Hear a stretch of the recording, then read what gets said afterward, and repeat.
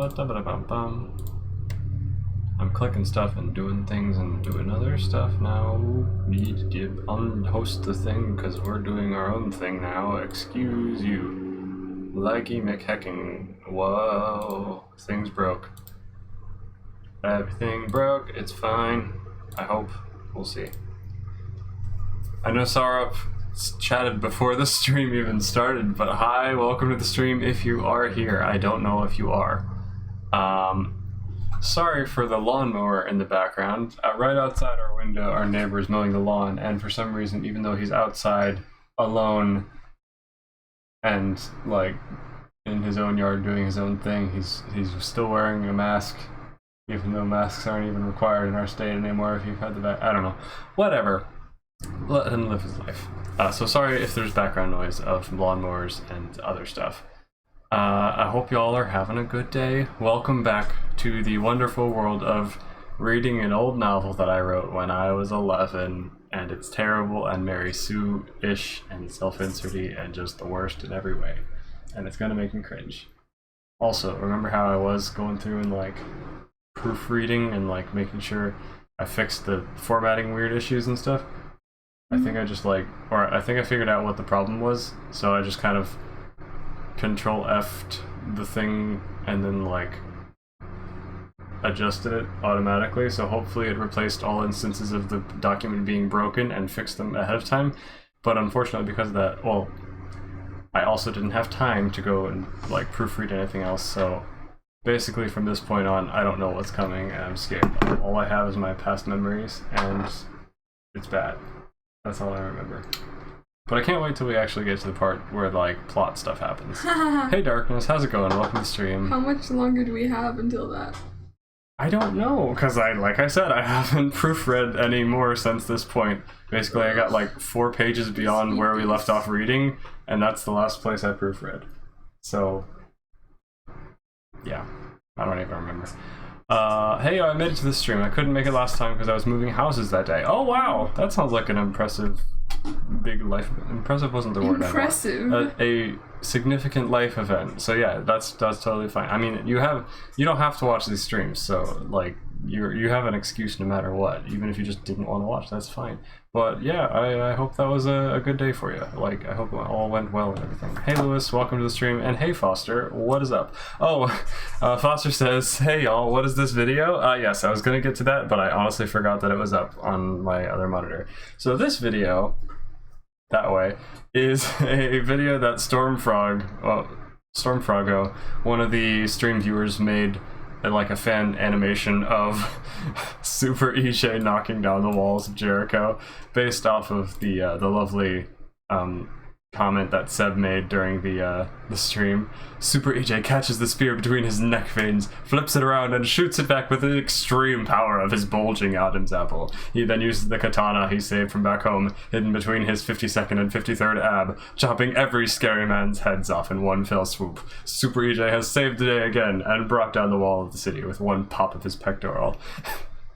And I asked Stormfrog, I keep saying, I can't decide if I want to say Stromfrog or Stormfroggo anymore, so I just say both. Anyway, I asked him if I could share this at the beginning of the next stream, and they said sure. So we're gonna watch this for those of you who haven't seen it, because I thought it was funny. Did I do this last stream? I can't even remember. Though this week seems like it took so long, so I don't even remember. But here's the lovely animation, if you'd like to see it. Feel free to make fan animations of my stupidity. So many abs. I look like a long, Pop. a long snake boy. That's it. Thank you so much for making that animation. I love it. It's hilarious. Imagine a commoner sees this. Yeah, someone who doesn't understand the immense big braininess of all of my coolness. Oops, sorry. Hang on. That's not the right thing to click. There we go. I did it. Okay. If you are new to the stream and to what we're doing here, we're reading a novel that when I was 11 years old, I wrote basically a novel that is, let me show you. Oh, wrong mouse to grab, sorry. that is 300 or actually 600 pages long because this is like printer paper. And it's really bad. It's not good, and 11-year-olds are not quite the best writers. So I thought I was going to be a published author at like 11 to 13 years old. Didn't end up happening. So now we're going to go ahead and read this and share it with the world anyway, even though it really shouldn't be probably. And it's just gonna make me want to cringe and like turn my face inside out and jump out the window and die. What you've missed so far in the story, because this is technically part 5 of us reading this book. We've read in 4 other streams so far, so this is the 5th one. What you've missed so far is basically 11 pages of the main character describing how great and awesome they are. It's totally not a self-insert of me. It's totally a different person named Evan, not Super EJ. Definitely is not Super EJ. And as it goes into detail of 11 pages of how great I am, then we find a time machine and inexplicably somehow steal it without anyone caring, and then we decide to go and do stupid time travel shenanigans that don't accomplish anything and don't tie together in any way. But there's also this like underlying theme of like, oh, there's a spooky bad guy who's gonna totally cause trouble, but only after a certain time, and he's gonna get you then, and this is the adventure after which bad things will happen. So I guess we'll see what happens. That's pretty much all you've missed. There's like also a subplot of like, oh no, EJ doesn't like romance, but there's girls now, oh no, or something. I don't remember. What are you looking at? What do you get for this problem, just to make sure that I'm not crazy? That is a face, that is not a number. Ethan. Oh, negative y minus 5 plus y plus 2 2y minus 3. What even? There's no equal sign again? Yeah, You're just supposed to simplify? Yeah. Okay, well, plus y and negative y is no y's, and then negative 5, and then distribute the 2, so you have 4y minus y, so that's 3y minus... No. What? 4y minus 2y. Oh, you're right. Okay, so it's just 2y then. And then minus 8, right? Minus 8? Why would it just be negative minus 5? Oh, negative yeah, 3. you're right. Okay, cool. That's what I got. Nice. I hadn't got that far. Cool. Foster says, wait, there are girls? Mom, come pick me up. I'm scared. The most dangerous time travel shenanigan we've gotten into so far. Girls. Yes. Seb says, yay, recap. I couldn't make the last stream because I was moving houses. Yes, it's kind of weird. This happened exactly at the same time as Darkness. Oh, wait. Gasp. Seb, are you moving in with Darkness? We need Sir Crafts a lot. Mom, Gwen smiled at me. Can you kill her or something? No, she's too young. We'll get to that later. Incredible. Okay, a cool video Stromprong made. Hey, how's it going? Oh no. Abdul Melek 111111. How's it going? Welcome to the stream. I hope I pronounced that right. Yeah, I think we're basically caught up now. So we Seb, for what you missed, since you left off when we were in ancient medieval times, now we're in ancient Egypt, even though we were told by spooky like prophecy, Moldy Fart, the bad guy, he was like, yo, after you go to ancient Egypt you're gonna die or something. And we decided, you know what, after we got back from medieval times, let's freaking go to Egypt anyway, because that's just a good idea. And it wasn't. So now we're in ancient Egypt instead.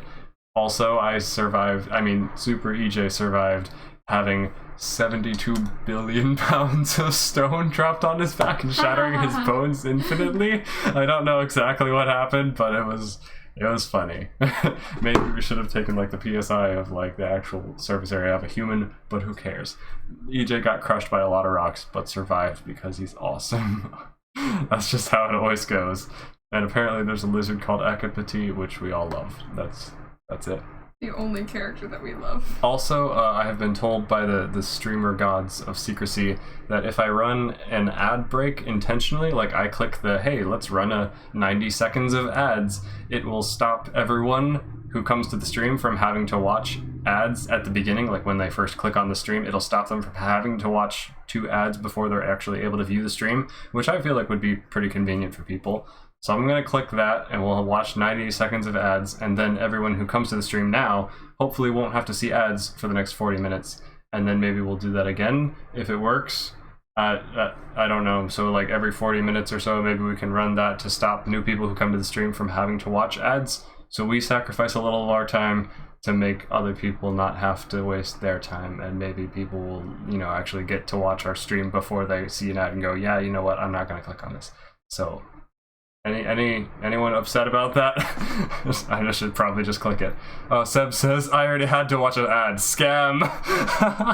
I'm sorry. Okay, I'll see you guys in 90 seconds, and then we will begin chapter 15. We're like halfway through, guys, because there's 30 chapters, I think. And then, yeah, see you guys in a sec. Oh wait, no. It says pre-roll ads are disabled for 32 minutes. Oh wait, no, wait, that's because I've never done this before. Apparently it's 32 minutes though, instead of 40. I don't know. Anyway, yeah, it's playing ads for 1 minute and 14 seconds, it seems. Oh no, Amanda, a new viewer has arrived while we were unable to be seen, I think.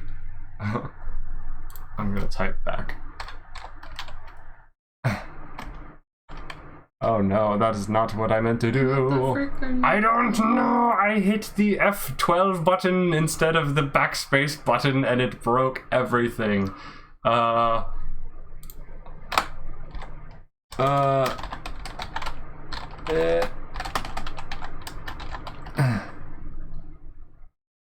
I am Amanda Sasra from YouTube, if y'all remember. Gasp. Do you remember? Why did this break so early? I think so. Upsetty My spaghetti. brain's not here. Upsetty spaghetti. Upsetty spaghetti. Upsetty spaghetti. Oh no. Everything's okay. I believe we're good. 9 seconds. 8 seconds. 7 seconds. 5 seconds. I skipped a couple there, but that's fine. Gasp! I think it's done. Is everyone back? Can you hear me? Can you see me? Hi Amanda, welcome to the stream, by the way. Sorry you couldn't see us a second ago.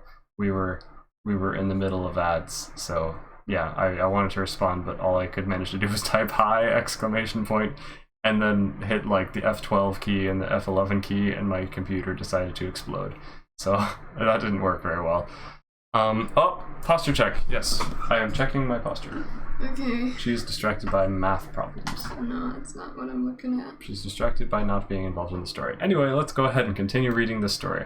This is a novel that I wrote when I was 11, and it's really bad, and we're gonna keep reading and making fun of how bad I was at writing, even though I thought I was good back when I was 11. After Dejetti's heated debate with the Pharaoh, Dejetti's Merlin, by the way, Dejetti led us to the other side of the hall from his room. We passed through a door to find what appeared to be an abandoned harem. Okay. Alright. It was a gymnasium-sized room with a rather low ceiling and nothing but beds as far as the eye could see. Just lots of beds. Huge windows lined one wall, letting in the hot desert sun and heat. Design flaws. We looked at Dejetti apprehensively. Who's It's Dejetti. I forgot who was talking. Can we just call him Merlin? I kind of hate the fact that he's just called Dejetti now, and we're just supposed to accept that he's the same character. Well, we call Malzorg Moldy Fart, so I think we can do what we want. Yeah. Yes, I mean, well, you told me you were going to I just lost my soul. I can math. Let me see, says Flamon. Okay. Mika has like a friend who's sending her math problems for her homework or something. Well, you told me you were going to stay and learn about stuff until you got bored, so you're going to need a place to stay, aren't you? Jedi answered. Yes, but this isn't quite what I had in mind, I told Dejetti. What? It's perfect. If you want rooms or privacy from one another, just tilt the beds on end like this, Jedi told us, waving his hand, causing a bed to flip. Yeet your bed! Yeet your bed! Turning itself sideways, upright length. Turning yourself sideways, upright, lengthways. Please stop. What? It formed a reasonably good wall, except that there were now a bunch of bed legs sticking out everywhere. Now that the first problem was solved, I turned my attention to another. Privacy had been my main concern, but the fact that there were little snake-sized holes in the walls everywhere What? was not very comforting. Why was privacy your main concern over snake holes? Why would they build a Egyptian land? Well, why would they build in snake holes to let in snakes and stuff? That seems like another design flaw. I was imagining any number of scorpions and snakes crawling through the room at night. I voiced my concern to Jedi, who quickly used magic. I clearly don't know to seal anything up about the Egypt. holes, so they looked like there had never been any holes in the first place. It was now just a solid stone wall. Satisfied? Jedi asked. Friggin' Luke, Jedi. is this what Egypt's like? Do you just have like you have to bore snake holes in your walls so they can get out? Because otherwise your rooms will fill up with snakes. Yeah. Yes, thank you, Merlin. I mean, Jetty. I thanked him. He eyed me curiously. You say I'm going to go by Merlin later? I must confess I like the name, but strange, he mused. That means in Old Egyptian. Oh, never mind. Oh, we can't tell Just, anyone. Good night. Let me know if you need anything, Merlin told us. Why are we going back to calling him Merlin? I don't know. You know what? I have no idea. I'm confused. Wait, Erica called. Jetty stopped at the door and turned. Yes, Erica. Yes, patiently. Patiently. Oh, yes, How Erica. patient of him. Well, we only have about 3 bottles of water left to drink, so if you could make, some kind of way for us to get water that we're able to drink in here, that would be good. Erica asked nervous. Oh, she's nervous, sorry. Pretend I was nervous when I asked that. I don't understand, Jedi told us, shaking his head. Why can't you just drink our Freaking water? Jedi. Exactly, Jedi asked. Because, I began, there are probably very small microorganisms living in the water that could make us sick because we're used to water from our time. Jedi asked glasses. incredulously. There are things living in the water? It's hard to explain, I told him. It's something that's been discovered much later. All we want is some kind of way to get water without having other things besides water in it. Like a centipede. No! Okay. I can make a fountain that creates pure water, not water just taken from the Nile if you want that. I'm not sure if you think there will be bugs in it, but, Jedi answered. I nodded, agreeing that this would be fine. He raised his hand and we heard a cracking sound. We turned to find that the ground in the center of the room had cracked, and a fountain, looking like any other fountain in a park, had emerged. Okay. That's very descriptive, because all Got it. parks have the same fountains. Yes. That's the only place you find fountains. No other place. Then the ground healed itself, and we were left with a very pretty Healed fountain itself? in the center of the room that produced water we knew was safe to drink. The We all began ground have thanking HP? him profusely, and he just waved off the praise. I'm glad to help, Jedi notified us. Call me if you need anything. You can find some food just down the hall. You know where my room is, he called as he left. Where, in the shutting scorpion door behind dens? him. Yes. Okay. Let's check on chat real quick. Time to listen to more tea. I live. Hello. Now that 11-year-old EJ's run out of originality in names, I feel better about foot rack. I am confused in 3 languages. Same. My Wi-Fi. You are at 4 bars. Me. Then act like it and stop boofering. Boof. EJ explained to the reader that fountains exist in parks. Yes. You've never been to a In case park. you haven't existed long on the planet Earth. Yes, those are what those are. As soon as Jetty left, I ran to the fountain and stuck my head in the flow. Oh dear. I had not had a drink since before we left. I vaguely heard Johan, Jason, Albert, Erica, oh yeah, I forgot how many people are here, Oh, boy. and my parents laughing. All of them just, hive mind decides to laugh at me as I swallowed the cool, clear water.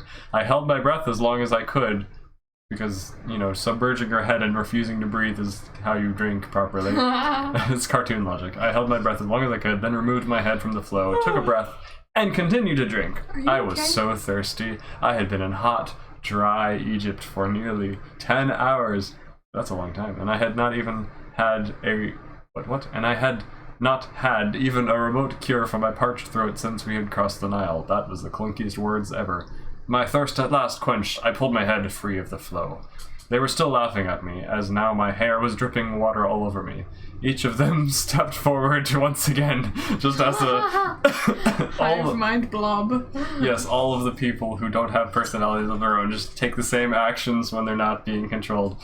Okay, they all stepped forward to refill their water bottles, including Jason and Albert, who had been smart enough to bring their own big brain NPCs. While they did this, I began to lift up some of the many beds, forming a wall. Oh, I thought it was with magic, and I'm like, wait, I can do magic now? No, I'm just going and tilting up the bed sideways, but lengthways, so that whatever. As soon as everyone had drunken their fill, they came to help, and soon we had a wall made entirely of overturned beds. We took one bed and moved it slightly to act as a door. You're just literally making a pillow fort right now. We kinda are. We're having a camp out in Egypt. Woo! We now had one room separated off from the rest of the room. The walls were actually pretty good, unless you were specifically trying to see through them. Oh, like a creepo. Attempting to move them apart enough to be able to see. Probably. Well, is there gonna... No, he's too moral. He would never. But maybe someone will spy on him. Ooh, Gwen maybe or Jenny. Erica. Oh. Or that. Oh no. I meant, okay. Anyway, they moved them apart enough to be able to see through the wall. There was no way to see through them. The room we had made was kinda small, only about 10 feet square. Erica walked through the door, examining the interior, where only one bed offered any sense of the room having furniture. Oh, it's the single bed trope, wherever will they sleep? Sorry. What? Even though the room's filled with like 2,000 beds, but... Sorry, I'm really losing my mind today. I'm already like tired and dying, so... Okay, do we need to have a shorter stream this time? I don't know. Okay, it's done, guys. Sorry, I'm kidding. This will be my room, Erica declared. I claim this one in the name of myself. I'll have my own room. Evan's parents can share a room. Jason and Albert can share a room. And Evan, Johan, and Sean can share a room, she decides. Wait, who the heck is Sean? Where did Sean come from? Is that supposed to be Nathan? It's probably Nathan, but I forgot to like search for place. Nathan oh no! Sean, oh no! He exposed his real name because for some reason it glitched out and did not replace that one properly. Oopsie doopsie. Oh, sorry, Sean. exposed. Nobody knows which Sean it is. Yeah, it's not the one that you internet people probably know. She stated, taking command and being the hive mind who organizes everything. Apparently, we agreed, and it really freaks me out that we're describing them as a hive mind now. All of them collectively agree, yes, master. Yes, we will now do the things. We agreed, then began making the other rooms that had been mentioned, leaving one big room in the center where the fountain was as our living room. What's the point of all of this? We're constructing our pillow fort for our living arrangements, because apparently we're spending a lot of time here, I guess. I don't even know what we're trying to accomplish by being here at this point. We left a little hall between Albert and Jason's room and Johan, Nathan, and my room in front of the door so that a newcomer would be able to walk straight into the living room where the fountain stood. You're expecting guests in your pillow fort? Also, why does the reader need to know the specifics of like how we laid out our temporary housing? It is so important. Okay. The 4 rooms each had a door facing the fountain because water is necessary. The middle area, this is like Town of Salem. The middle area was the only place with windows, so we wouldn't be baked in the daytime. Okay. How did you... Okay, sure. We spent the rest of the day settling in, talking, while sitting on a few leftover beds and a couple of odd benches around the fountain and drinking the amazing water. Best water I've ever tasted. Everyone agreed that the water was the best the best water they had ever tasted. Did I say that before I read that? Yeah. Did I subconsciously read that? And I don't, maybe I just have the same brain as myself, I guess. The food as well, once we had located the kitchen, was great. Wait, there's a okay. We spent 30 years on the little mattress house, but we just mentioned that there happens to be a kitchen. That was like 3 pages of absolutely useless nothing happening, but we know all the details about it now. Oh boy. Also, we did not, like, there were snake holes all over the place, and we didn't bother checking any of these beds to make sure there weren't snakes just chilling inside the beds. That's why you yeet your bed, because when you have bed bugs, you yeet your bed. Tip them over. Yep, okay, no snakes fell out. I'm gonna sleep in this one. Plot twist, EJ is EJ. Exposed. No, it's Evan, not EJ. Oh my gosh, guys. Yeah. What if Evan was eating? So many random rooms. I wonder if it's actually true that you hallucinate after 3 or more days in the desert. I mean, you can hallucinate after much less than that. Dehydration is great. Dehydration is hysterical, says Lewis. Oh no. Pain is hilarious. How do they know what pure water is when he just admitted he does not know what microorganisms are? Well, I mean, pure as in there's nothing Not else muddy. in it. I would make you a fountain full of Elemental muddy water. Well, not elemental water, but like only that molecule. Percy the Dasani Bender. Yes. Okay. As Glacial the springs. sun went down, I began questioning Jason and Albert as to I what don't their need no lives were questioning. like, why they had come back to this time, etc.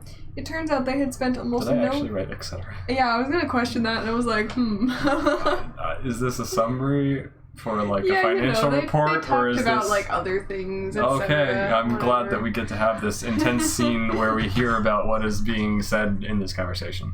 It turns out they had spent almost no time recovering. Bro, stop it! You're leaving me. Sorry, I didn't know where you were. I wasn't paying attention.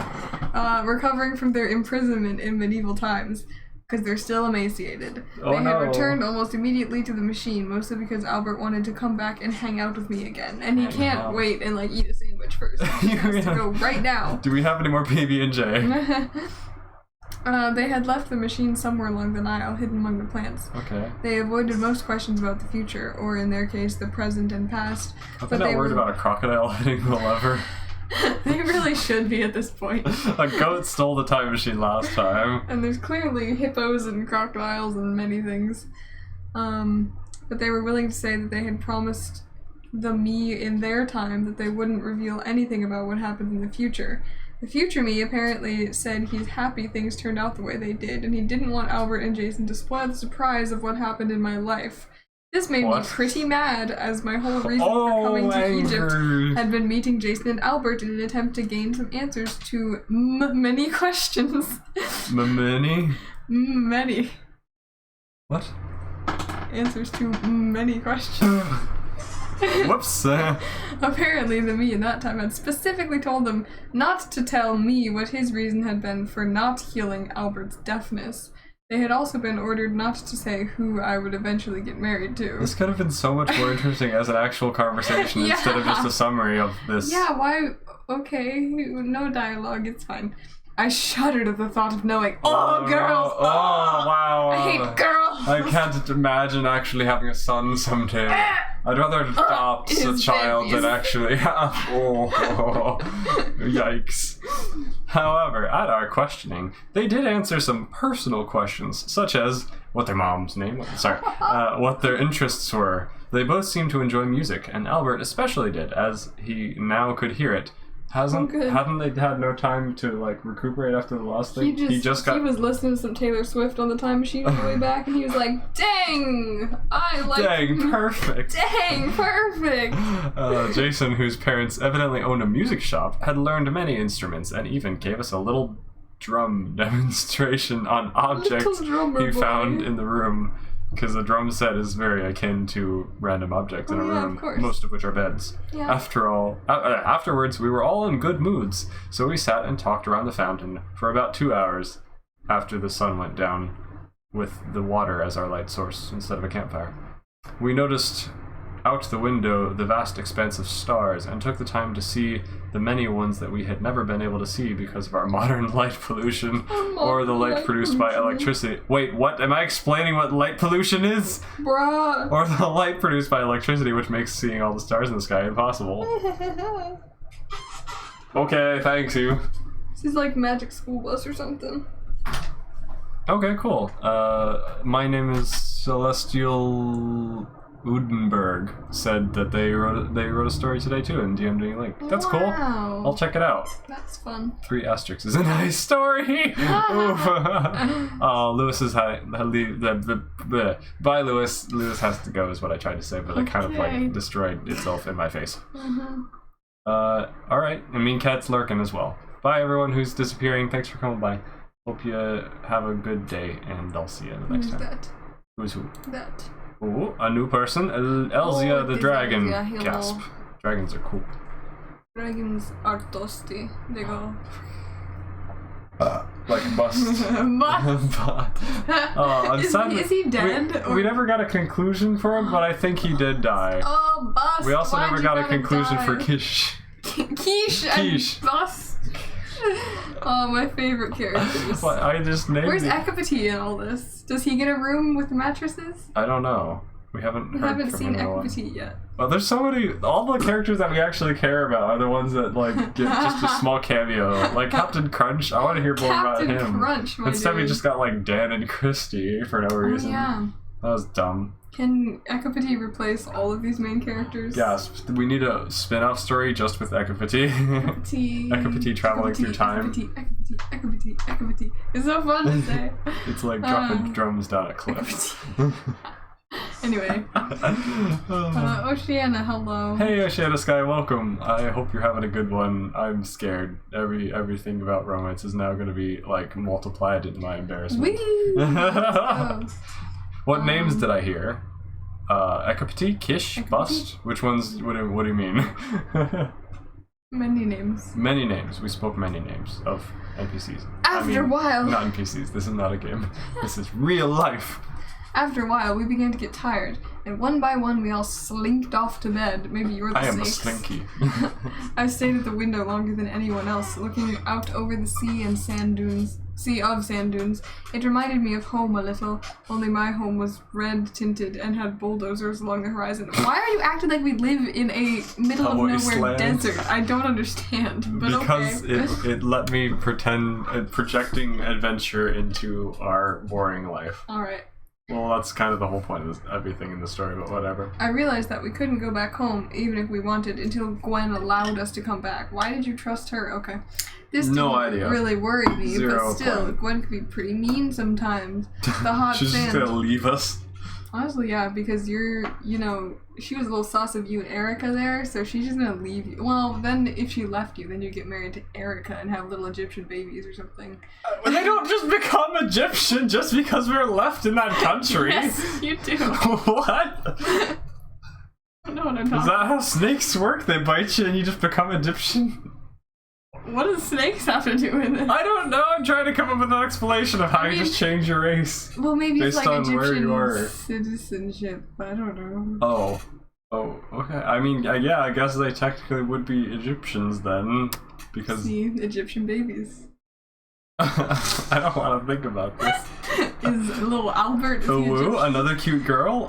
No, Bust is a dragon, and he was a guy. Kish was also not a dragon, but Quiche. a guy. His name is Quiche. Quiche. Ekapati, I think, is also male, but I honestly don't know. I think so. And then, what other names do we say of random NPCs? Captain Crunch. Captain Crunch. Dan and Christy. Yeah. Christy was... Wait, was Chris... No, wait, it was Kristen, wasn't it? Yeah, and Dan was something. I don't remember what it was. I have no idea what they were. I want this made into a game. Name it Chad Dating Simulator or something. Oh boy. I don't want to date a Chad. The hot sand that had been baking... What? The hot sand that had been baked all day began to cool, and the boiling hot desert soon became a freezer. That is a metaphor! Oh, he spouted his use of a simile! I mean metaphor! I still sat by the window, shivering in the cold. It was strangely mesmerizing, looking out over the nighttime desert. I don't know how long I stayed there, but after a while I heard a sound. It sounded like an object, dragging across the stone floor. My first thought was of a snake, but I realized that with me subconsciously guarding the windows, the door impossible to get through, and the holes in the wall sealed off, that was impossible! I could not pinpoint the sound's location, so I prepared to look around. How is it impossible that it could possibly be a snake? There's so many snakes that could be hiding in this room. Could not pinpoint the sound's location, so I can't. Sorry. Can't you sleep either? Why did she become British? Can't you sleep either? Erica's voice whispered from behind me, totally whispered, as I half turned to face her. Wait, no, I half tuned to face her. Tuned?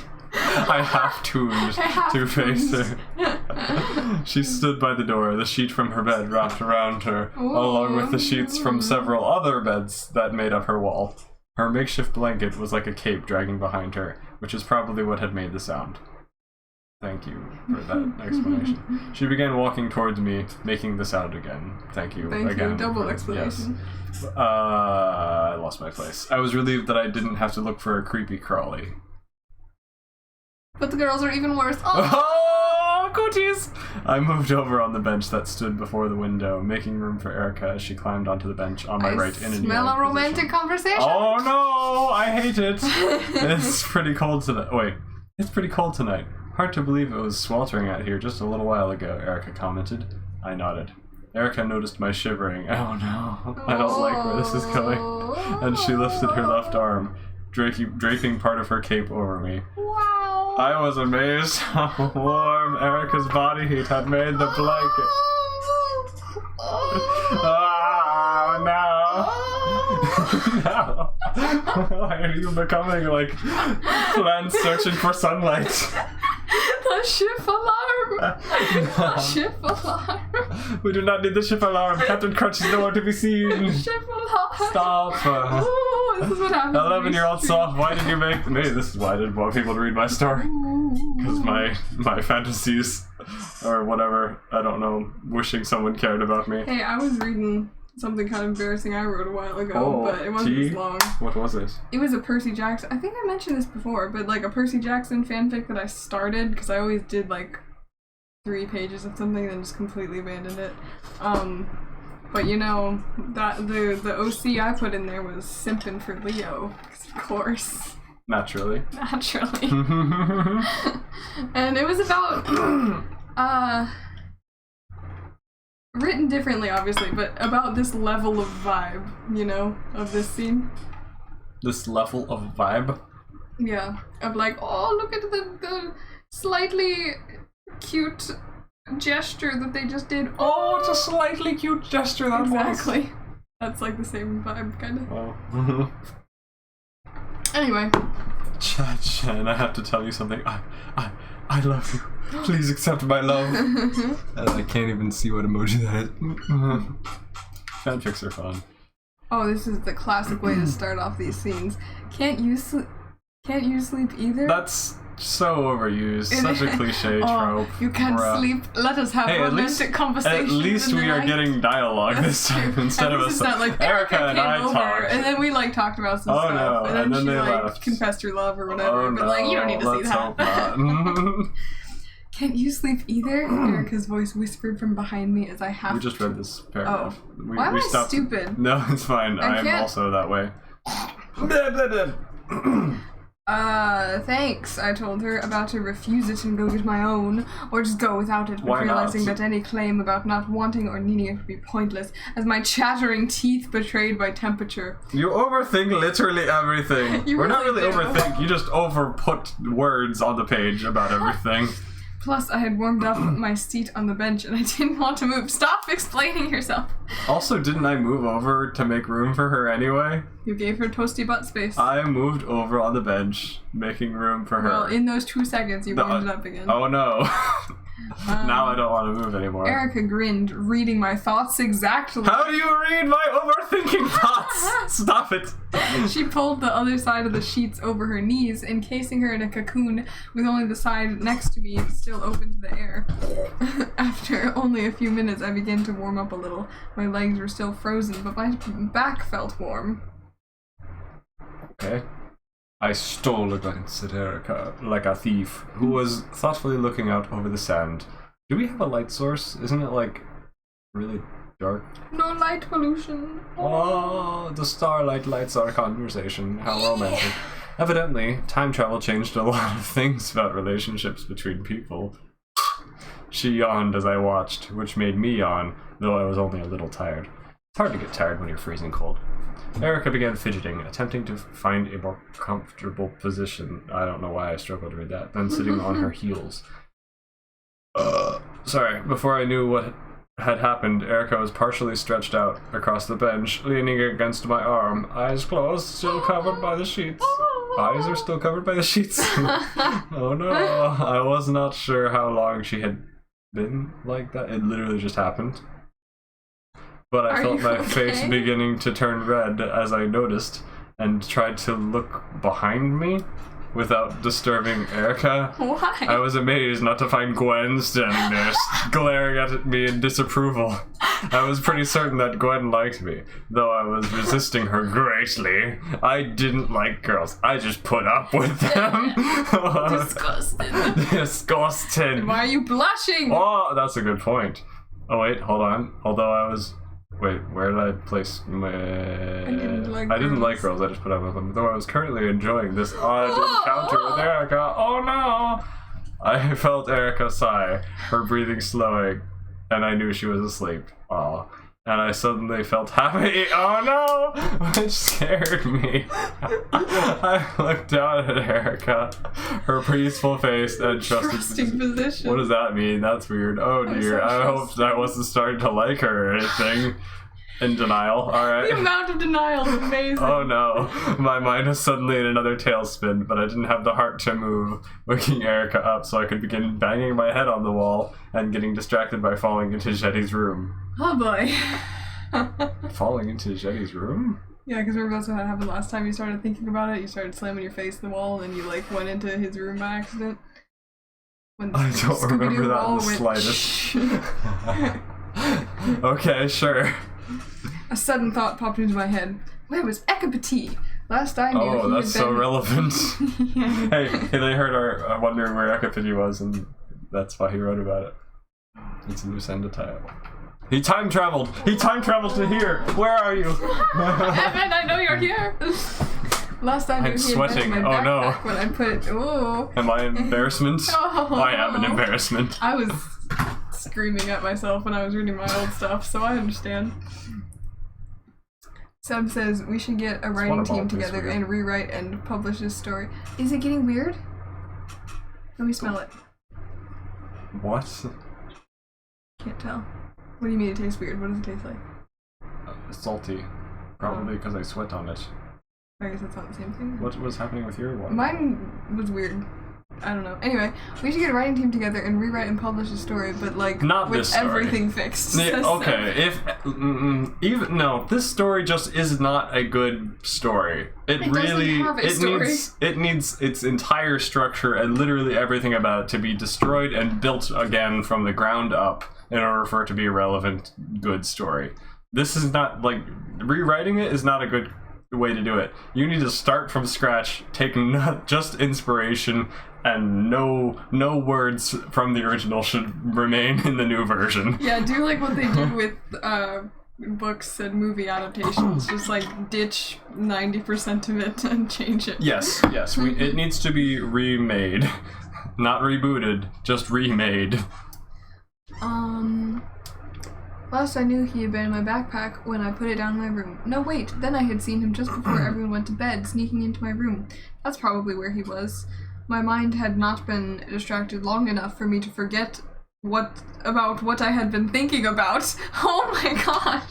Darn! I began thinking of problems to solve or something to distract me. Oh, wow. Anything to take my mind off imaginary romance. And so I sat there, thinking about pointless stuff for hours with my back and right arm warm while the rest of me froze. Bruh. Eventually, I realized that I could be using this time to try and riddle out how time travel related to magic, and how the end of the world had something to do with my birthmark's magic bursts, and how Gwen's seeming previous knowledge of all of this made no sense. I thought for another hour, coming up with absolutely nothing. Because of course you need to have someone explain things to Oh, you, you know nothing. which never will happen. But it had finally taken my mind off. Darn it, I had just thought of it. It's like the game. Bruh, I just lost the game. I suddenly found my eyelids closing. I tried to keep them open, but found this to be impossible. My left eye began to involuntarily twitch. I gave up closing my eyes. Oh, Tiredness no. had sneaked Hold up. into my eyes when I wasn't looking. Now I felt as though I hadn't slept for a week. I had long since been slouching, but I now found myself slipping further downwards. No! I scolded myself. I am not going to fall asleep. Falling asleep next to a girl would be really weird. Sorry, that was it's time for another ad alarm. Let's finish this first. What's the point of that, though? It stops people who arrive at the stream from having to watch ads, but you know what? Who cares? I don't know. It still just gives everyone an ad, though, so I don't see the difference. Well, the difference is people who arrive new from elsewhere don't have to watch an ad when they pop in the stream, so they don't, like, watch 2 ads and then go, ugh, I don't want to bother getting into the stream, and then disappear before Well, they yeah, actually but get to the most stream. streamers have ads, so most people. would Fair have enough. to do that. Whatever. Anyway, His feeties. I had to stay awake. I would just get up. I would remove myself from the situation. But that Yes, would be you waking should. up Erica. Bruh. Well, I guess it didn't She'll really matter. survive. I struggled to stay awake even as I felt sleep take me. Oh no! It took him. He's It dead. took him. Inappropriosity! Aha! A voice stated, waking me up with a start. I found myself laying across the bench, using Erica's back like a pillow. Oh! She was laying across the bench on the other side, using my stomach as a pillow. I need the mental image. What's happening? I was using her back as a pillow. She was using my stomach as a pillow. How is that physically possible? Okay, is she like? You're Does she like have to be laying like 6 down, times taller than and me for you're- this to work? I think I kind of have an image. Wait. No, wait, do I need it? Huh? Okay, I guess it could so, work. Yeah, I think like you're kind of laying on your back, and she has Hold her on, head. we need to play this out How? on swivel chairs. Okay, so Oh no, I'm running things over. I'm sorry, Hoodie. what's happening? You need to participate here. I don't know what you're trying to Nobody do. is helping me. I don't know what's Move happening. your chair back to form a bench. Sorry. Okay, we're on We're the bench. figuring this out Gotta get for the no mental reason. image, y'all. Okay. Who Wait, is am I? Am I Evan or Erica? Because I imagine Evan on this side. I don't did know too. why. Okay. I think it might be the opposite, but this is also how I was imagining it. Okay, so. Okay. So she. Is on his stomach. So it's like that, and then you're. Like this, kind of. Yeah. Except like we're more flat, but Yes. we can't do that right now. I'm but not like she's comfortable in leaning the here, slightest. and he's leaning on her back.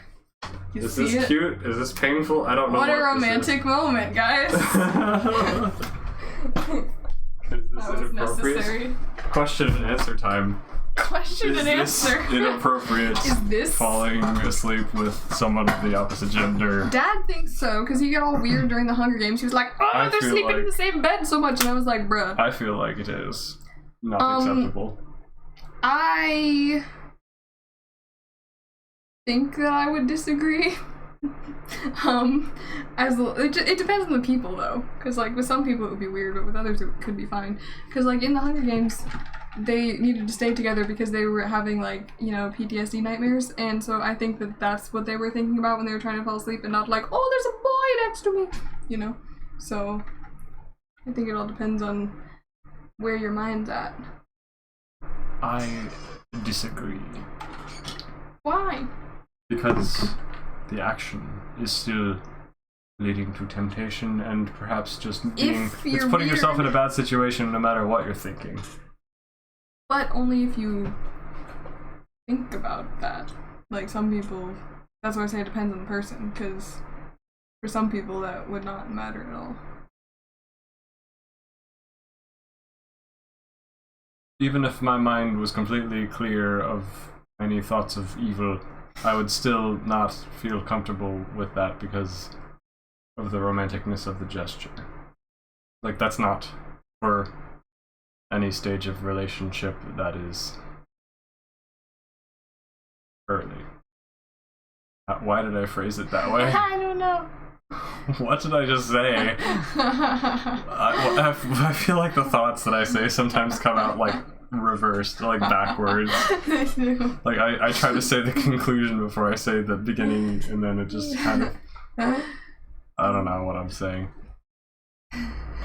It gives us more ads in your toenail clippage, belly button lipped, earwax face. Holy cow. People showing get 1 ad if you don't do the thing, but if you do the thing, people get 3 ads per hour anyway. And on top of that, my Cooper Ouija is being tampered with. What the heck is a grouper? Oh no, I hate Your it. toenail I hate clippage, it belly so button much. lipped, earwax face. Oh my god. Ah. People would literally tease me and my guy friend when we watched the movie on my phone during lunchtime. Oh, he's just showing how he dreams about how he would flirt with a girl. Oh, but Erica's kind of cute. Ooh, you are a disbeliever, EJ. Oh dear. Honestly, anytime when a guy and a girl are together, they're automatically shipped. It doesn't matter on the context. Yeah, kind of. Of course, that's other people's perception. I was talking more about like whether it is like morally, logically acceptable to do such a thing. I don't know. I think it can be. I think it shouldn't be because it's just not a good idea strategically, morally, and any other like maybe other people would disagree, but I don't think that's a good thing to do. I wish it were, but Super EJ, bad. Immoral, slap. Sorry. And also I think that, like, I don't know, the like location cute, makes a difference too. Yes, it is in a public zone, so I guess that's better. Yeah, it's definitely a lot better for sure, but like, well, I don't know. Don't persuade me out of my beliefs. I'm not trying to. I'm telling you my beliefs. I'm saying that if I was in some sort of relationship, yeah, I'm sure that I wouldn't like fall asleep next to someone like in a bed with like no one else there and like all that stuff. But if I was just like on a couch and it was like in a other people around zone, yeah, or something, or even like on a this is not how I expected hill. the stream to go.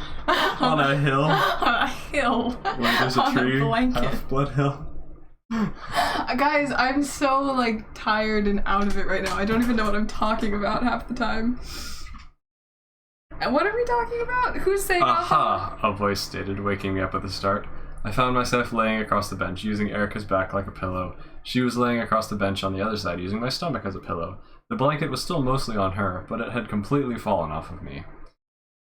I skipped a line. Being seen by someone with Erica hadn't occurred to me, besides the thought of being caught by Gwen. Now, if anyone but Gwen had seen me, not only would I be even more mortified, but my reputation of the guy who would hate girls would be destroyed! Actually, I guess the same applied to Gwen seeing me. In spite of all this, as soon as I realized what my position was, I felt... Wait. I thought I was about to say I freaked out. I felt the happiest I had ever felt in my life, which made me mad at myself. Wow, this conflicting emotions, man. This is some internal conflict. No. I gently lifted my head from Erica's back, then whirled in an attempt to... Wait, is this quickly whirling or gently whirling? Whirled to see who was behind me. The cold air stung my face and chest. What? Attempting to get me to lie back down on Erica's warm back. No. My head wouldn't turn the way I wanted it to, so I fell off the bench. No. So I had to almost... Oh, I did almost have to roll off the bench. I think I must be subconsciously reading ahead, but I'm not able to keep more than one sentence in my head at once. How am I able to read 2 lines at once? I don't know. I must have, like, my left brain reading one, and then my right brain reading the other, and then, like, they're not communicating, so I have 2 different consciousness that, whatever. The corporation. The cold air stung my face and trying to lie back down to Burker's front back. My head wouldn't turn the way I wanted to, so I almost rolled off the bench, hanging my head over the side, upside down, in order to see behind me. I found Gwen standing between me and the fountain, the machine sitting behind the fountain. I sighed in semi-relief, noticing that it was still dark out and nobody else was up. Gwen took this as a, oh darn, I got caught doing something I know I shouldn't be doing kind of sigh, and she quickly advanced upon me. I sat back up, ending up in the same position I had started in, which is what? At which time? Time choke. Gwen sat beside me as I attempted to sit up without waking Erica. I would be really embarrassed if Erica woke up to find us in that position too. My movement caused Erica to rouse slightly. She let out a small, sleepy groan as I ended up in a sitting position, her head still on my lap. Hi, Gwen, I began. I can explain. Save your breath, Evan, Gwen hissed. I get the point. Murder. I get the point. I may just leave you in Egypt forever. Oh, I took no. a short break from keeping an eye on you, went to get some food, and the next thing I knew, I found this. I came here instantly. Thank you for exposition. Okay. Wait, so you didn't even see how we ended up in that position, which totally matters? What did you think you did? Just like I don't know. smooched and then got in that position? Like, why does it? Okay. Maybe he's like, wait, it was an accident, kind of, possibly. Because you can definitely read my internal thoughts that I'm like, oh, I want to get up, but I don't want to wake her. Wow, yes, my internal context is important. Well, you need to go back and watch the whole story before you pass judgment. Literally, there's no other information to get, There's but okay. nothing there. Seriously, Gwen, it's not like... Oh wait, it's not that I like...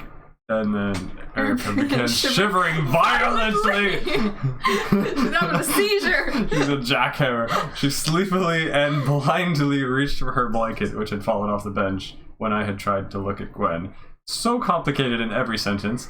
I reached down and grabbed the blanket, dropping it back across Erica. Evidently, my head and chest had been keeping Erica warm, and now she felt cold. Okay, thank you for the explanation. I resisted the urge to put my hand on her back and attempt to warm her back up. Okay, I was definitely in trouble mentally with my strange urges. I needed to separate myself from Erica and Gwenolite. Wait, what was I talking about? I didn't like either of them, and at least one of them didn't like me. What? It had been a coincidence that Erica fell asleep, and Gwen was making a mistake. What? I was taking things too seriously. I needed to stop associating contact with romance. I'm so confused. Accurate, but what? That last sentence was the only thing that was sensible in this letter. What's happening here? Gwen sarcastically agreed, referring to my denial of disliking Erica. I can see that was an accident too, Gwen responded, motioning to the blanket I had put back on Erica.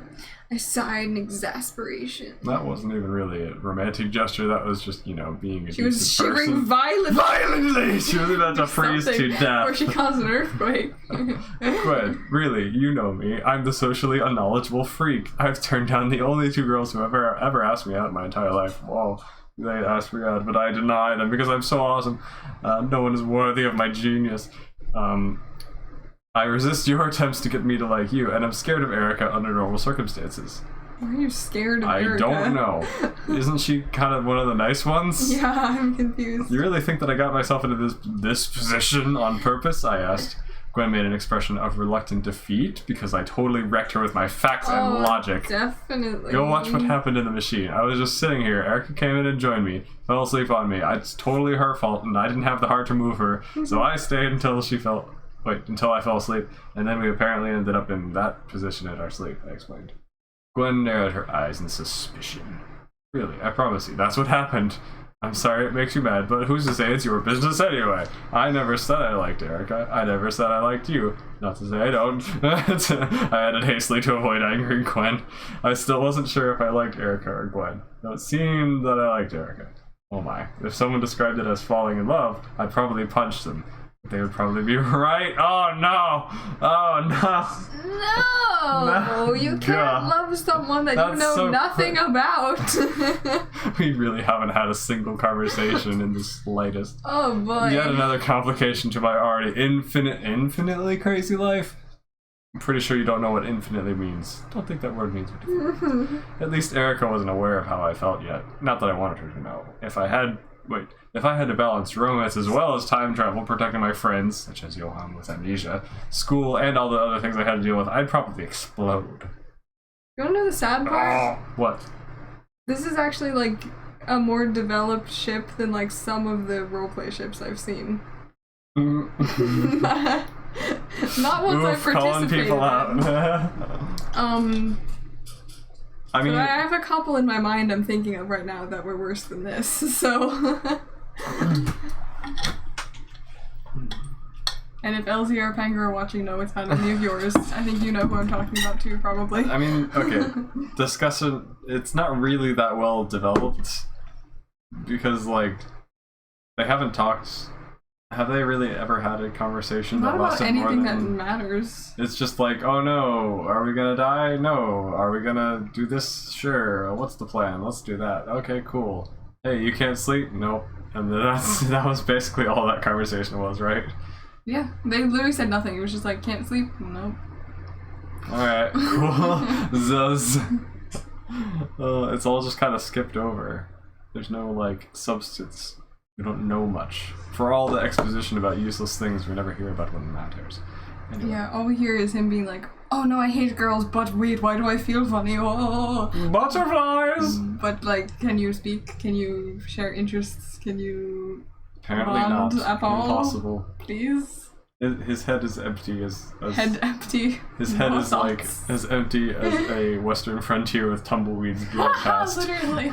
So there's nothing really to talk about other than the action that's happening. Uh-oh. Hold on, we've missed so much chat here. Not that much. Oh, boy. Just at the top is where we were.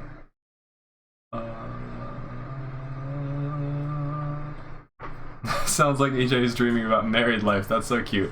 Yeah, can we just skip the like dating step and just go straight to marriage? That'd be handy. I would like that. Seb says the super EJ internal conflict. I can't love girls because I'm perfect, but I have to be a ladies' man because I'm perfect. Oh, it's so difficult to be me. The struggles. I mean, EJ sounds more like a romantic type rather than the ladies' man. What's the difference between those two phrases? Romantic as in... Well, I think romantic would more mean someone who, like, actually means to, like, pursue relationships and be all like, oh, I'm in this, but... ladies' man is more like a Casanova. Yeah, because she says, like, the ladies' man tends to break women's hearts. Yes. Yeah. I have had my heart broken too many times, and I... Too many times? I am loyal, I am nice, and I don't... How many times? Too many. I mean, Super EJ has had his heart broken so many times. Wait, no, he doesn't like girls. I don't know what's happening. He's too perfect. 1. What? 2. You're counting them? Only the ones you know of, though. What do I not know of? I don't know. What do you know? I know... Oh no. Horse girl. I know that one. I love the centaur ones. I'm being discreet. And Ginger. Mm-hmm. And there were, of course, previous ones when I was younger, but, like, they weren't very serious, but still hurt. I know of these. I don't know. And then modern ones. Tell me. I think this is an off-stream discussion. No, you can use names that I will understand that they won't. Because his life is so much more interesting than mine. He's got all these like these stories or whatever, and I don't have anything. No, it's just there are I don't even remember. There are too many people.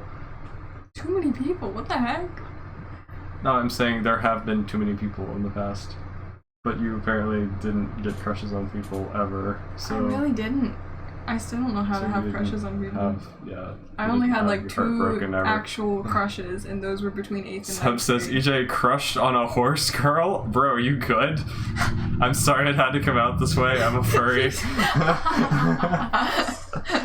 It was a very horse girl.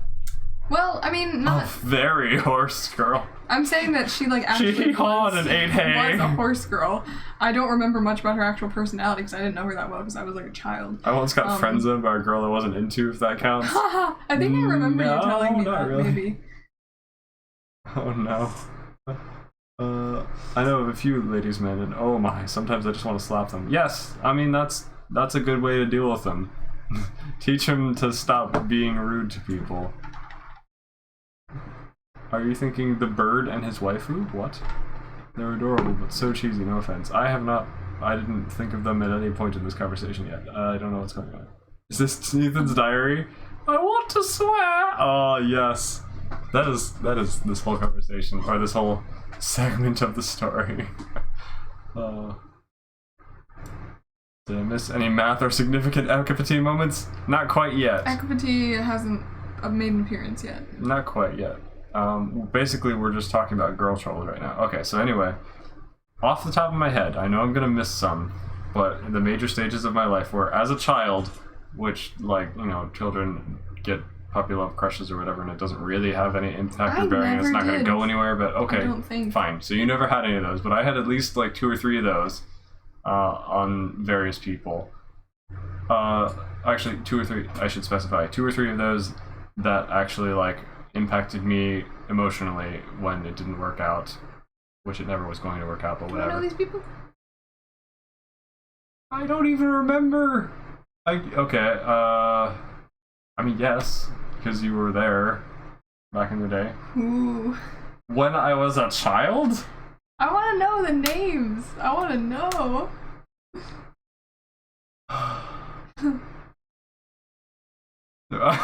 Ashley? Which? Not the one from the book, not the one that's my sister, but there was one of them who was named Ashley. In Maryland? At our church in North Carolina. Okay, I remember the name. I think I was too young though. Do you remember that picture of me, like, trying to be all cool when I was next to her on stage? Never mind. Okay. So that's one of them. Okay. I don't know, actually, I don't have no memory if that impacted me emotionally. There's a bunch of it. It doesn't matter. None of this matters. Why are we talking about this? Just you're not getting to him. Just tell me. What details do you want? I want to give you names. Okay, you're not gonna remember any of the ones before that because it was so long ago. You would be like too young to even care if I just say the name. So go onward. So you want the more modern ones? Yes. Okay, so there was Horse Girl. There was Ginger Girl.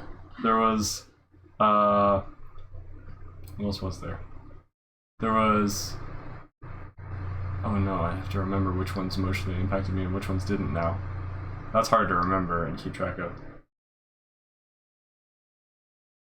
Well, there was the most recent one, which you know of. Like, I can't even remember. Okay, this is pointless and it's just bogging down the stream. Can we please? He always says things where he's like, oh, there were so many girls or whatever, and then I ask because I'm curious, and then he doesn't actually tell me. I could pull up like the actual like Word document I have where I had to keep track because I couldn't remember them all. I wanted to. What is this? This is hats off to us. But like it's just not worth the effort and definitely not on stream, right? Do you want me to show you my document later? No, I mean later, yeah, but... She asks and then she doesn't want to know.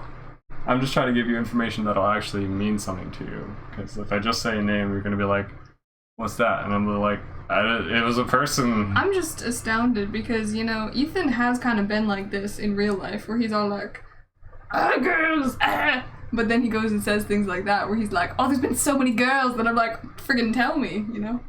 Well, I mean, the problem is there was a lot of girls that I liked, but then they didn't reciprocate or whatever, and I was like, oh no. But you would pretend that you never liked girls. Yes, of course, because that's how I dealt with it. Also because it wasn't manly to like girls, wow. As a child. I don't know why. I'm pretty sure weird. that like it is manly to like girls. You know, I don't know. There's kind of like... It works both ways. I don't know. I guess. Whatever. One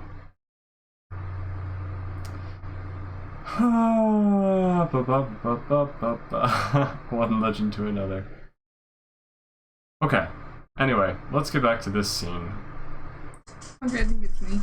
You're right, Gwen nodded. I'm sorry for suspecting you. Well, I wrecked her with my facts and logic. What the heck was she suspecting you of? Of liking Erica, even though we literally fell asleep next to each other in an embrace kind of thing. But okay. But I'm not going to admit that it's not my business. Oh no. If I like you, that's my business. Oh hey, hold on. Because I'm freaking possessive now. Oh no. And I better not find you doing something like that again. Bruh. Or I may either clobber you or whoever you're with. Is this a threatened violence? This is a little Can sketchy. I file a complaint with HR? And don't even lie. I can see that you like Eric. Heck. You better fix that situation fast. Whoa. See you. Are you okay? Oh wait, hold on. You're never coming back, are you?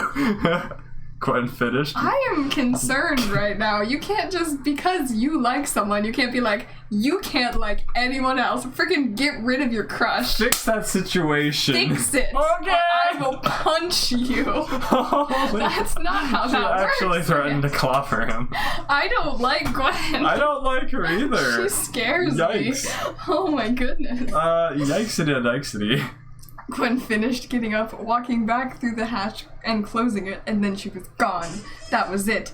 Gwen had told me that she liked me. Oh no. There was no ignoring it now. What could I do? Now what? Why am I worried about that and not the threats of physical harm against my person? Yeah, that is not a good friend. What I felt like I needed to bang my head on a wall some more. How about you bang Eric? I mean, what's the face's head into a wall? Gwen. Seb's gonna be like, no, Gwenica, or whatever. Gwooper Weejay. Gwooper Weejay, that was what it was. Seb says, this is not to be blamed on Gwen. This is old EJ's fault. Gwooper Weejay would work in a less brain cell loss writing style. Oh my gosh. I mean, you're not wrong, but you're also not right. Erica sighed again, and I looked down at her head in my lap. Gasp. Erica smiled, presumably about a dream unknown. You were my new dream. Oh. As she attempted to get comfortable in my lap. What could I do? Gwen would want me to get up and go to my own bed, like my body wanted me to, as the positions I had been in so far during the night had been rather uncomfortable. Spine but if crunkle. I left when Erica woke up, I would be considered disloyal. I think that's a pretty sensible thing she for wakes any up and normal she's like, person to do. he's not here. How He's so dare disloyal! Wow, triggered! I mean, decided to stay, freezing to death without the blanket as I turned and lay the other way, away from Erica. I sighed and looked at Erica. This is so dramatic. I love it. No. Oh no, what is happening? That's what I was laughing at too, so craps a lot. What, am I speaking out loud? I like Erica and I'm liked by Gwen. I'm scared of both and I don't know what to do. I muttered to myself out loud for some reason. I then began banging myself in the head. What is with your obsession with I don't know why brain cells? This is not helpful. So I would be able to stop. That doesn't help you stop thinking. Okay, sure. You know what? Head trauma will eventually stop you from thinking about anything. So go right ahead. Stop thinking about them and get some sleep. Hoping that this didn't wake up Erica, who was now grinning ear to ear. She knows. No. She heard. Oh no! Why, you stupid Gwooper EJ. Oh no! This is the most. This one scene has just changed everything about all the ships. Oh no! What just happened? No! No! Wait, what did we get? Huh? What did you read something? No. I thought someone redeemed something. No. I'm upset. Oh no! Weird. Okay.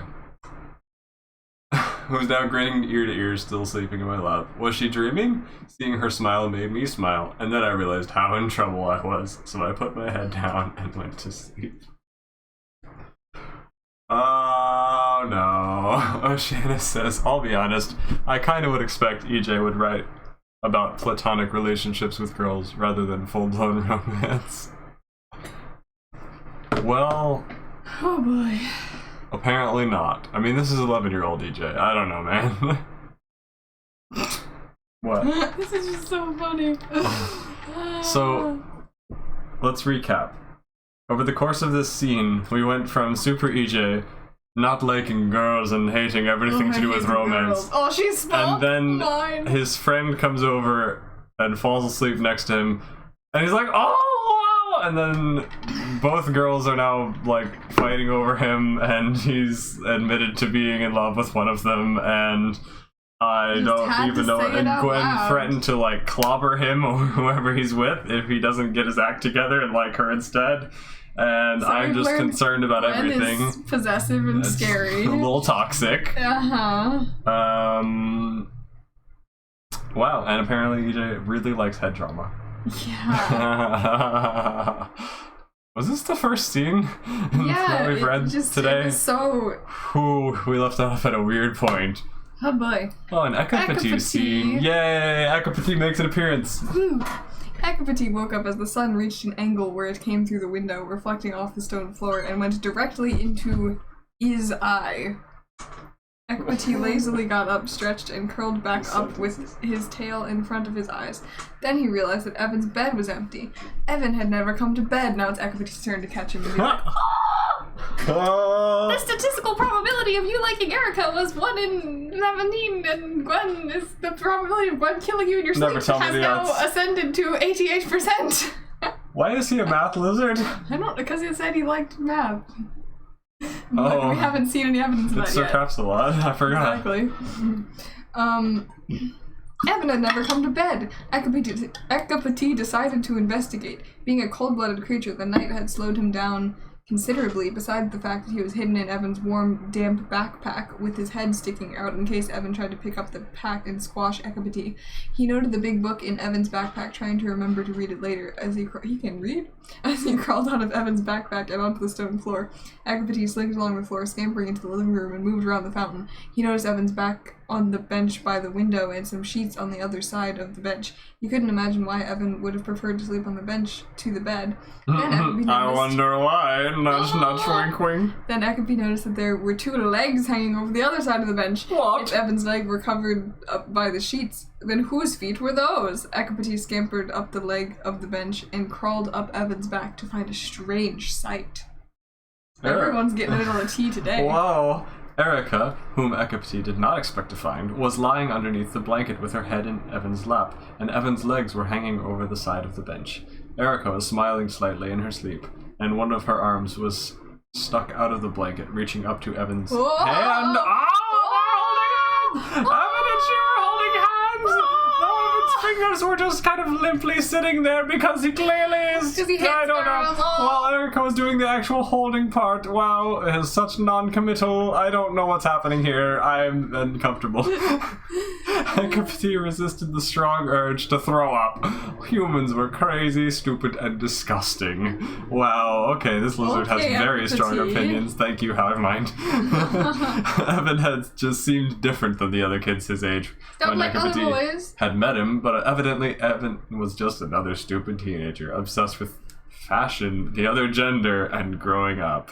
You have so much internalized issues with yourself in this really book. do. No, not in this book. I just have internalized issues as an 11-year-old. I don't know what's You're going like, on. Apparently. This is therapy. This is just straight up 11-year-old self-therapy. Because you're clearly associated, like, having any feelings for girls with, like, oh, now I'm like everyone else, and I'm so shallow, and I'm not special, and I'm like all the other boys my age who are so dumb and obsessed with fashion and girls, and oh, who am I? You know? That's strangely accurate. See, I'm being your therapist right now reading this story. Holy cow. Do I still need to work through any of these issues? I don't know. How do you feel about liking girls now, EJ? I don't feel like it's going to kill me. Well, that's good. Do you feel like you're gonna be so ununique? I hope I don't have any Gwens in my life. Then I might actually be killed by it. Oh, that's dangerous. Sorry, what did you say? Do you feel like you won't be special if you like someone? Does it take away something from your personality? I mean, it might take away my free time. Not that I have much of that anyway at this Yeah, point. you've dated someone by now, so you shouldn't have issues with liking people, right? We'll see. Haven't found anyone to like yet. In a long We time. created a sleep pretzel together. I think I'm in love. Pretzel. It's Twister. Amen, Ekapati. My name is Greg, and I killed a chicken with a man. Oh yeah, pretty much. I have been charmed by the females. Oh no. Now I am simply a weak man like the rest. I have descended to regular man levels. How dare you? You were so special. I was the before. chosen one. And now, because I was chosen you to kind destroy of like the a girl, join them. all of that is gone. Your power, My gone. super no EJ longer power is super gone. EJ, because you dared to have any form of a crush on a female. How dare you? How dare? I mean, I'm resisting it hardcore. My power is sputtering out of control. But you were resisting it, but then you also said, oh, but if someone called it falling in love, I wouldn't say they were wrong. And I'm like, whoa! Yeah, that's Pick a very side, that's very sir. far to go. Yeah. Like, you have never interacted with this person in that kind of way before, and now, alright, sure. falling in love, falling in love, falling in love with the Miney Granger. Anyway, Danger. I think it's you, right? Um, Somewhere in that paragraph. Yes. Somewhere. Obsessed with fashion, the other gender. Yes, and growing up. Ekapati shook his head. Suddenly, the sun reached the point in the sky where its rays could hit Evan's eyes, and Evan squinted, slowly waking up. logistical question, but didn't we organize the rooms made out of beds so that they were like so that the sun would have had to come up at like, oh, you know, I guess that does make sense with me. Sorry, I'm overthinking everything as always. I am myself still. No way. The sun reached a point in the sky where its rays could hit Evan's eyes, and Evan squinted, slowly waking up. He turned his head to find Erica holding his hand, and he dropped Erica's hand and pulled away in surprise because, wow, I don't even know why, just wow. Ekapti raised his eyebrows, if you could actually call the parts of his reptilian face eyebrows. Thanks, Pascal. If Evan was surprised, he must not have been the instigator of the situation. Maybe there was hope for Evan after all. Ekapti, don't ruin this for me. Ekapti, no, you were the chosen one. You were meant to be the non-hive Don't mind. let EJ project his therapy needs onto you. You're just a lizard. Come on, man. Just be cool, okay? Evan Maybe you can help him break through his barriers and like actually have a successful relationship in his life. Yeah, I would like it if instead of being like, ew, I hate humans, if Ekapti was like, oh, that's kind of cute. Maybe I should talk to Evan. Yeah, he could be the winged lizard. Exactly. That would be so fun. That would be so much better, but no, 11-year-old it'll EJ. happen. I hope so, because maybe things will change. Why is he hating on EJ? I don't know. Evan sat up, partially keeping his lap in the same position, and stretched. Ekapti, whom Evan had still not noticed, nearly slid off Evan, holding onto his shirt with his sharp claws. Ekapti heard Evan's back pop as Ekapti climbed up to Evan's shoulder. Evan noticed Ekapti. Alright, that's a very uncreative sentence. Evan noticed Ekapti. Oh, hey, Ekapti, Evan whispered. Oh, hey, Ekapti, how was your night? Evidently not half as exciting as yours was, because it's so exciting to sit next to a girl.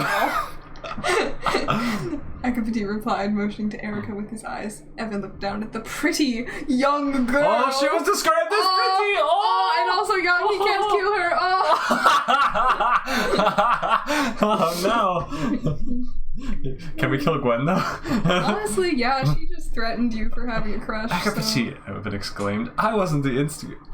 Can you shut up, Evan? I'm so tired of you trying to talk your way out of this when nobody cares. Well, clearly people do care, but they shouldn't care. I hate it when like he uses the exact same descriptor that was like he's saying the exact same descriptor that was in the outside of that words. Was in Ekapti's head. Yeah, exactly. Like, it takes me out of the immersion. Yeah. I wasn't the instigator of this. I was just sitting by the window thinking, and Erica, who was having trouble sleeping, important detail, came out and sat with me. She brought the blanket and fell asleep with me. I don't care. And I didn't have the heart to move her and wake her up.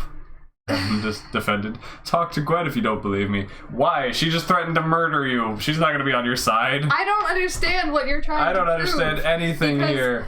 Like, when that happens, when you find two people that are, like, sitting and they fall asleep together, it's like what you kind of assume is, like, they were talking and then, oh no, they fell asleep. You don't really assume that, like, you sought her out and was like, I'm going to profess my love and then fall asleep next to you. Hey, I am going to sleep next to you now. I don't understand what you're trying to prove by saying, I did not instigate this. I think the term he's trying to find is, this was a mistake. I didn't mean for this to happen. But even still, stop being so defensive, man. It's just a girl sleeping.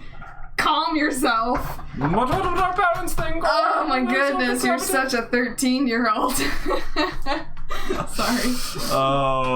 To be a child once more. Sem says, Evan woke up confused. We're almost at the Grand Canyon, Mom exclaimed loudly. Evan turned his head wearily. I had the strangest dream. Yeah. That's nice, honey. Honestly, Mom I was thinking. Evan's memory started to flush back, and he realized everything that had happened was just in his head, a figment of his imagination. He was still the same boring, normal, exactly like other boys, cringy kid, and there's nothing poor 11-year-old writer child could do about it. Ruined That's the epilogue. That's the epilogue. Nice. You got bad ending. That's hilarious. He's in denial. Next comes the anger, then the bargaining. Oof. Oh, alright. See you, Oceana. Thanks for coming by. Have a good one. Sam said, please let that last scene be a poorly written dream sequence. Oh, man. Oh, boy. Oh, dear. Anyway. Here, I think. Alright. It seems like a reasonable explanation. It just seems odd because, well, Never mind, Ekapi replied, still slightly suspicious, but believing Evan's story, apparently. Wait, who's Gwen? He asked. Evan quickly explained, and Ekapi nodded. Anyway, I'm assuming you aren't married, as you don't act like it, but I don't know the customs of your time. Did you know that most Egyptians why would he mention this? But did you know that most Egyptian boys were already married by your age? The pharaoh himself began ruling with his wife when he was 12. I told you, Egyptian babies. It's gonna happen. No! We are not having Egyptian babies! You are. I have a hat. Sorry. You do? I just was thinking. Did you not notice this? No, that's not what I meant, but I was just thinking because I don't, whatever, that doesn't matter. Wow, really? That's horrifying, Evan responded. Erica sighed, still asleep, but roused by Evan's exclamations. Evan evidently wanted to finally get out of that position, and satisfied with how long he had already allowed Erica to sleep, shook Erica gently. Erica's eyes half opened, and she yawned. She then noticed Evan, and she realized her position. Okay. So she just woke up she happened to wake up while he was muttering, "Oh, I like Erica, and Gwen likes me," and then she, fell back to sleep. Okay, sure, I'll take it. I don't know. Okay. But we're not supposed to know that she knows yet, are we? I don't know. But it just said that she did. What? It literally said that,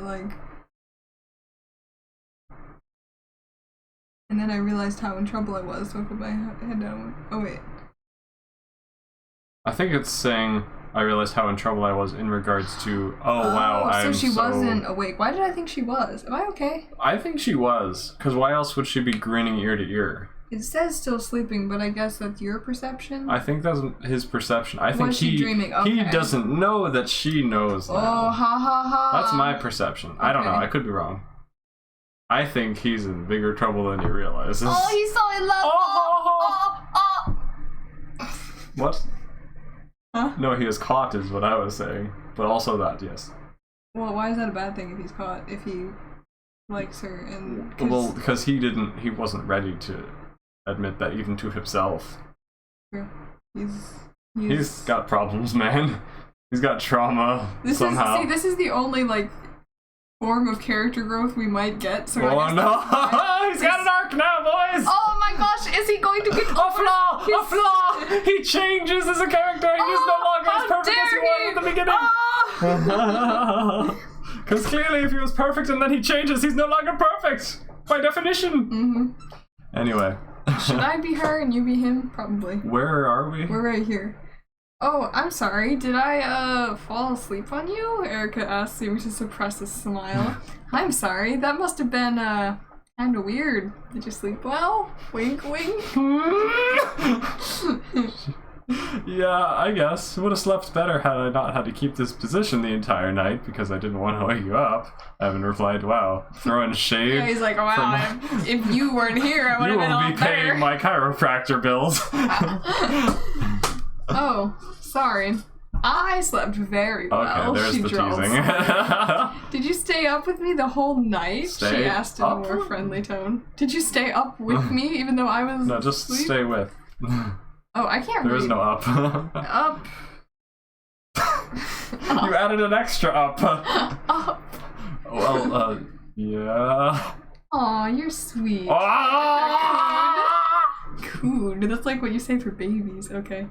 Evan looked at her incredulously. Sweet. We've always been just... Oh no, you're ruining it. This just keeps getting better. What is this response? What? Sweet. We've always been just friends, and now all of a sudden, after I found a time machine, you're calling me sweet? What the heck? Sweet does not imply I'm in love with you. You can say that you're Also, what does time machine have to do with sweetness? I don't know. Who are you? Oh, who are you and what did you do with Erica? Evan asked. Erica smiled knowingly, lifting her head out of Evan's lap at last. Maybe traveling through time, being in dangerous situations, and saving each other changes a relationship, she pointed out, standing. And maybe I liked you before. Oh no! What is happening? Hinted as she turned and walked off to her room. That's definitely a hint, just straight up saying it. Oh no! Ekapi nearly gagged as he turned his attention back to Evan, who was awestruck, horrified, and confused. His face was frozen, eyes wide in surprise. Ekapi whipped Evan with his tail. Why, bro? Calm yourself, lizard man. What are you doing right now? Well, I may have made a mistake with how to wear a hat, so I'm fixing it. Okay. Hey, Evan, snap out of it, Ekpiti ordered as Evan shook his head, fading back into reality. Do you think she meant that? Evan asked. Yes, I think so, but if I were you, I'd stay away from her. Romance is a distraction, it is dangerous, and it's stupid as it usually doesn't turn out well amongst young people. Well, at least among rich young people. Among rich young Egyptian nobles, Ekpiti warned. Pharaoh was already on his third wife. Ekpiti, I'm not planning on getting married anytime soon, and this is the first time Erica and I have even mentioned being anything besides friends, Evan protested. Alright, I'm sorry I mentioned anything. Ekpiti backed off. Evan stood, stretching his legs, which must have been extremely stiff, because Ekpiti just realizes these things about other people. Now gather your group. We need to meet Djedi before he leaves. At about this time each morning, he leaves his room and goes on his boat on the Nile. He takes a boat ride for a long while, and I've heard it's quite relaxing. Unfortunately, I've also heard of the numerous crocodiles, snakes, and hippos that live in the water. I've still only left Djedi's room one time since I first met him, so I'm going to be rather scared. I'm relying on you to protect me, Ekpiti stated. Where do we meet him? Evan yawned. Just try to catch him as he comes out his door. When? Now. You can find food later. What a scene. Oh boy. Oh, Evotech is reading. Oh! Hey, Evotech people, welcome. How's it going? We are still reading the old novel that I wrote when I was 11 of a Mary Sue self-insert character that's totally not like EJ at all. Definitely not. His name is Evan. He's different guy, different main character. And totally not in denial and totally not in love with inside. Girls and very insecure about everything. Oh boy. We're going through some like decade-old trauma that the past self needed to work through, and just making fun of it, tearing it to shreds, and basically insulting everything about this novel that I thought was amazing, but it is not, in fact. We're about halfway through it at this point. So Seb says, why does it say the stream's been going on for 14 hours? Does it? Because it definitely hasn't. Yeah, it's been going on for an hour and a half. I don't know where we got 14 hours from. Unless that's because it was hosting Evotech first, and it takes that into account, like, oh yes, the channel was active for this long, I don't know. Oh yes, Evan James Mankey, who is definitely not EJ Monkey. Yes, for surely. Evan James Mankey. How big is the novel? Anyway, hi Ducky, how's it going? It is here, I'll show you. 177,000 words and 300 pages, aka 600 book pages. Yes, because this is 8.5 by 11 pages, so yes. It is big long book. Which is why it's taken us like 4 streams so far to get to this we're point. On stream number 5, and still no closer to getting to the actual plot. Literally nothing has happened. This ship is the most interesting thing that's happened so far. Oh no, I'm scared of what's coming. Oh no, I'm gonna evaporate by the time we get through all this subplot or whatever this is. It's great making fun of poor, dumb, insecure 11-year-old 0 IQ. Oh, yowza! You just destroyed him. 100 IQ decision. Murdered by words. Ducky says 300. That's way more than I've ever tried to write. Holy, yeah. It's I went a little excessive. I had a lot of free time when I was 11 to 13, whatever that range was. I basically wrote the length of the 6th Harry Potter book, and I mean it's kind of impressive, but you know, just the fact that I finished it, not the fact that it's actually good, because it's not. Anyway, new section of the book. Remind me again how I got talked into this, Johan moaned as the servants rowed the boat with long poles, standing on either side of the boat. Evan was watching the knee-deep water in the center of the Nile pass beneath them. What? Deep water in the center of the Nile passed beneath them, the boat sailing along the river at an impressive pace. Evan was thinking about the previous night, completely oblivious to Djedi and Mom's conversation behind him, the many dangerous animals in the water below him, or the hunger that was eating at his stomach. Johan was looking around for hippos and crocodiles and paranoia. It was a beautiful, hot, sunny day. I was in a good mood, and I felt like I didn't really ever want to leave Egypt. Gwen could just leave us here and I'd be fine with it and have Egyptian children. Egyptian babies. That's how good I felt. Hecate was basking in the sunlight, only half awake, on my shoulder. We sped along the Nile, and the breeze kept me from baking alive. I noticed Pharaoh standing in the water in a little recess where the river reached the stone steps of the Pharaoh's palace. Our boat quickly approached the place where all the plants along the Nile had been cleared away, and where the stone of Pharaoh's palace formed a kind of swimming pool. I told the servants to slow us down, and they quickly obliged. Master EJ. King EJ. Oh, yeah, technically. Djedi, who is that? I asked, not taking my eyes off of the place where the Pharaoh stood, talking with two people who vaguely resembled the people that had demanded that Pharaoh free the slaves, which stood upon the stone steps of the palace. Bruh. The sentence structure is atrocious. Djedi squinted at the two men. I'm not mistaken.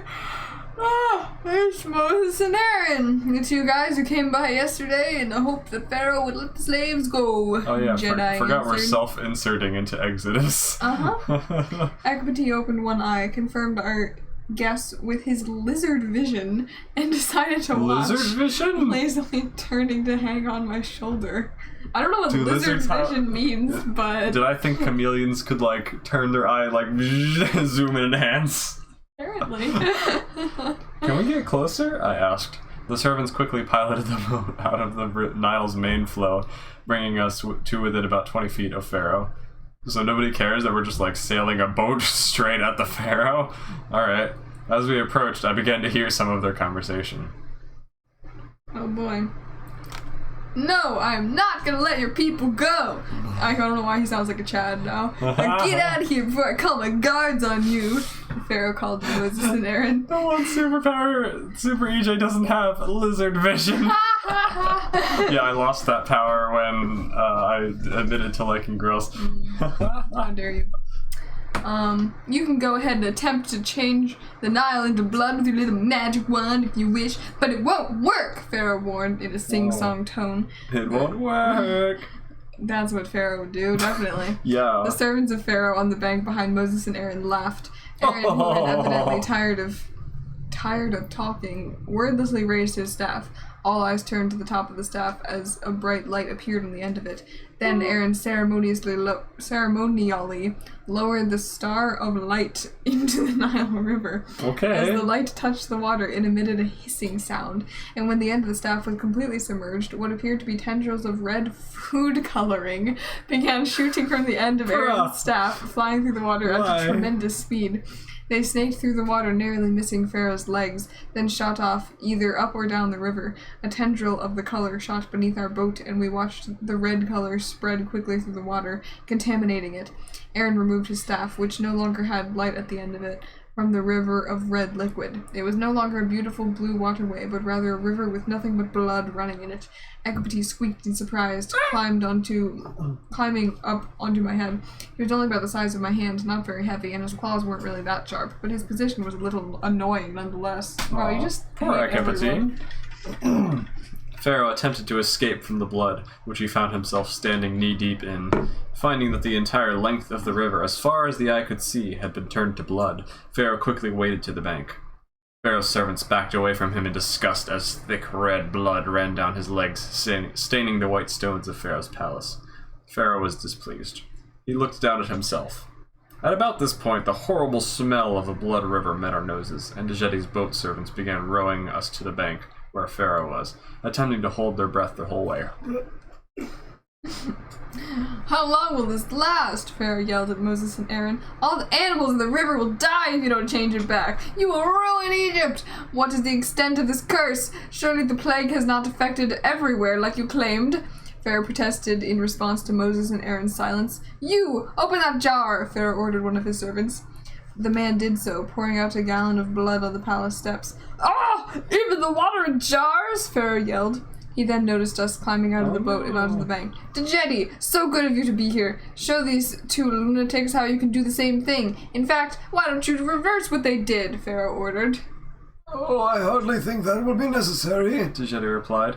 As long as they don't renew the spell, or put more powder in the water, or whatever they did again, this should wear off in a matter of hours because of the flowing of the Nile. However, I could reverse the enchantment on some jars just to prove their powerlessness. Djedi agreed, waving his hand at Pharaoh's servants. Pharaoh's servants opened their jars hurriedly, pouring out a few drops of the clear water they now held. Or I could do the same thing, Djedi added, waving his hand again, and the clear water on the ground suddenly transformed into blood. Pharaoh's servants nervously checked their jars again, pleased to find that Djedi had only changed the water already on the ground into blood. Okay. The Pharaoh smiled. Akapati curled his tail around my neck in wonder. Did Djedi just overwrite God's curse? Yeah, I was gonna ask, like, did that happen in the Bible? Merlin is more powerful than like, God. I know the whole thing of, like, the magicians turning their staffs into snakes happened in the Bible, but were the magicians able to do the whole blood thing? Let's research. Because I don't remember that. I don't remember either, but let's research. In Exodus. Where is this story exactly? Is it like Exodus 1? I would think it would be towards the beginning. I'm not sure. Let's check like Exodus 2. No, that's the birth of Moses, burning bush, Moses given powerful signs. Go away. Stop. I broke it. Panic. Okay. Panic at the disco. Making bricks without straw. God promises deliverance. Moses and Aaron before Pharaoh. The second plague, frogs. Okay, we needed to get to the first one. Yeah. Water turned to blood. Water turned to blood. Okay. Then the Lord said to Moses, Pharaoh's heart is hardened. He refuses to let the people go. Go to Pharaoh in the morning as he is going out to the water. Stand on the bank of the Nile to meet him, and take in your hand the staff that you turned into a serpent. And you shall say to him, The Lord, the God of the Hebrews, sent me to you, saying, Let my people go, that they may serve me in the wilderness. But so far you have not obeyed. Thus says the Lord. By this you shall know that I am the Lord. Behold, with the staff that is in my hand, I will strike the water that is in the Nile, and it shall turn into blood. The fish in the Nile shall die, and the Nile will stink, and the Egyptians will grow weary of drinking water from the Nile. And the Lord said to Moses, Say to Aaron, okay, take your staff and stretch out your hand over the waters of Egypt, over their rivers, their canals, and their ponds, and all their pools of water, so that they will become blood. And there shall be blood throughout all the land of Egypt, even in vessels of wood and in vessels of stone. Moses and Aaron did as the Lord commanded. In the sight of Pharaoh and in the sight of his servants, he lifted up his staff and struck the water in the Nile, and all the water in the Nile turned blood. And the fish in the Nile died, and the Nile stank, so that the Egyptians could not drink water from the Nile. There was blood throughout the land of Egypt. But the magicians of Egypt did the same by their secret arts. So Pharaoh's heart remained hardened, and he would not listen to them, as the Lord said. Pharaoh turned and went to his house, and he did not even And he did not take even this to heart. And all the Egyptians dug along the Nile for water to drink, for they could not drink the water of the Nile. 7 full days passed after the Lord had struck the Nile. Okay. I just had to check that you weren't... Backstory for the heresy. I don't know.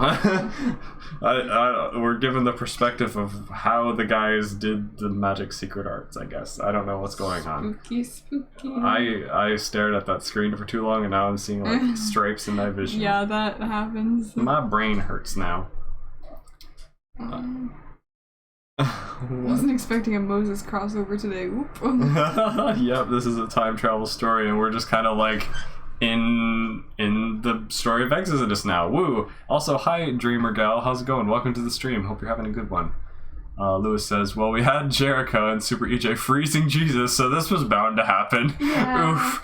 Yeah, you know, I should not have decided to do these particular time-traveling places, but that's what I did, apparently. Thank you, 11-year-old EJ self. This is my first stream here, and we're off to a great start. Yes, we really are. Well, welcome. I'm really glad you're here. It's always fun to have new people. I'm sorry that this is what you first have experienced. What you've missed so far is the main character is a self-insert of me when I was 11, except I was perfect in every way and so good at everything, just a complete Mary Sue. It's the worst story ever, but, I mean, I was 11. Can you blame me? Yes, and we're going to. We're going to roast every bit of this entire book. That's about it. It's a time travel story, and there's, like, magic and stuff, because I couldn't keep just one genre. I had to have sci-fi, but also fantasy magic, and also whatever I happened to think of, and that's where we're at. Where were we leaving off at? Guards, get Moses and Aaron out here and make sure you keep them away from the Nile. For however long it takes the Nile to go back to normal, the Pharaoh shouted. Moses and Aaron turned and began walking away before the guards even registered what Pharaoh had said. Then the guards rushed to escort Moses and Aaron in the direction they were already going. Okay. Now then, don't bother with turning the river back, Djedi. Just let it do its own thing. We need to prove to the people that those 2 slaves aren't even something we have to bother with, but that they'll just end up fizzling out themselves. However, until long... I'm so tired. However long it takes for the river to turn back, my people will need water. Djedi, help them dig wells along the Nile. If they turn out blood, change it to water. We need to keep the people in line. Alright. Sure, why not? It's going. Got my wisdom teeth out today, so that's fun. Woo! Oh, yikes. I'm sure that this story will not help your drug state. It will cause you more pain that the drugs can help with. I probably need to get my wisdom teeth out at some point as well. Oh yeah, causing you me pain. have some. Yeah, I had 4. I have had only one of them taken out. Oh because no, imagine having 4. Couldn't be me. I'm so wise compared to you. You're perfect in every way. Perfect in every way. A flaw! Have wisdom teeth to be removed. Yeah, I have 3 of them, and one of them is causing problems, so I'll see. I only have 2, and so far none of them are causing problems. Chapter 16, we have made it to a chapter break. Oh boy. Once we had helped the Egyptians dig some wells, which Djedi usually had to purify, we were all hot, tired, and thirsty, and we still didn't trust... Wait, what? As we still didn't trust the water that was in the wells. So we drained our 4 water bottles and decided to head back to the room. Okay, sure. Djedi led us back to our room, and we gasped, finding that our fountain too had turned into blood. Oh no! I turned back around, finding that Djedi had already gone to his room. I walked across the hall, followed by Erica, my parents, Nathan, Albert, and Jason, all of the NPC follower people that are just the hive mind that does exactly what Evan needs them to. I was just about to bang my head on the spot that opened Djedi's door when we heard a shout from our room. Confused, we quickly filed back into the room, finding Johan standing there with a puzzled look on his face. Johan? I asked. What happened? Well, as soon as you guys left, I was just standing here watching the fountain because it looked interesting, and it turned into pure water. Then as soon as you came back, it became blood again, Johan replied. I furrowed my brow. Ekbati scurried down my back and climbed up to the fountain. He peered into the red flow, tiny red droplets from the mist formed by the fountain landing on him. He then turned back to me and shrugged. Okay. Curious, I muttered. I walked back into Djedi's room, or back to Djedi's door, and opened it by pushing on the stone that activates the mechanism. The wall rotated, forcing me into his room. He sat at his desk, torches burning along the walls, lighting his interesting contraption. What interesting contraption? It was sitting on his desk, and it looked like a modern mad scientist's laser gun? Only it was the size of a radio and had wires and stuff sticking off of it, so it didn't look very stylish like you would expect something modern to look. Excuse me, what? Modern mad scientist's laser gun. What was this description? Okay, hold up. So Merlin, aka Djedi, this guy in ancient Egypt, has a mad scientist's laser gun, except... Why did I even put modern if I just went to like a half of a sentence length to describe how it isn't actually modern? What? I don't know. What even was the sentence and what even is this logic? What is happening right now? Djedi held up his hand, motioning for me to sit as he attempted to hook a wire to a metal thingy. It actually says thingy, jutting out from the top. As soon as the metal touched the wire, a bolt of lightning shot from the end of the side of the apparatus, narrowly missing me and hitting the bookcase filled with scrolls behind me. Another explosion of sparks flew toward me from the direction of the desk, and I dived to the ground as a cloud of smoke encased Djedi in fog. I heard Djedi coughing as he waved his hands, clearing the smoke and extinguishing the flames with magic. And that's... Oh wait. And that's why they didn't invent electricity until America came around. I muttered, standing uncertainly. Because clearly America is the only one who can be trusted with whatever that was. Yeah, that's a weird way to put it. Okay. I should just give up with this whole power thing. I don't understand it.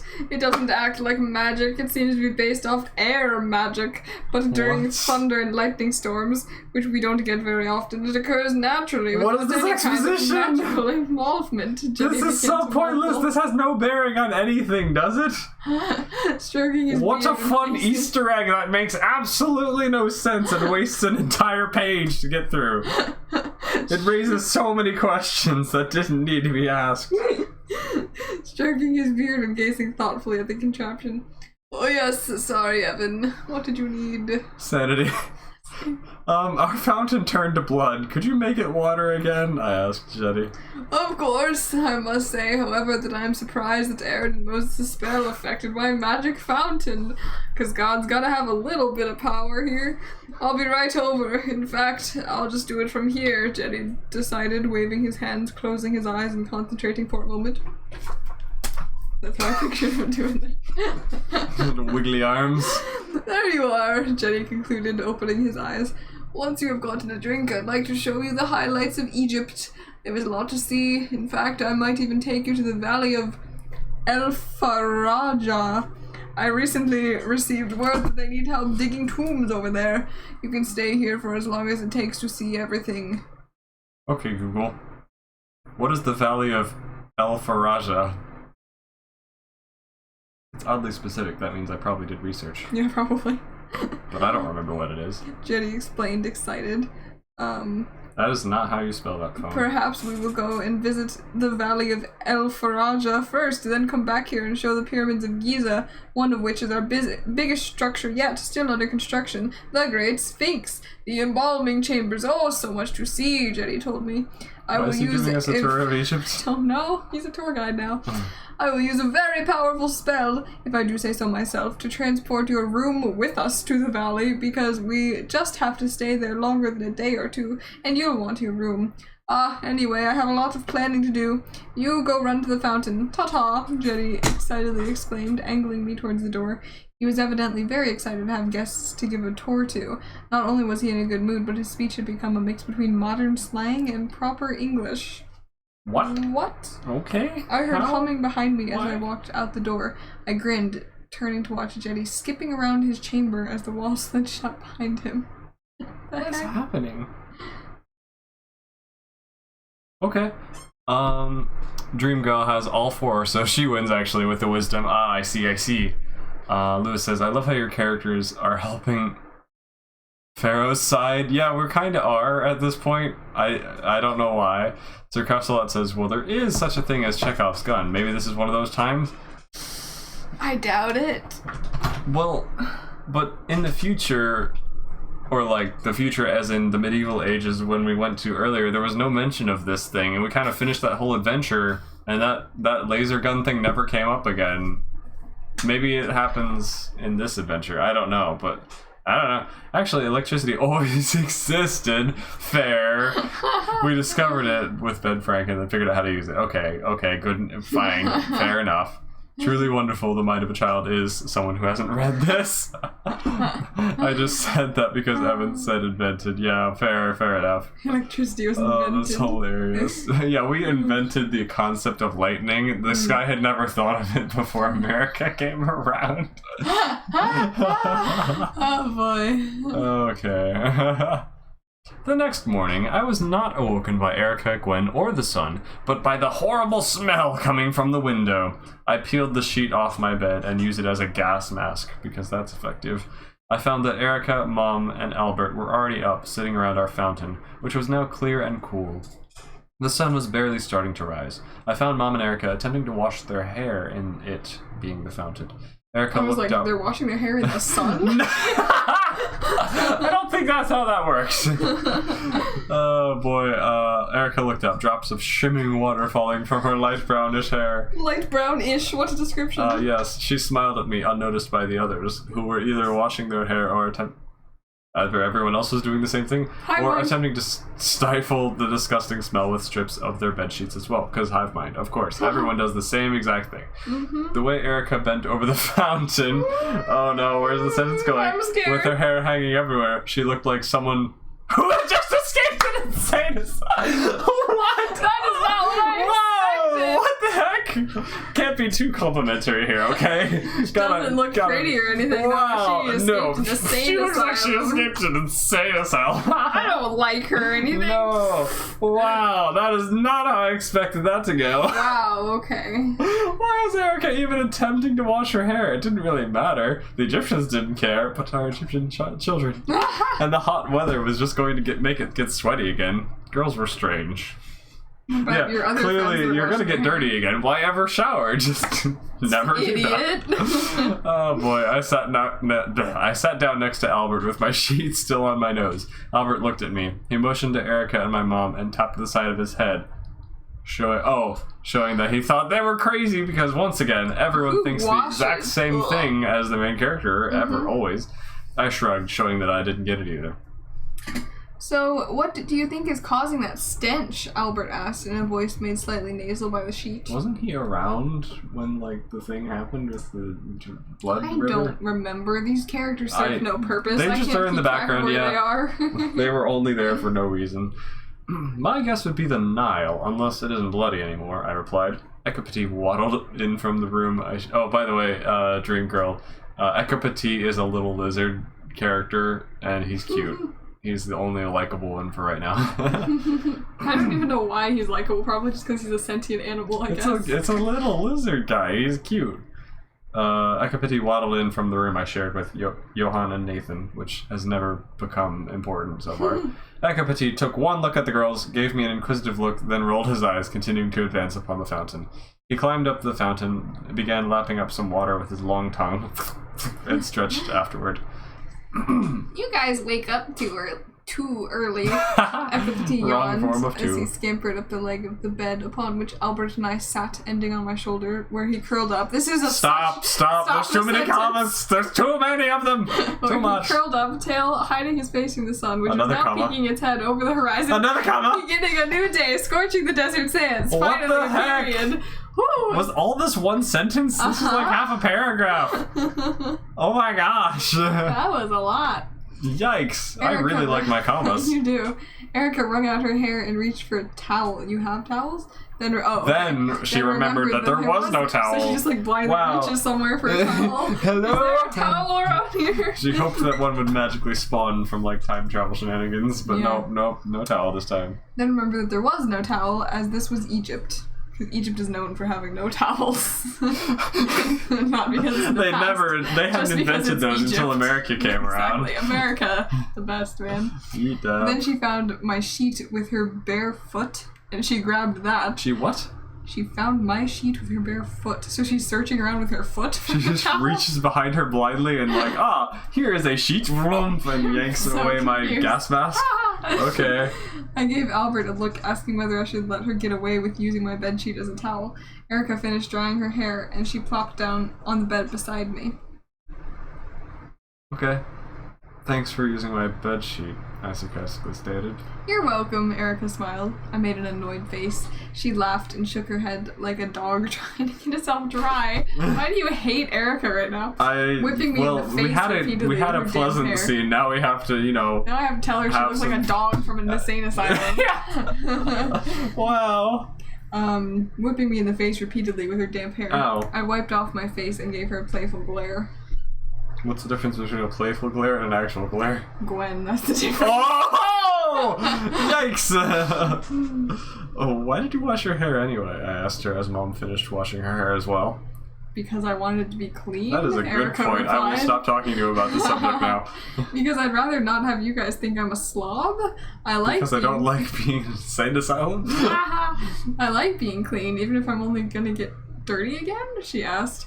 I looked up at my own hair, which was a darker Conversation. color, Gasp. because it hadn't been washed. When it was clean, it was brownish blonde, but when it was dirty, it was... that's how hair dirtiness works. It was a dark brown or blackish color. Dang, that's real dirty. Maybe I would wash my hair too. Well, okay. I just don't really see why it's that important. Personal hygiene is not important. It looks like it's quite a challenge to wash it in a fountain. Is it worth it? I mean, I trailed off. Didn't you just shove your entire face in that fountain? I really did. I dunked my entire head and like So didn't technically, breathe for a while. Did wash your face and head. At the very basic level, sure, but not intentionally. After you shoved it in mud and almost drowned. Yeah, that is also what I did. Yeah, it makes sense why my hair is like black. I had trailed off. I had been about to say your hair looks good all the time. Yikes! Danger Except when you zone. look like an insane asylum. Welcome to the danger zone. Sorry. I decided to change the subject before I blurted out something even more stupid about Erica's very pretty appearance. Very pretty. Wow. Oh, she is very Wow, pretty. she's so pretty. Yeah, I'd better just not describe her before I end up in another tailspin. Erica seemed to get the message because, of course, she does. Everyone just reads the main character's mind before I even said anything. Wonderful. So, Literally, all you said was What? it's quite a challenge to wash it in a fountain. Is it worth it? I mean, Yeah, I didn't even. how would she there get was anything out of that? Nothing at all was said. How would she get this message? But okay, somehow just. Somehow she's like, his in- oh, he was his- going to compliment. and his internal conflict and his that was enough for her to get the idea. Apparently, man. Luckily Ekipati was asleep. Albert didn't get it, and Mom was still drying her hair with a sheet and hadn't been able to hear us. Because they're normal people that There would was not think anything nothing to weird about get. that. There was nothing to glean, but okay. Erica smiled, leaning against my shoulder. Oh, okay. Wow. Wow. Super EJ is so good at flirting, he doesn't even need to. They just get the message magically. I was more scared than annoyed this time. Wait, what? I was more scared and annoyed this time than happy. Gwen would not be happy if... Oh, I just needed to completely wall my mind off. You need to not let Gwen control your life. She sounds like a toxic friend, my dude. Oh my gosh, what's happening right now? Why are you always thinking about Gwen would be happy? Who freaking cares about Gwen? Yeah, She let can go you be friggin' happy, die. man. Gwen needs to stop encroaching upon your personal affairs. Yeah, it's none of her Especially business. if she threatens physical harm upon your person and those around you. Get rid of her. Thus saith the Lord, since you freed my people, thus saith the Lord, all through the land of Egypt I sent pestilence, the plague, blah, blah, blah, blah, blah. Oh, wow. I sent the swarm, I sent the whole lot, saith the Lord. Why Super EJ Team Erica, stop hating on her. Yeah, seriously, stop the Erica abuse. Yeah, poor Erica. I mean, she's just being playful, and you're like, oh, how dare! The best looking person at the insane asylum. Ha ha ha. Seb says, towels don't naturally spawn in the desert biome. Oh, yes. Well, I know why EJ can't stop thinking about Gwen, and it rhymes with pooper squeegee. Oh, that makes me think of a squeegee for like poop. Squeegee. For poopo. Okay. Yeah, pooper squeegee. For squeegee. Oh boy. Oh, I forgot Nathan existed. Oh yeah, he Sean, briefly aka turned Nathan. into Sean. And now he's back from the plane. I just teleported up to. Nathan walked into the room also with a sheet on his nose. Oh. Because everyone thinks it's the same thing. And Erica quickly straightened up before he noticed us, as Mom began drying her hair. It seemed that Erica either knew how little I'd want to be seen with anyone in a kind of romantic situation, or she felt kind of embarrassed about it too. What? Albert then saw us without Stealth. Erica's With head a mannequin on my head. Stealth. Albert then saw us without Erica's head on my shoulder and was about to speak when the door burst open, and in walked four of Egyptian's most dangerous guards ever. It's They our looked children like grown up. They were extremely strong. Extremely strong! And they had spears that looked like they would hurt. What spear Oh looked no, like they it's okay. wouldn't I've hurt? dealt with this before. All I need to do is flip it around with my neck vein. Oh yeah, obviously. Mom pulled the sheet off her head in time to see them realize we were awake. They charged at us, Excuse me? running down the hall. Are we being assassinated? Apparently, between my mom's room and Albert's, they ran towards us, their intent clearly to kill us. Why? I jumped to my feet, ready for combat, while not Well, we wanting did to kind of engage mess in the combat at fair all. up. What did you do to him? I mean, don't we were remember. around when Dejetti just like lambasted the pharaoh. And so that's your fault and not his? I don't know. Well, Dejetti was like, "Hey, don't kill the modern people," and he was like, "But I wanna," and Jetti's like, "You're a freaking poop face," and he's like, "Ah!" So clearly he still wants us dead. I Oh, guess boy. that's Okay. my logic. I don't know. Cool. Who knows? Maybe they're just time assassins. I jumped to my feet, ready for combat, of course you are. while not wanting to engage in combat at all. Ekapati awoke suddenly, gasping at the guards. Nathan dived out of the way of the guards, grabbing the door to the room I shared with him and Johan, and tipped it back over. It landed right in front of the 4 guards, and they tripped over each other as they fell over it. I thought these were the most dangerous guards in all of Egypt, but they're just tripping over each other. They're really bad at their landing jobs. head first onto the ground. They put it on their resume that they were very good at fighting. In fact, they were only moderate to low danger. Mom, who was standing near the overturned guards, threw the sheet she had used to dry her hair over them. The guards struggled to right themselves in the makeshift net. What? I love that you use the most cliche way to, like, mess up They tripped people over ever. a bed, and then Mom, like, threw her hair towel on them, and they were like, oh no, we're we're so trapped! stuck. Oh wow! Oh, help us! It's not like we had 4 spears to chop things with. Oh my goodness. Okay. A million thoughts crossed my mind at once. Who were these guys? Were they working for Pharaoh because he was still mad that Jetty saved us from our death sentence? Were these guards working for Moses and Aaron and they had mistaken us for Egyptian important people that they were supposed to kill? Were they trying to capture us or kill us or what? I thought the intent was clearly to kill.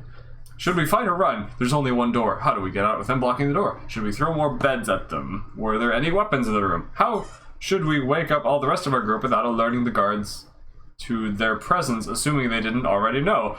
Did the guards have backup? Was peace an option? Peace was never an option. Could we somehow alert Jetty to this, or was he the one who had ordered these guards to attack? I thought, taking less time to think of them all and answer them all as well than it took to blink. Wow, my mind is so I hate intense. I just you. thought of all of those thoughts in less than time than it took to blink. I assumed the worst, which is usually not true, but was better than underestimating the enemy. Oh my What? gosh.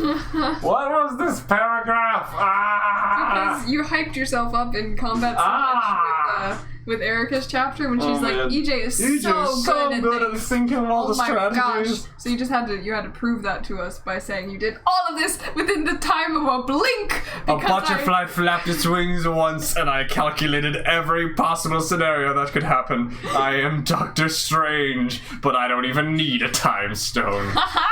I am the Infinity Stone in my brain. That's accurate. Oh boy. They lost to a sheet. Real dangerous. Well, apparently Twitch has decided that it doesn't like me watching the stream. It keeps buffering, no. So I'm gonna go roleplay it for a bit instead. Sorry that I can't be here, but Twitch has decided to hate me. Oh, all right. Okay. See Aircraft's a lot. I guess you can always watch the VOD later, Yeah. or the edit thing when McKay like cuts it down and makes it like only the funny moments or something. Yeah. Or like just makes it cuts into dead space. Yeah. And Seb or Lewis says, "Are you Team Gwen or just indifferent?" to Seb, and Seb says, "I am Team Gwen. Remember the author's note at the beginning of the entire story saying that many different people wrote the stories throughout the history?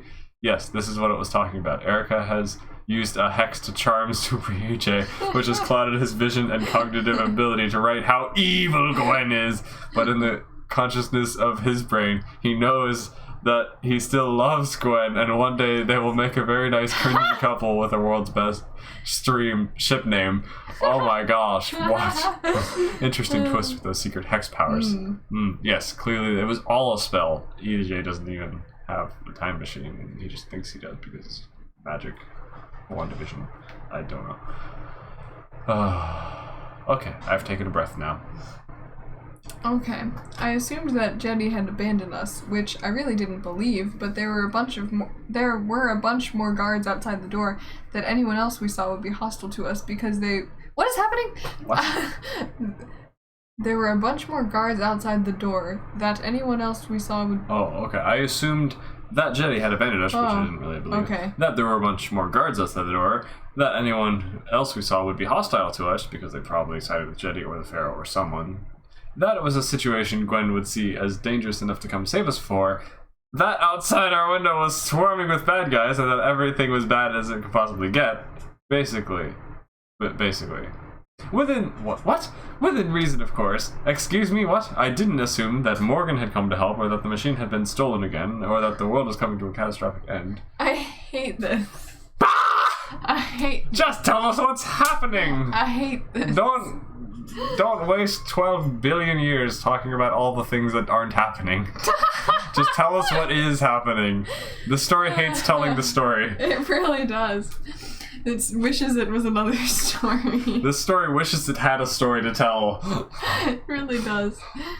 That's just a theory. A cringe theory. Oh. My strategy planning took about 3 seconds. Wow, Oh, it wasn't in a blink. How dare you? Wow. You are losing your touch. And as I planned, really I am. prepared to fight or to do whatever On necessary. reality, though. I yelled for everyone to wake up as a spearhead ripped through the sheet net. Erica took my hand from behind, and I whirled, nearly expecting Excuse another me. enemy. I don't want to hold your hand, Evan.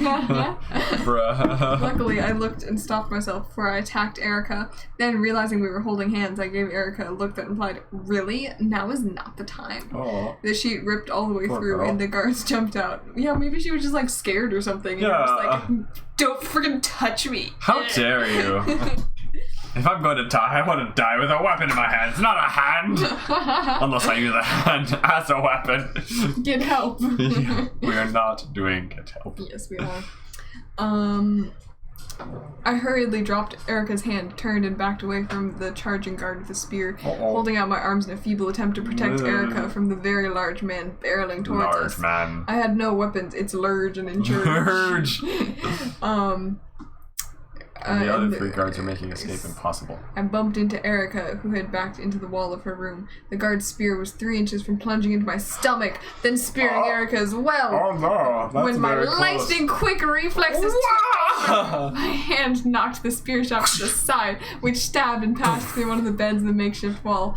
The guard, however, was not altered from his trajectory in the slightest. Uh-oh! Kaboom! He gets smashed by the Hulk. Oh my god. I yanked Erica to the side just in time to avoid the guard, who crashed headfirst into the wall, breaking several beds, flying through the wall and sending splinters into Erica's room. I rolled to my feet just before the first guard even stopped moving. I jumped, performing a backflip as I grabbed one of the other guard's spears, then yanked it out of his hand as I kicked him in the face. He went flying into the fountain as the first guard smashed into the real wall. I've lost my mental image entirely, bashing his head on this hard stone and ending up unconscious on Erica's bed. I shudder to think of what would have happened to Erica had I not pulled her and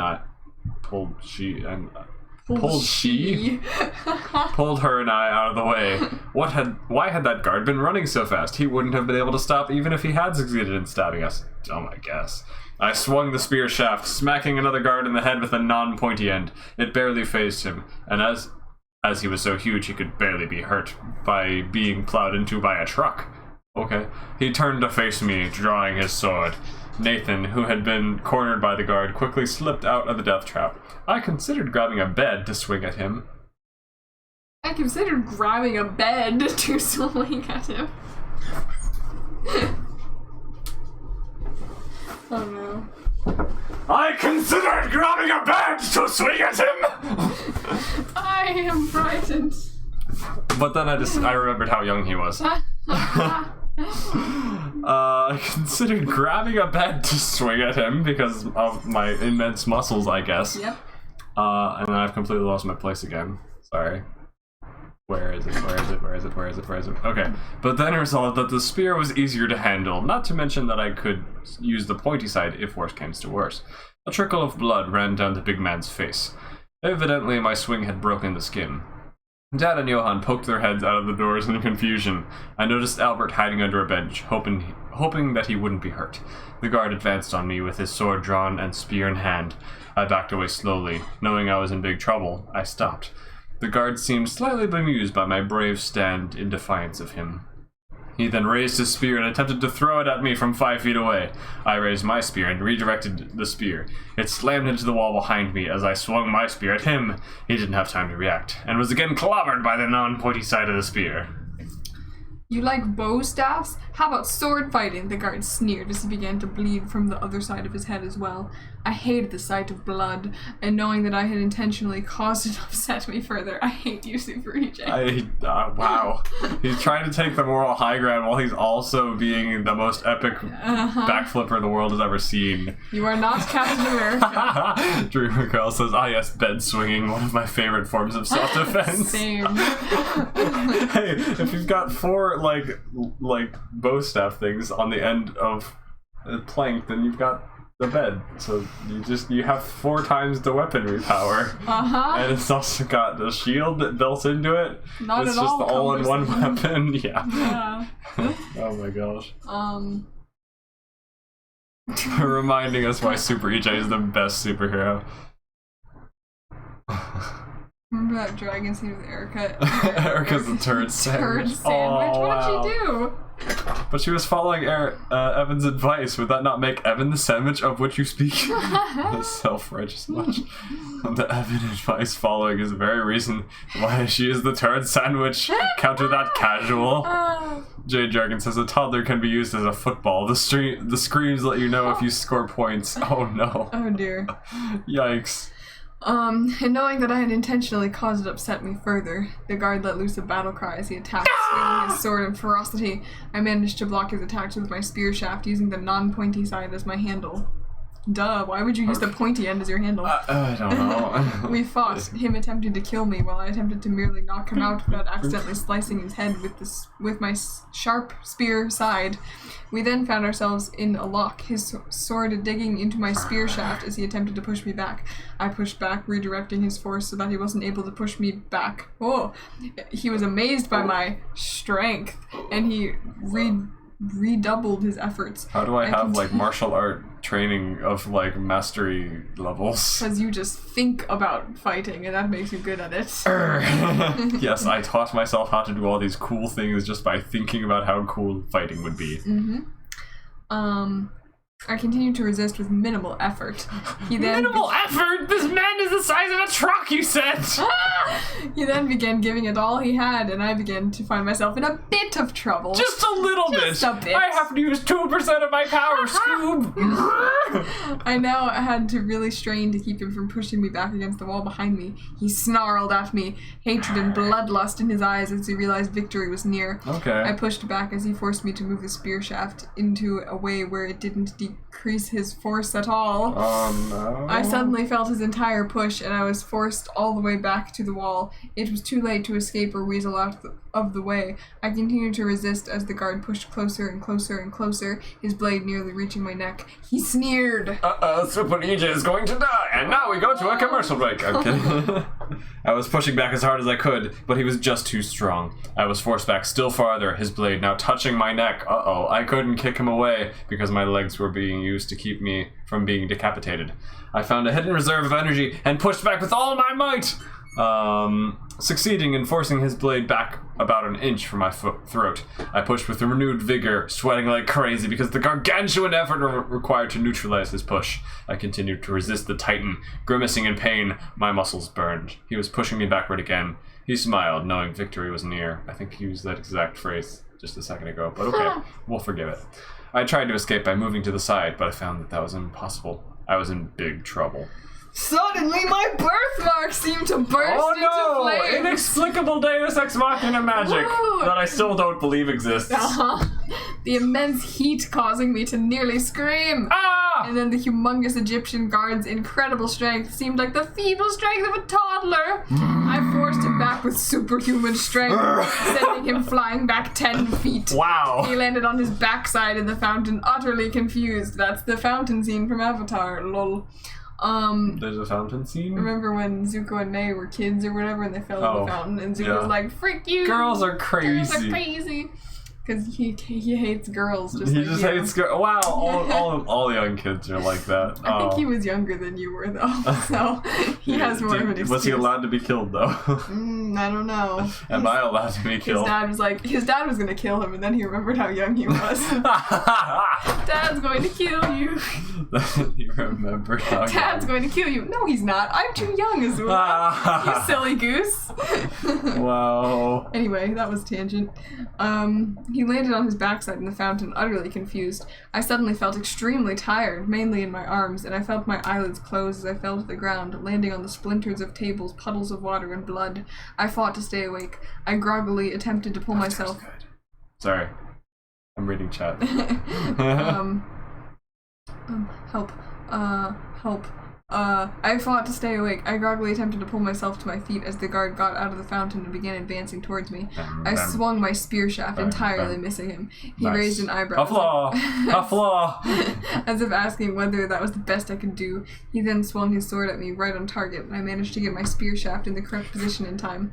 Unfortunately for me, the deep groove caused by our standoff had weakened the spear shaft to the extent that it broke along the cut upon impact with the guard's sword.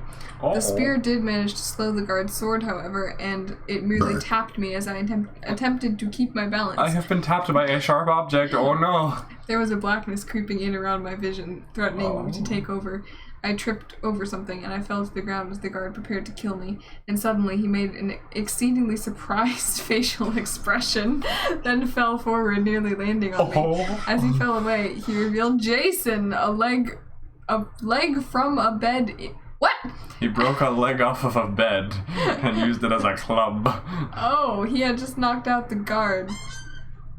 My name's Jason. Oh boy. And I say, that's just a slur as Jason offered me a hand and pulled me to my feet. I struggled to keep my balance. I then noticed one more guard, sword drawn, facing the rest of our group.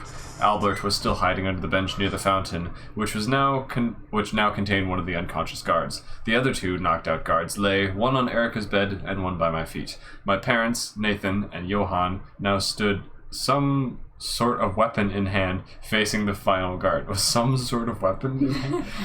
Erica had somehow ended up stuck in the corner behind the guard, weaponless. Okay. The final guard seemed to be unaware of her for the moment. I grabbed the guard who was now at my feet's sword and joined our group. Jason grabbed the fountain guard's sword. The final guard sized us up, his sword drawn, his back to Erica. He didn't seem to like the 6-1 situation. He was preparing to attack. Oh no, I see where this is going. Hostage? He was preparing to attack, planning on slicing us all of us in half. Wow, with one mighty swing of his cleaver. When Erica slid down the wall in an attempt to get out of the way, her shirt making a noise as it scraped down the stone wall. The guard turned, because that's a strategically responsible thing to do, saw Erica, and lunged! I watched in slow motion. Oh no, Erica's gonna get injured again. Lewis says Erica gets hurt a lot and thinks too long, resulting in terrible decisions, but Gwen is meaner. Also, Gwen wanted to explore the Twin Towers during 9/11. That's true. Ooh. And Seb says, according to the official canon, Gwen saved hundreds of people on that day. And what did Erica do? Cry in a corner until her socks were wet? Gwen is mean, but that's what makes her the best character. And also because other viable reasons I definitely have. Also because she totally knows things about the main plot and is important of a character mentor thing and will teach Evan magic someday. It just won't happen for the next 700 pages probably. Mm-hmm. Yeah. The 700 pages that don't exist. Some of them do, but not all of them. Oh boy. Sorry. Okay. So he lunged at Erica. I watched in slow motion as the guard's enormous hands closed around. Wait, what? He had a sword in his hand, was about to swing at us, and then he just decided to reach and close his hands around Erica's neck, lifting her. Oh, okay. One hand maybe, lifting her into the air. The guard held her against the wall, his sword at her chest. Erica attempted to wrench his fingers from her throat, but could not. Oh no. Let me go, or she dies, the guard ordered, evidently caring more about not ending up like his compatriots than completing his mission. Why do you say compatriots? Because you use that word and it's funny. Okay. I quickly stepped out of the way, giving him a way to escape. Jason and Mom quickly followed my lead. Hive mind! The guard grinned, but it wasn't a happy or thankful grin. Rather, an evil one! You better not hurt Erica! She has been injured too many times! He sheathed his sword, then dashed through the opening. Okay. Not letting go of Erica! Oh no. He released her neck and clutched her waist instead as he sprinted for the door. His hand is just like a giant meaty... I have your entire waist in my hand. I can hold your waist between my thumb and my forefinger. Huge hands.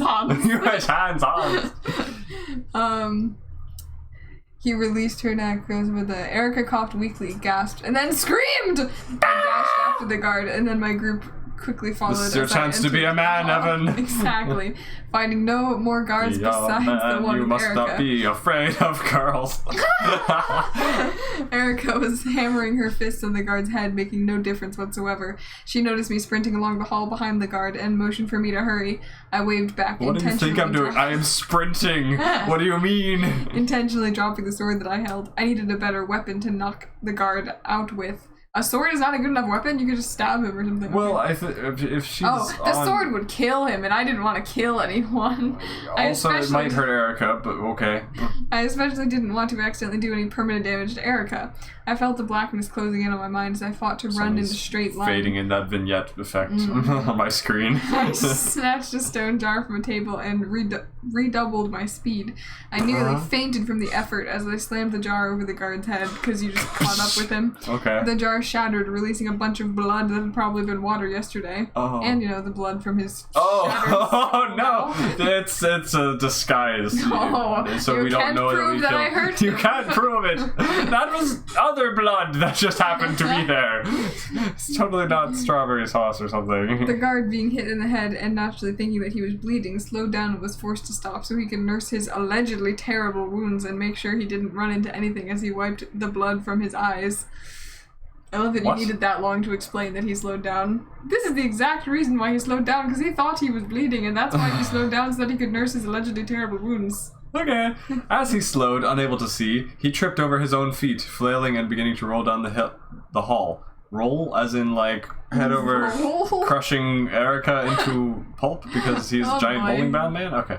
I, unable to control myself because of the blackness closing in on my vision, bumped into the wall, accidentally turned around. Wait, what?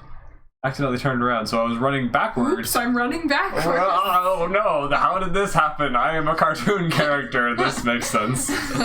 And was unable to regain my balance, so I fell, landing on the rolling guard. How does that happen? How does that happen? Idea. Erica, the guard, and I rolled about 10 more feet before we crashed into the wall. Or rather, the guard's face hit the wall, stopping the three of us. He dead. His teeth are no more. The guard went unconscious. As I followed suit, dizziness and a headache adding to my previous tired state. The last thing I saw before the blackness choked out the light was Erica smiling as she peeled herself off my chest. Peel? We're all covered in blood and we smashed into a wall. Why is she smiling? That was so romantic. You saved me, Super EJ.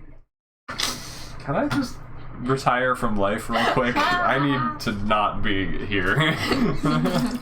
Bruh. Seb says it's chunky. He's rolling down the river! EJ Does he? is Well, rolling down the he hallway. doesn't have big teeth anymore. He smashed them out of the wall. Because he has a big ego. And he's afraid to have a girlfriend.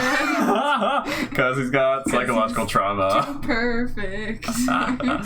Oh, that's hilarious. Seb says Erica is quite literally one out of the 5,201 NPCs, but forced into a love triangle, and that's her character in a nutshell. Or shell nut. Wow.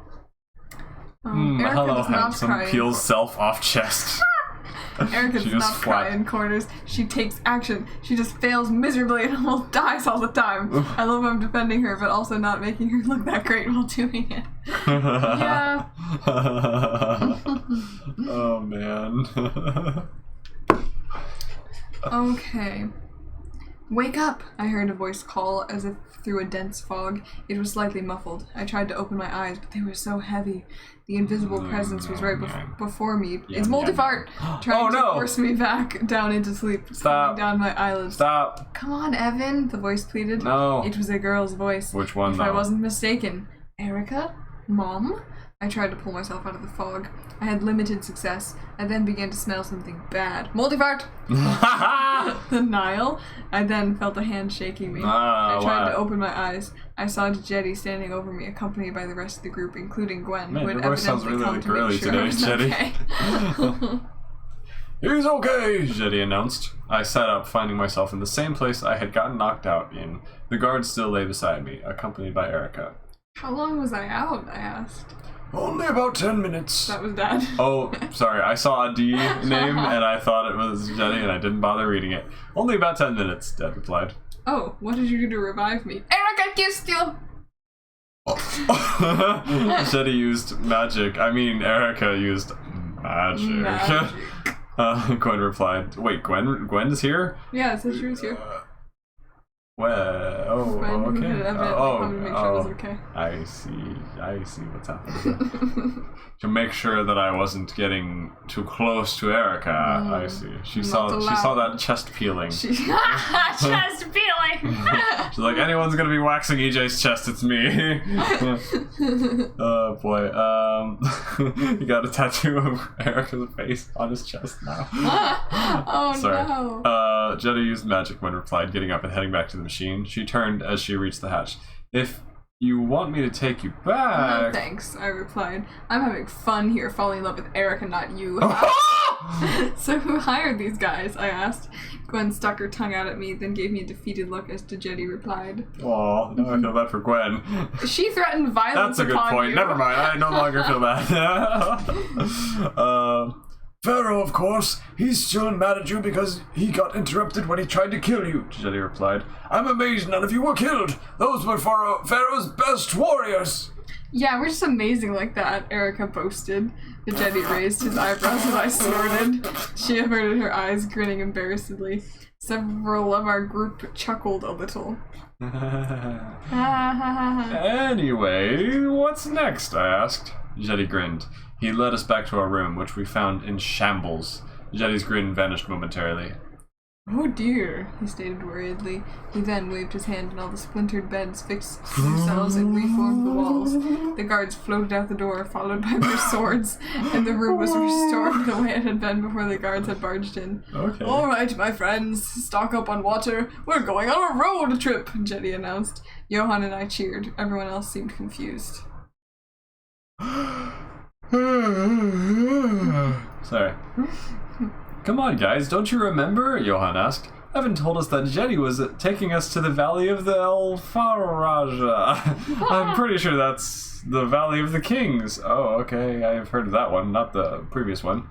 It's only the coolest place ever. It's where King Tut was found. Wait a second. Jetty, are there curses put on any of the Pharaoh's tombs? Yes, actually, most tombs do have enchantments on them, Jetty replied. However, we have reason to believe that they wear off after time and need to be recast. Most of the time, the family How of have the you dead... tested this? I have no idea, we just Time have. travel. Yes. Most of the time, the family of the dead person keeps the curse active, sometimes for generations. Usually, people just let it wear off, though, because you only need it to scare people off for a little while until they're scared to try breaking in. Okay, logic, sure.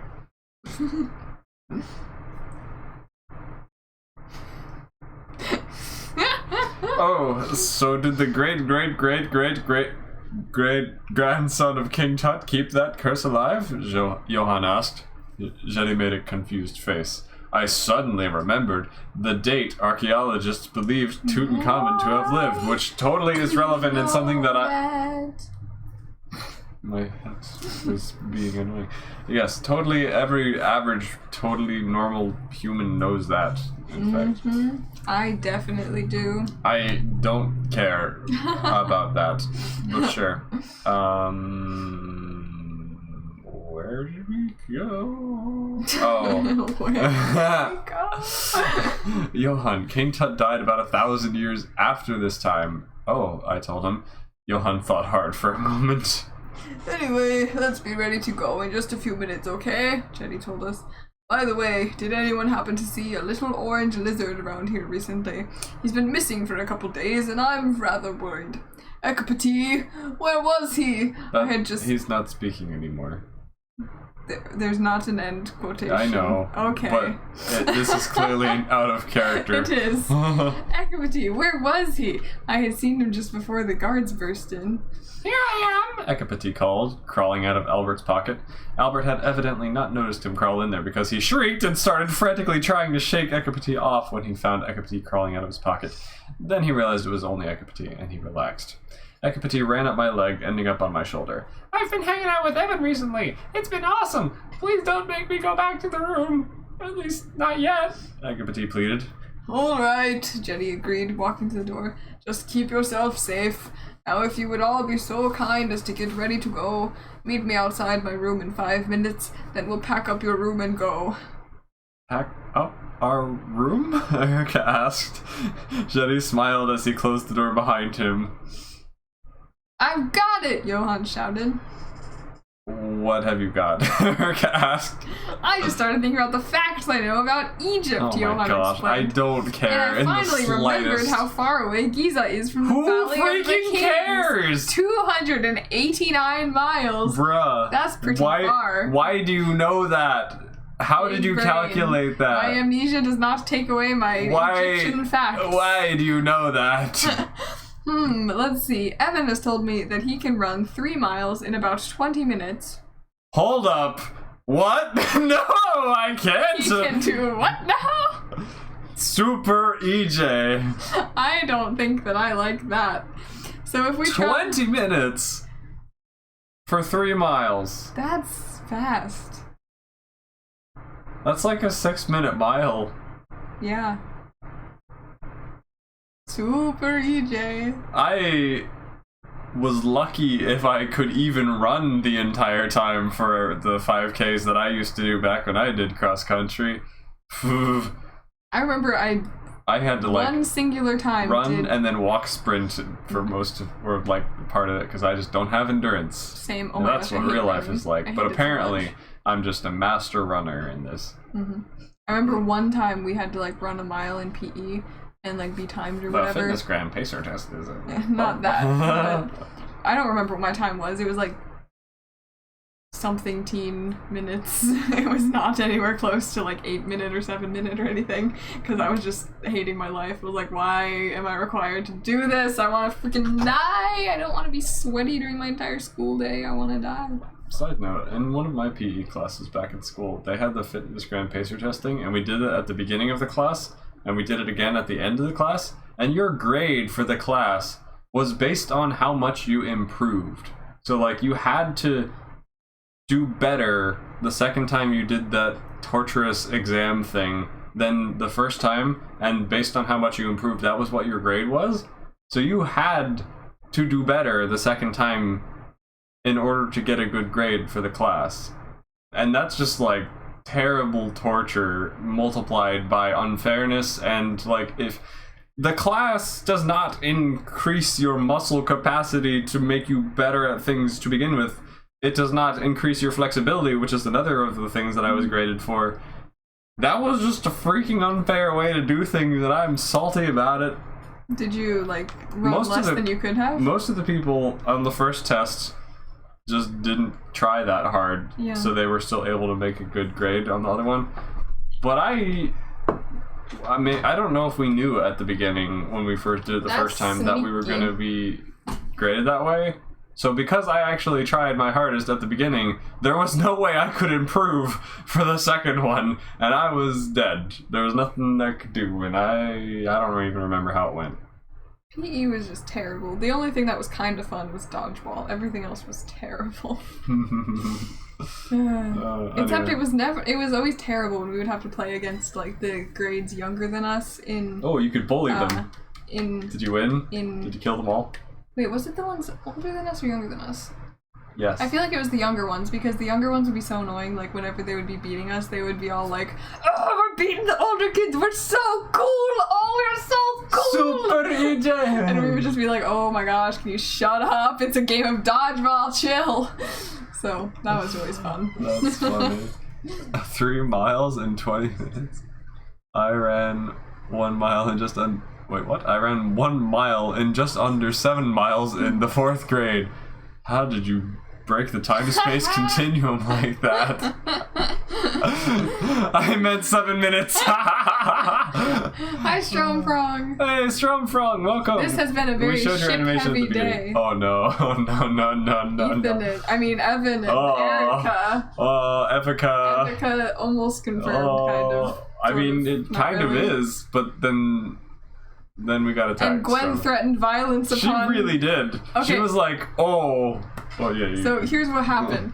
So Super EJ, he was like being all emo and like looking out the window at night, being like, oh, it's nighttime, I can't sleep. Look at and the then stars. Erica came up with her little blanket and she's like, you can't sleep, and he's like, no. And she's like, me either. And then she like puts the blanket over him because it's cold and they're like sort of like next to each other, getting all warm. And then she like falls asleep leaning on him, and then he's like, I refuse to fall asleep, I won't fall asleep, this is so weird, I won't fall asleep, I hate girls. Proceeds to fall asleep. Falls asleep. And then he wakes up and they're like leaning on each other, and he's like, oh my gosh, I can't believe we're leaning on, what if someone saw me? And then there's like a voice behind him, he's like, oh no, it's Gwen. And then Gwen's all like, oh my gosh, lost my innocence, I my can't reputation. believe that you would freaking do this. And then he goes in this whole spiel where he's like, oh, it wasn't my fault, go back in the time machine and watch, she came up and she fell asleep on me.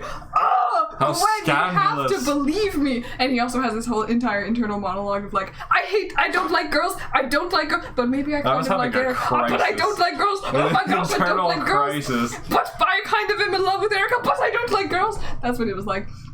And then Gwen was all like, yo, and then he's like, oh, I promise this isn't my fault, oh my gosh, I know you like me and everything, and like, I don't want to admit that I like anyone, oh my gosh, this is none of your business, oh, it's not my fault. And she was all like, well, actually, it is my business because I like you, and because I like you, that means you're not allowed to like anyone else, so you better take care of this right here, or I will punch you. And he's like, and then she just leaves, and he's like, what the heck? And then he like mutters to Everything himself. got very complicated. He's like, oh, I like Erica, but Gwen likes me. Oh, woe is me, what to do? And Erica was awake for that, and she heard it, and she's all like, I know this now. But he doesn't know that she knows. And so now Erica, she almost got like kidnapped by this man with She very did. big hands. And Evan Huge hands. saved her all heroically, and then he passed out. And now he's waking up. And Waking up to ash and dust. I want my brown, I swear. and Gwen is also here, and that's kind of where we're at. We're not sure what's gonna happen, but like, oh, tea. There's so much tea. That was my beautiful. Tea. I missed that. That's great. Whooper EJ is dead. Why, EJ? Why do you have to be a bad writer? Hey, it's not dead. Well, yeah, it's kind of dead. Dream Girl says, dude, what? I could only ever run 1 mile within 10 miles? Same. If you can doge a car, you can doge a ball. Wait, why would you be dodging cars? Bumper cars. Frogger intensifies. Oh. Oh, that's hilarious. Take care of Erica, or I'll have to. Depends on what kind of take care. Oh no. Gwen's Take like- that. Alright, I don't oh know yeah, what's what have you got? happening. I just started thinking about the Oh facts I yeah, know about Egypt. and I finally remembered how far away Giza is from the Valley of the Kings. 289 miles. Bruh. That's pretty far. Let's see. Evan told me he can run 3 miles in about 20 minutes. So if we traveled 10 miles at a walking pace through the desert, it would probably take about 3 hours. 289 divided by 10 is 28.9. Multiply that by 3 hours, and that would be about... how come it specified that Akapati is the math genius and yet Johan has taken all the weird math? I don't know! Why? I don't even We're know. taking away his one character trait. Exactly. About 87 hours I finished, having already done these calculations myself, In the span apparently. of time of a blink, obviously. I finished. But we also have to take into account our resting and stuff, and the fact that we're leaving from Memphis, which is about 10 miles away from Giza, if I remember correctly. How would you know this? Your geography is not even updated with the past of thousands of years ago! Blah! Okay. We can't possibly travel 87 hours straight. I'd say we double that, at least. Divide that by 24... Oh my, if we walk, it'll take about a week. How long did Shadi say we would we would stay there? I asked. Our group was staring at Johan and I in the same confusion that we audience members are currently. We glanced at each other, then high-fived. Go nerds! I laughed. Wow. What is wrong with you? I don't know. So many things. Anyway, I think Gwen should go just pick us up with the time machine and bring us over there to save time. Then again, she wouldn't... wait, what? Then again, she wouldn't do that for me. She's mad at me. So she'd make me walk. And we'd be crazy not to go with Jetty's protection, I sighed. Looks like we're walking. Oh boy. Yes, I'm sure Gwen would inconvenience you for literally a week and make you walk across a desert instead of just instantaneously teleport you. She has to watch you and get bored of seeing you hang out with Erica too. Why would she not do this? She hate watches them. She likes to feel angry. It's like watching a show that makes you angry. Exactly. We were baking again, hot, tired, and walking across the desert. When you finish baking, die! Jenny was leading us to the Valley of the Kings, and we were boiling under the hot Egyptian sun. Go, nerds. Is it too late to nuke ancient Egypt? We had long since run out of water, Johan and I sharing a bottle. Oh my gosh, you actually shared a bottle with someone in jar before? Oh my gosh! Who was it with? Johan. Erica? Oh, that would be deep. Well, Mom and Erica did the same. Jason and Albert each used their own bottles, and Nathan and Dad each had one. Now we all trudged along, sweating, seeing mirages left and right, and following Jetty over the countless sand dunes. We had long since left behind the stench of the Nile River, replacing it with the smell of our own sweat. None of us were happy. I was thinking about other things, though, in an attempt to stultify my misery. Stultify? I mean, I guess I understand what that word means because of the context here, but I don't know that word now, but apparently I knew it when I was 11 That or is 13. a weird word. I was using my vocab words. Heck yeah. We had tried to contact Gwen in an attempt to be instantaneously transported, but she was apparently not paying attention or something. Or so we were stuck intentionally a jerk. A jerk. My mind wandered to the way Jenny had amazed us by packing our room. As soon as we had all met outside the room, Jetty had waved his hand, and when I opened the door to our room in curiosity, I found nothing but sand below and the second floor above. Wait, what? So there's just a hovering... How does structurally sound building not crunchy? Okay. Absolutely no idea. They are very good at building, apparently. So... The entire room had just been stolen. A few support beams supported the second story so it didn't fall. I thought about it, apparently. Okay. When I asked him where the room was, Jetty answered that it was basically nowhere, but he could call it to wherever he needed it to be whenever he wanted. He literally has a pocket dimension at his command. What? I was gonna mention this earlier, but I forgot. Pokeball. But this entire segment of the ancient Egypt stuff, and also this specific thing, is really reminding me of, remember that book, The Children of the Lamp? Yeah. Didn't they have like that thing where they could like open their little storage compartment in their mind? Or is that a different book? Like, remember they could like literally open a storage compartment and like put things in it? And then like take it back out? They had their lamps or like bottles they or had something like that they could do that with. a mental thing. Did they? Unless that was the Kane Chronicles. I literally can't remember which one it was. No, that was the Kane Was Chronicles. it? Okay. I think. They feel honestly, similar in my I can't mind. really remember much from the Kane I Chronicles, can't gonna be either. honest. Except there was also a love triangle in that. Except Oh, I only hopefully read the not like first two this. books of that one. I never got to read the third one like you did, so I don't even remember much. I think I have all of them still. I mean, The I Kane think Chronicles? they've been in like a get rid of pile for ages because I had too Get many rid of books, pile. but I think that they have never been gotten rid of, so I think they're still in this house. I mean, I don't have interest in reading. I don't have time, but okay, let's catch up with chat. I feel like we've missed some. You can Dogecoin. Not what I said. Movie reference. Thank goodness little author EJ shared his work for math, or we would have had to take some points off. Yes, for sure. Go. Hey, Twitch has decided to stop hating me. Hey. Any math/ecopity that I missed? well, Yes. there was math, but they did There it was all math. for you. Yes, yeah. Unfortunately, there was no math that needed extra work to be shown. Sadly, of course, if you wanted to double check it to make sure that in fact Memphis and Giza and wherever the Valley of the Kings are however many oddly specific number of miles that Johan happened to know of. Here, I'll scroll up in case you want to do that useless calculation. There's the work you need. Take a screenshot. I don't know. He says, "No, I've been replaced." By a lizard. Hit me up with those numbers. Super EJ's relationships are as rocky as rocks. Smiles at use of a simile. Oh my goodness. By the way, smiles at his use of a simile was something that was said in the first episode, which is why we're making fun of that. Oh my goodness. Okay, so apparently, Jetty packed our room into a pocket dimension, and he can access it whenever we want, I guess?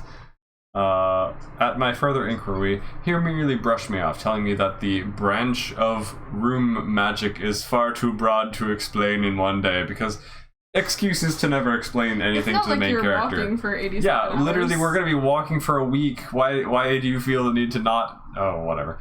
He told me to ask again some other time, but I had a feeling that there would never be a time that would be sufficient for him to explain it, considering he would be dead. Whatever. I sighed, making a mental note to replenish my water bottle supply when we got back. Okay. Hello. Hello, I'm too far away to read it. Metrome. How's it going? Welcome to the stream. Hope you're having a good one. We are reading a story that I wrote when I was 11, and it's real bad. Yep. It's a time travel story, but it's also got like magic wizards and stuff. We're in ancient Egypt right now. I don't know what we're trying to accomplish, but there's a lot of NPCs along with the main character, who is a Mary Sue dumb version of me who can do everything. It's terrible. I'm sorry. We walked for ages, passing little more than sand dunes. The sun baked down on us until no one could stand it any longer, and we decided to take a rest under a nearby tree. There are trees in the desert? Apparently. In truth, it looked as though Albert and Erica were about to faint, but unwilling to admit their weakness. Even Jetty seemed fatigued. Wow. He waved his hand. The story just and really beats into Erica. It really does. A glistening pool of water appeared. I cried out and jumped in. Whenever you see water, you just full send. Yeah, shove my head in the mud of the Nile and like... I landed in a pile of sand. Everyone stared at me in confusion. It had been a mirage that appeared at the same time as Jenny had tried to position his attire. Good job. Feeling foolish, I slunk back to the lone tree under which everyone sat, collapsing on my back. Jetty realized what had happened, and he waved his hand for real. A pool of blood materializing before us. Woo! Jetty frowned and changed the pool to water. Not a mirage this time. Everyone's expressions brightened, and we jumped into the pool, glad for the relief from the hot desert path. Hey Jetty, is this water safe for us to drink? Johan asked. Well, I don't see why not. I just created it, and it's not from the river, Jetty replied. Hearing this, I plunged my head beneath the water and drank. Nice, clear, cold water. It was the best drink I had ever tasted. Except for the other ones. Except for the drink I'd taken at the fountain. After our first march across the desert. We rested in the water for about a quarter of an hour, the Jetty even joining for part of the time. Then I got my idea. By the way, I laughed because I hadn't read that part, not because I... Ouchie. My bum. I'm stupid, but I'm not that stupid. I said the same thing, and then she read it, and I was like, wow, I said the same thing as my past self.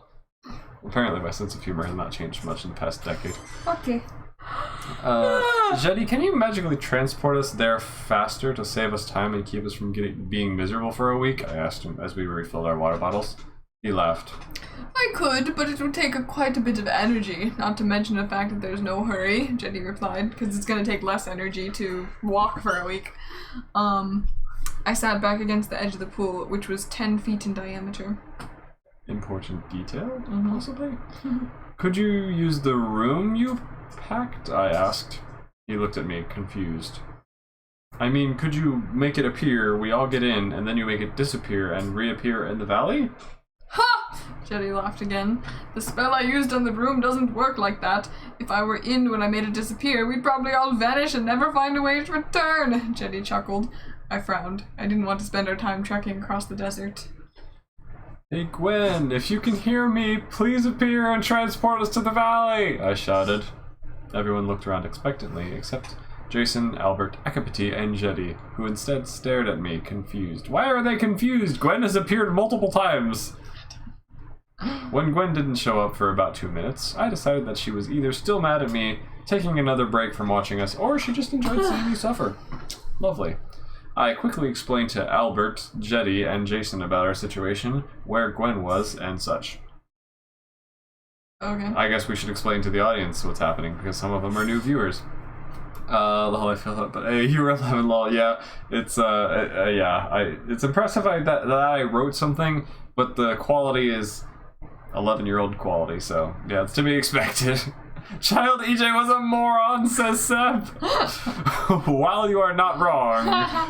I don't really have any continuation of that statement. Yep, you're right. So yeah, explanation of where Gwen is. Basically, Gwen was the person who's currently has the time machine.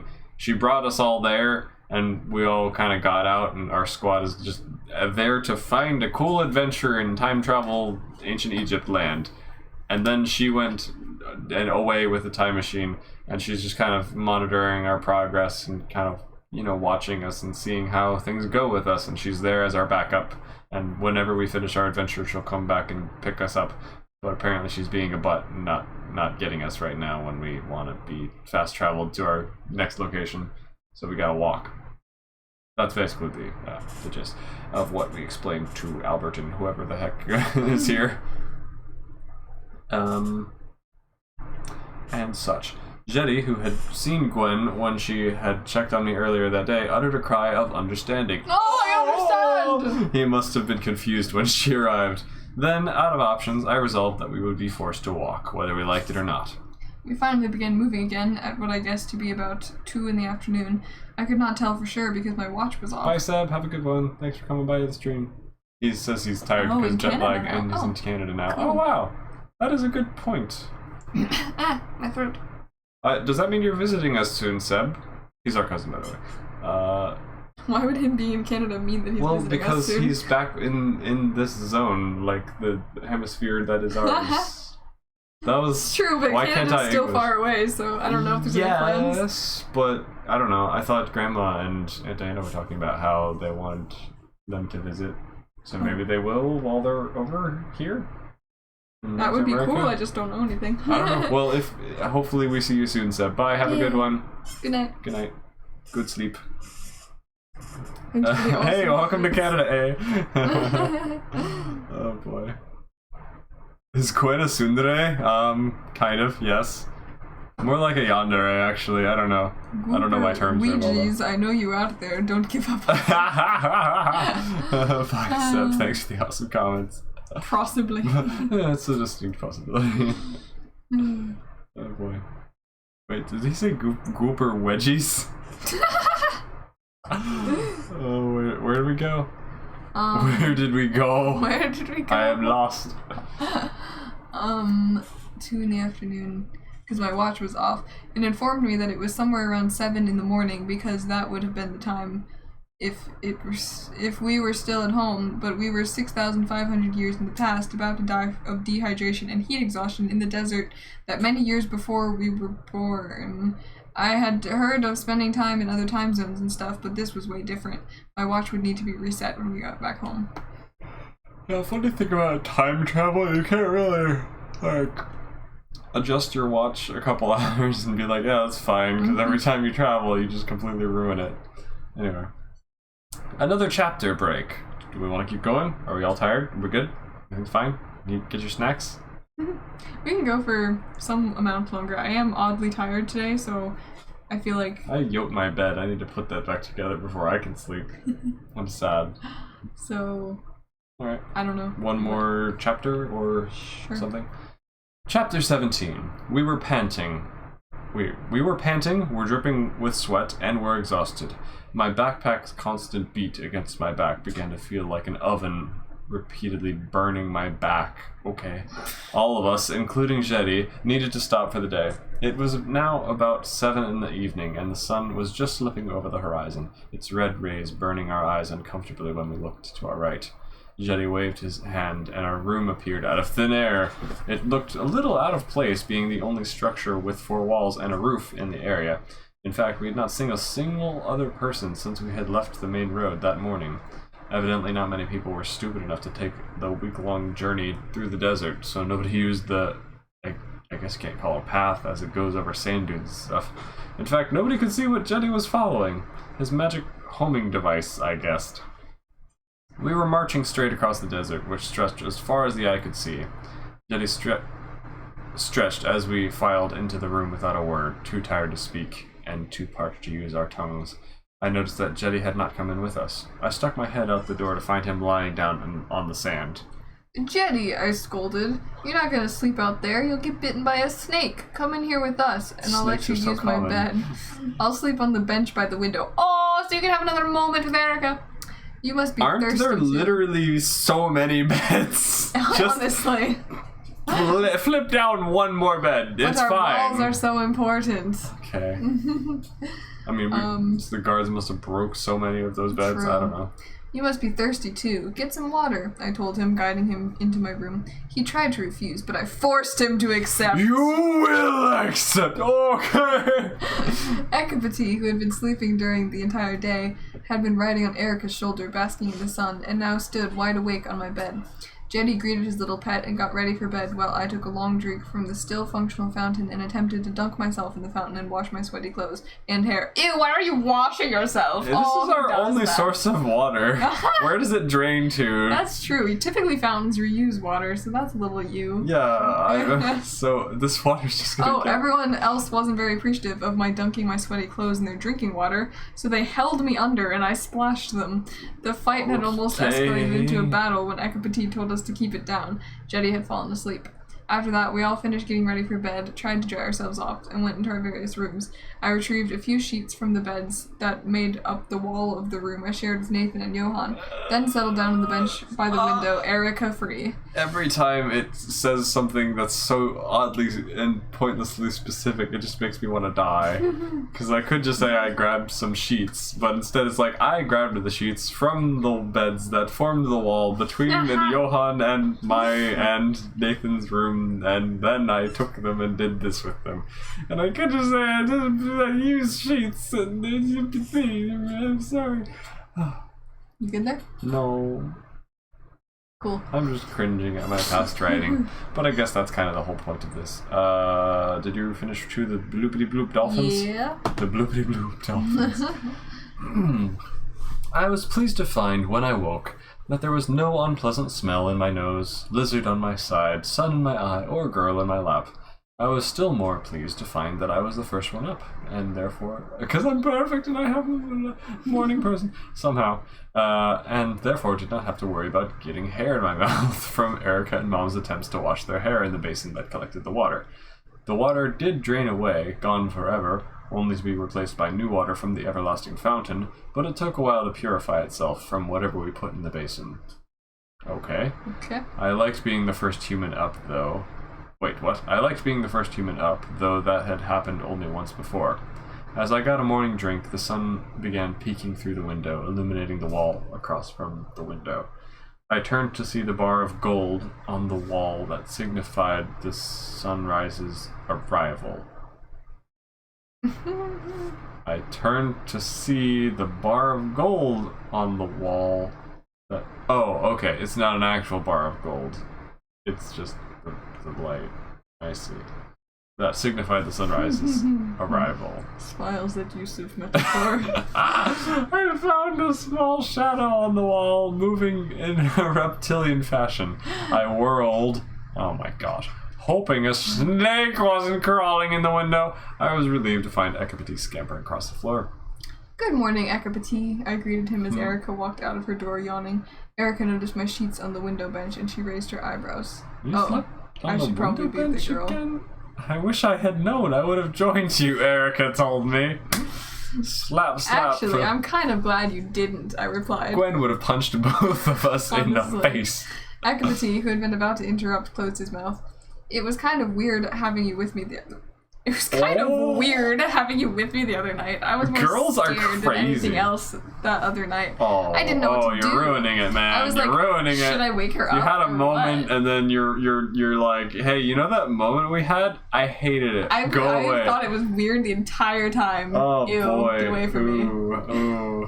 I was like, should I wake her happy. up or what? I asked, being completely truthful in retrospect upon the incident. Erica spoke, casting her eyes downward, seemingly crestfallen. Did I have an idea of how things would go here? What's happening? I'm curious, what past self is gonna, have result from this conversation. Yeah, I don't know, man. This is some tea. Sorry, I just kind of get lonely in my own room, Erica responded.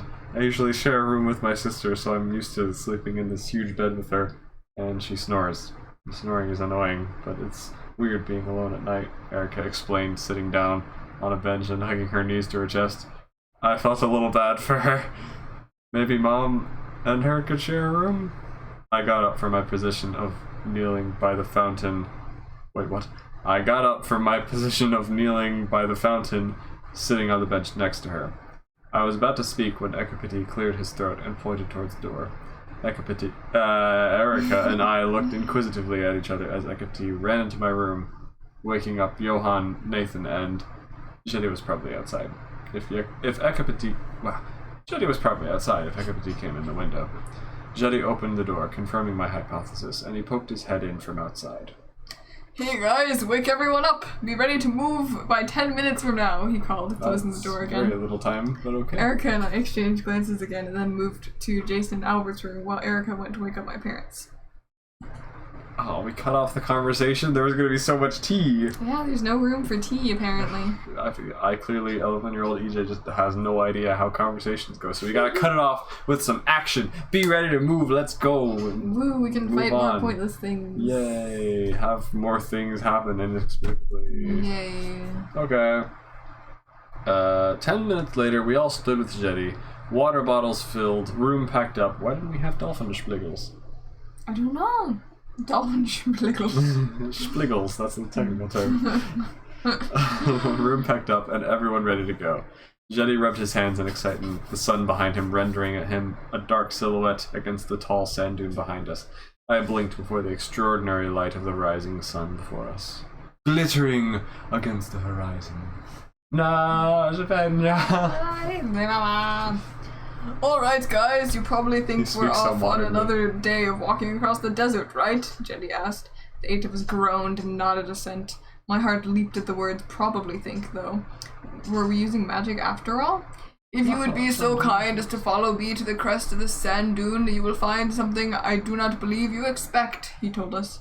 Gwen had come for us. She must have landed the machine at the top of the sand dune. I excitedly dashed to the top of the sand dune, the cool air brushing my cheeks as I went. I wonder if it would have been a better idea to rest during the day and travel at night, I thought. Then again, there would be more chance of falling into something we couldn't see because of the dark or coming across a snake. There's so many. Why am I so worried about snakes? Indiana Jones. All man. I know about Egypt is that there are snakes. Apparently, not even scorpions, just snakes. I reached the top of the hill and gasped. A valley opened up before us, an enormous crack in the desert floor. The Valley of the Kings. Haven't you been walking for like one day? Wait, how did we get here? I asked as Nathan chugged up the hill behind me, followed by everyone else, huffing and puffing. I thought this trip would take a week. It took 5 days, Jetty responded as he reached the top. I turned to him in confusion. Once I woke up the morning after our first day of walking, I took Ekapiti outside and got an idea. You guys were really slow, so I decided to make the room, along with you guys, disappear. Oh, we just didn't exist for a while. Yeah. Oh. Without you slowing me down, I went a whole lot faster and walked on my own for 4 more days, eventually getting here late last night. And then I made the room reappear this morning, and you guys are now awake on the 6th day after we left, Jetty explained. Gwen gasped. Wait, Gwen's here? I'm confused too. When did she get here? Is she here? Why is she gasping? I'm sure this is an anachronism from like Probably. searching and replacing when people were here and when they weren't, and I messed up. Oh, hi. Why are you here? Stormy! Hello, Stormy! Come here. Come here, buddy. Come, my child. Show yourself to the stream. Hello, little guy. Little kitty. Observe him. He is cute. Look at him. He has cuteness, and he has adorable lassitude. Yes. That is the thing. I love. He's cute. He has been with us for almost a whole year. Oh my Almost, goodness. Oh my goodness. Super EJ is a swoon today. I like being the first human up. Bold of you to assume that you're human. Reincarnated alien. Gwen with binoculars in the distance, always watching. Erica, be warned. Stormy! Kit Kat! Purrs contentedly. Aww. Yeah, everyone loves you. Oh boy. So you had us captured? Jason asked. In your power completely? Unable to even perceive the passing of time because we were gone? What if you had died? We would have been stuck forever. What if an enemy had done that? He could have trapped us forever if he did the same thing. Good gracious, Jason, calm yourself, Jetty ordered. He became silent. Perhaps you do not know that doing that type of magic is impossible to do upon an enemy. Why? Because convenience. Uh-huh. Just to make it clear, this is totally not something you can do to an enemy. That's why we don't do it on everyone that's an enemy. Definitely. Because otherwise you totally would. Only a friend can do that sort of thing on someone. And Sure. But what if, like, just an acquaintance? Is there, like, a criteria you have to meet? You or have something? to, like, get to a certain level of friendship by saying it's Ferdinand. You may say Ferdinand.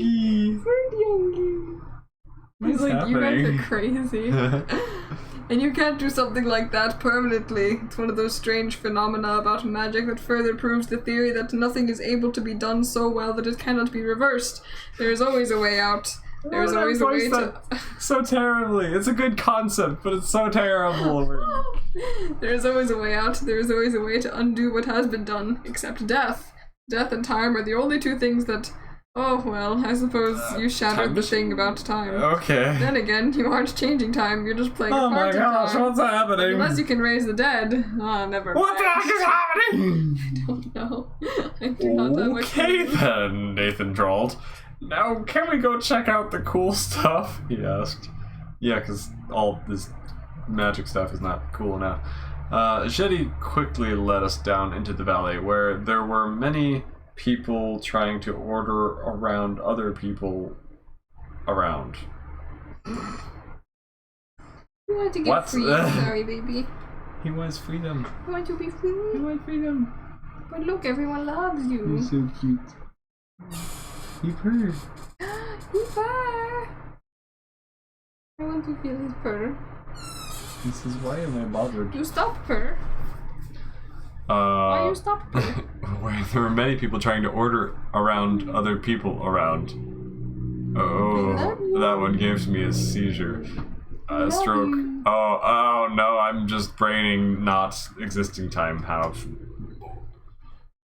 Can I retire from the human race now? Okay. Starting that entirely over. Ordering people around. Many of them were dragging or carrying stone blocks. We noticed wooden scaffolding in several places that stacked up to dark holes in the rock walls. This was a dream come true for me. I wanted to investigate everything, conduct experiments, or something cool like that. Yes, I know. I'm a nerd. My thoughts were interrupted by a mule-driven cart that nearly ran me over. I thought I was on a sand dune. I suddenly heard a loud cry. And Dreamer Gal says, what is Kitty name? Yes, his name is Stormy. That's because we found him last year on 4th of July. He was small kitten, and he was in a storm drain, and he was crying because he was all sad and lost. And so our neighbors got him out. I wasn't even there for that because my parents didn't frickin' tell me. And then they got him out of the storm drain, and then I was like, I want him because he's a little kitten, and so I took him. And now he is ours. Yes. He has got good home, and he's very sweet. He's very good He's boy. such a good boy. I love him. I can tell he's slightly annoyed with He's me a right little now. bothered by being But he's so captured tolerant, for so long. he just lets me hold him for forever. He's just like, this is fine, I guess. Luna would have killed me by now, and Misha would just be being very sad and dramatic about it, but he just kind of chills. I can tell he wants to go though, so I'll probably let him go. But I love him. He's my little boy. I have chocolate. Okay, you can be free, baby. I'm not a Do you need the baby. door open, or are you going to chill here? He's like, why is the bed all against the wall? I have cat fur on my face now. Okay, where do we live off? With yelling. No, there's cat hair on my nose. Oh, you What have I done to myself?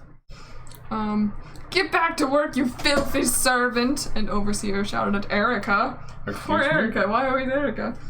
I don't Snapping know. his whip once at her, she Bruh. jumped and turned, and the guy Slap him.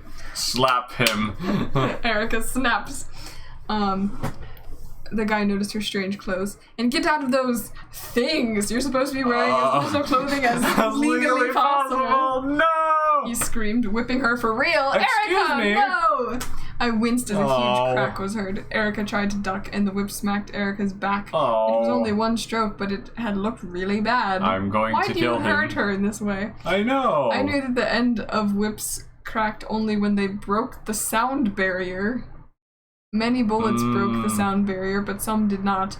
Essentially, this is not essential information. Erica had just been shot by a little string on the end of a rope, and it had cut through her skin who knows how badly. Why did we need that? Erica let out a cry of pain, crumpling to the ground. Okay. I suddenly got very mad at the overseer and became very concerned. Slap him!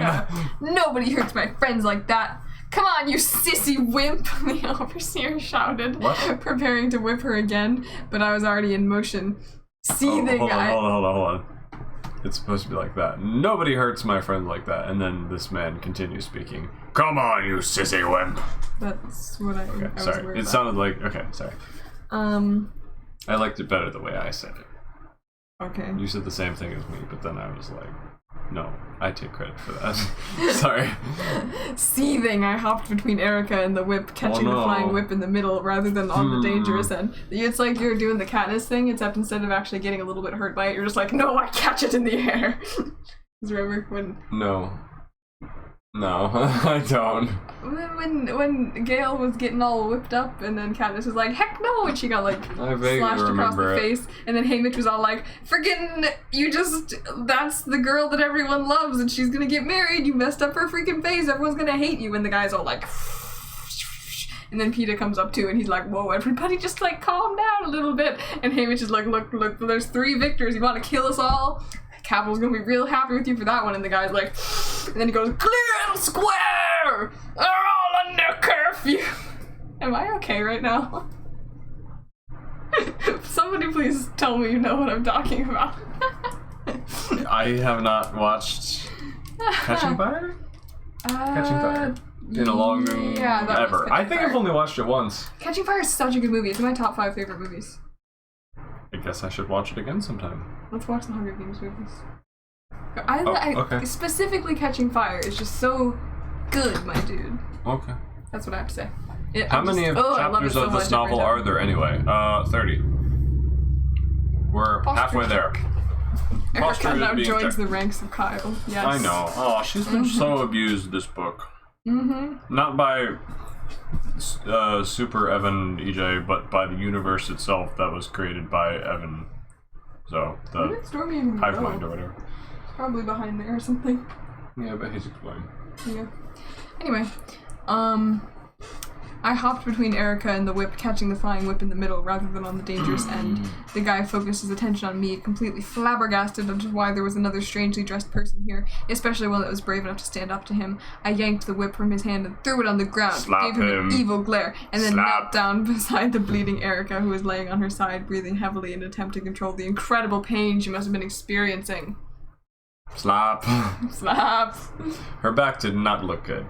I don't want to describe it though, because I'm still a little squeamish. A flaw in perfect EJ. I loathe the day I'll have to dissect a frog in biology class. Yeah, that did not go well. Did it actually not? Kind of. I had someone else do the actual dissecting. Because I was with my partner, and my partner kept being like, okay, I'm going to try to do this part. No, I'm not actually going to do it, you do it. And so I ended up doing like most of it, but it wasn't really that gross. I was just like, okay. Hi, baby. Starmie. The cut was just above the base of her spine, and was bleeding like crazy. The rest of our group noticed the commotion only now, and rushed over just as the overseer picked up his whip and began preparing to start whipping me. When the guy saw still more oddly dressed strangers, accompanied by none other than Jetty, his jaw dropped, and he hid his whip behind his back. He began leisurely strolling away, trying not to be noticed. I put my hand on Erica's wound to try to stop the bleeding as our group arrived. Erica inhaled quickly, her back straightening. Oh, you touched the ouchie spot. Good job. I felt her back muscles contract under my hand as she stretched out, her legs shaking. I had evidently caused her a great deal of pain. Well, good job, Sherlock. I withdrew as Jetty asked what had happened. I explained the situation, and Jetty examined Erica's wound through the newly formed rip in her t-shirt. Jetty muttered to himself for a moment, warned Erica that what he was about to do would sting a bit, then stuck his fingers through the rip and placed his hand on the wound. Erica's hand clutched my nearby pant leg as she grunted in pain. Jetty pulled his hand away a moment later, revealing Erica's healed back. Wow, magic is so cool, I whispered as Erica opened her eyes, which had been shut tight in agony. Agony! You okay? Did it hurt a lot? I asked Erica as I wiped my hand, which had her blood on it in the sand. Whoops, now this one has blood on it. Goes like flowers. I love that movie. That's another one of my top 5 favorite movies. Considering my reaction, that should be obvious. It was worse than anything you've ever imagined. I had my spine shattered infinite times. Every bone in my body was pulverized. And she got like her arm broken and like a dragon fight happened. Is getting like one whip on the back. Yeah, I mean, I don't want to discount her pain, but also, hasn't she already been through worse? I think maybe I am stupid.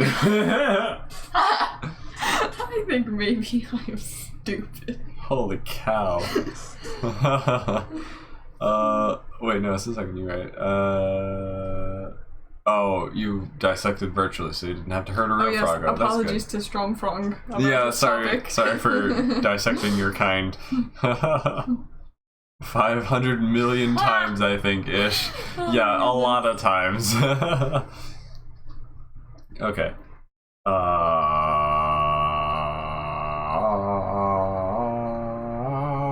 are you doing? I don't know. I'm doing a barbershop quartet with myself. Don't. Okay.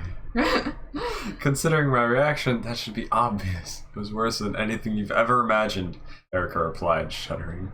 I then realized that, as neither of us had ever broken a bond, this might not have been the worst injury possible. Didn't she literally break an arm? Both of us have. My bones were powderized, and hers definitely was broken. So I don't know what I was smoking. I must have legitimately forgot about that. Awesome. So good job with continuity. Amazing. Anyway, Erica stood and turned to Jetty. Thanks, but why did you have to touch my back? Can't you just wave your hand? Do you have any idea how much it hurts when people touch my back? Just in general, not because of that injury. She's got trauma associated with that. He does. Okay, thank you. You are freedom! My friend. You are freedom, little guy! He descends into darkness. Into the void, his shadow puddle. Yes.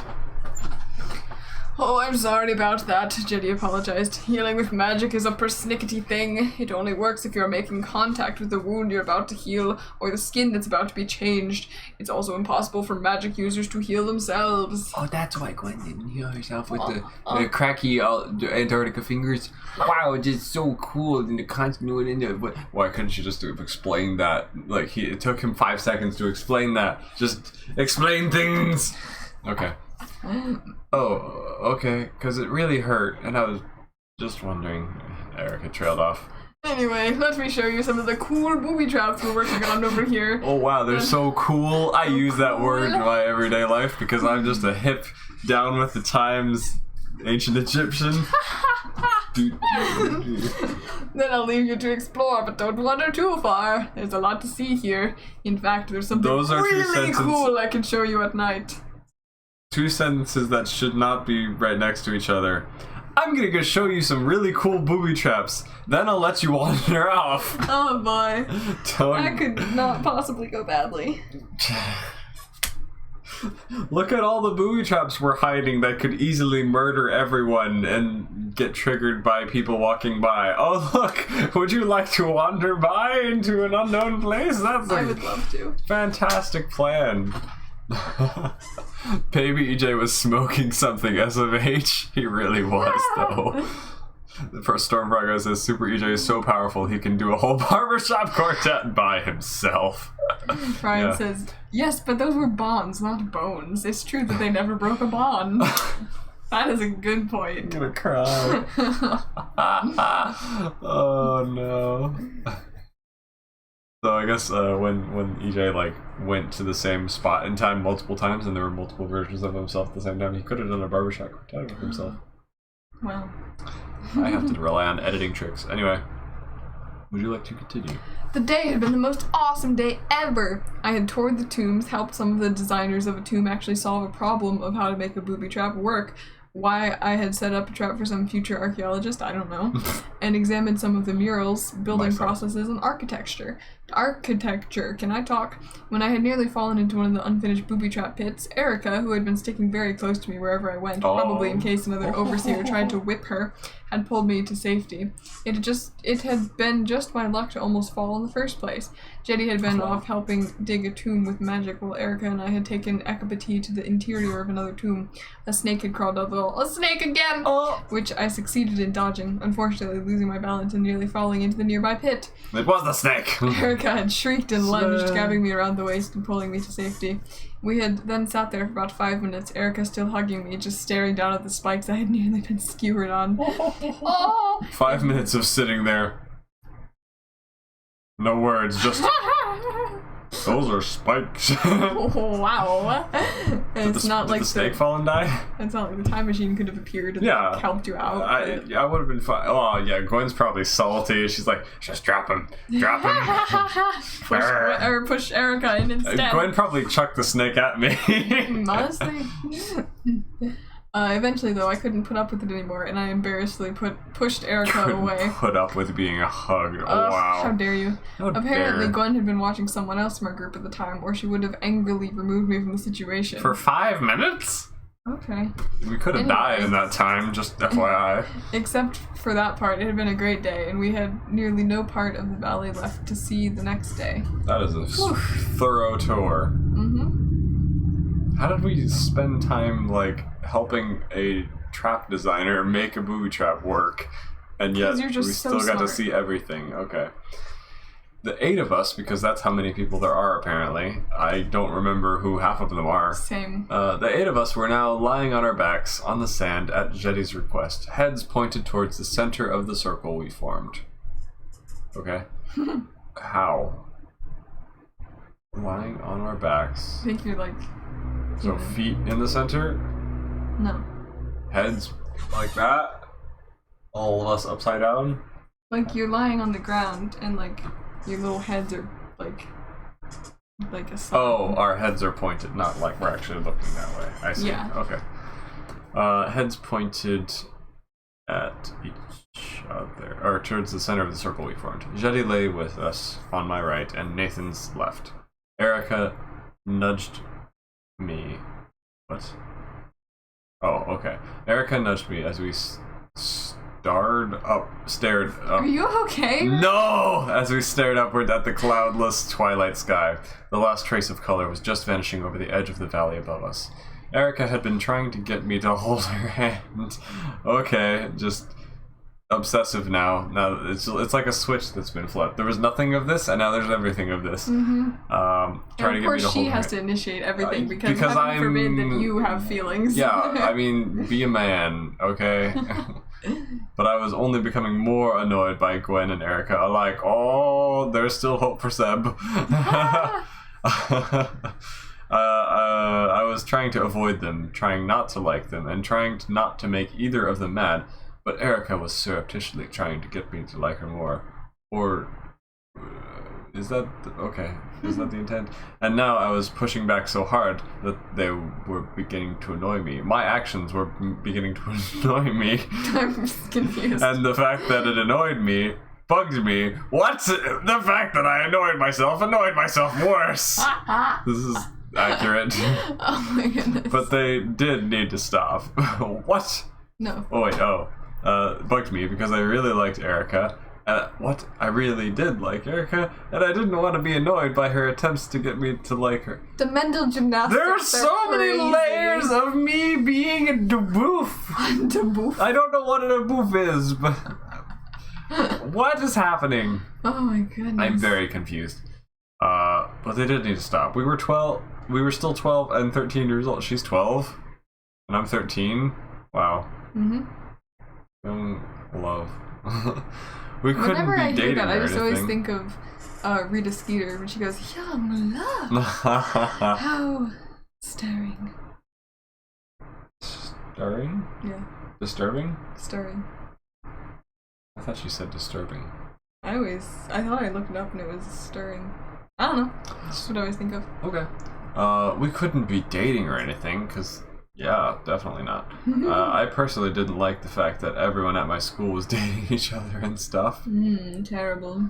They called me weird, but I didn't care. I didn't want to date anyone until at least after I graduated high school, thanks Mike Powers. I didn't care what they thought. That's just the way I am. And I'm sticking my guns. I was pretty sure Erica liked me. Pretty sure? Okay. Considering her behavior, and I didn't want her to stop liking me while she got bored of waiting for me to start dating her. But I wasn't going to date before I graduated. We've said that. It just wouldn't happen. Yes, I'm weird, but I just didn't consider myself mature enough to I thought that you were date. perfect. In fact, I felt like I needed to start hanging out less with my friends that were girls because things were getting scary with them. What? This is just turning into like a diary entry What's from happening? 8th grade you. This is very odd. I am uncomfortable again. I needed to resort to hanging out more with my friends that were guys who I could trust no matter what. I considered all of my friends to be equal no matter what gender, but now I was getting a little nervous around girls. What is... This is weird. I don't... what? This is bizarre. I don't like it. It's uncomfy. It doesn't even... There's not really story here. It's literally just like ranting. Yeah, it's just a therapy This is just session. 11-year-old EJ like spewing all his insecurities again. Yeah. Insecure of law. Mean Cat says, "What's going on?" I zoned out. We're just criticizing. It's kind of like dropped out of story now. It's just 11-year-old EJ talking about how he can't stand girls and doesn't understand what to do about them and is a potato sack in every way. Anyway, the sun had vanished and the sky was now darkening. That's a weird way to put it. The sun just vanished. Oh no! Guess the earth will freeze. Woo! And then you'll have to cuddle with Erica. Oh no! Oh! Jenny had summoned our room, placing it about 20 feet to our left in the sand that covered the bottom of the valley. Johan fidgeted nervously. He was scared to death of spiders, and after seeing an Egyptian tarantula earlier, his arachnophobia had made him paranoid. Maybe. The sky got still darker, revealing the first few stars of the evening, shining gems in the infinite expanse above us. Wow, how artistically you put that. Wow. This is what I wanted you to see, Jenny told us. Outside of Memphis, where there are no street torches, light firelights, or lamps, you can see each and every star in the sky without the light pollution from the cities. Witches. In the valley, it is truly amazing, Jenny continued as the dark gray of the sky gave way to pitch black, revealing thousands of stars. It was beautiful. It was possible to see by the starlight, and it was so bright and dazzling. Albert wowed, and... why is it... okay. And Johan oohed, and Nathan awesomed. I just laid on my back staring at the yes, I amazing too sight. awesome. I am awesoming. A shooting star streaked across the sky just as Erica touched my hand again. Gugh, why did you have to be I so wonder what she wished persistent? for. Oh. I thought. I contemplated going to bed, but I didn't want to leave the awesome stargazing spot. Instead, I pulled my hand away and crossed my arms across my chest like a mummy. Another shining fireball arced across the sky, followed by another and another. Soon, regular we're going meteor to die. showers was raining down from the heavens. If you've ever seen a meteor shower, then you know how difficult it is to describe the true wonder of it. It was fantastic. I still haven't seen one, so because that's our my parents excuse. didn't freaking wake us up. I know. Okay, we went to there was supposed to be a meteor shower where we would be able to see all kinds of like shooting stars and stuff. And we went to this place and we all camped out with like a bunch of other families, like maybe 20 other families in a big field or something, or in someone's backyard. And we were waiting for it to happen. And then our parents were like, "Oh yeah, you guys can go to sleep, and then we'll wake you up when it's time." And we're like, "Okay," because it was supposed to happen like in the middle of the night. So we went to sleep, and then we woke up in the morning, and we're like, Wait, what? Why? You guys didn't wake us up? Why didn't you wake us up? The whole point of us being here was so that we could see the thing. And they were like, oh yeah, it was boring. We didn't bother waking you up. And we were like, but I still wanted to see it. So, to this day, I still haven't seen any shooting stars ever. We're still salty to this day. I've seen a shooting star, I just haven't seen a meteor Lucky. shower. Yeah, I just came home from dance one day and I looked up at the sky because I like the stars and I saw a little pew and I was like, wow! I've never seen one stay, and Dad says they're so common and he sees them all the time. And I'm like, bruh, I've never seen one in my whole life and I look at the stars and I've never seen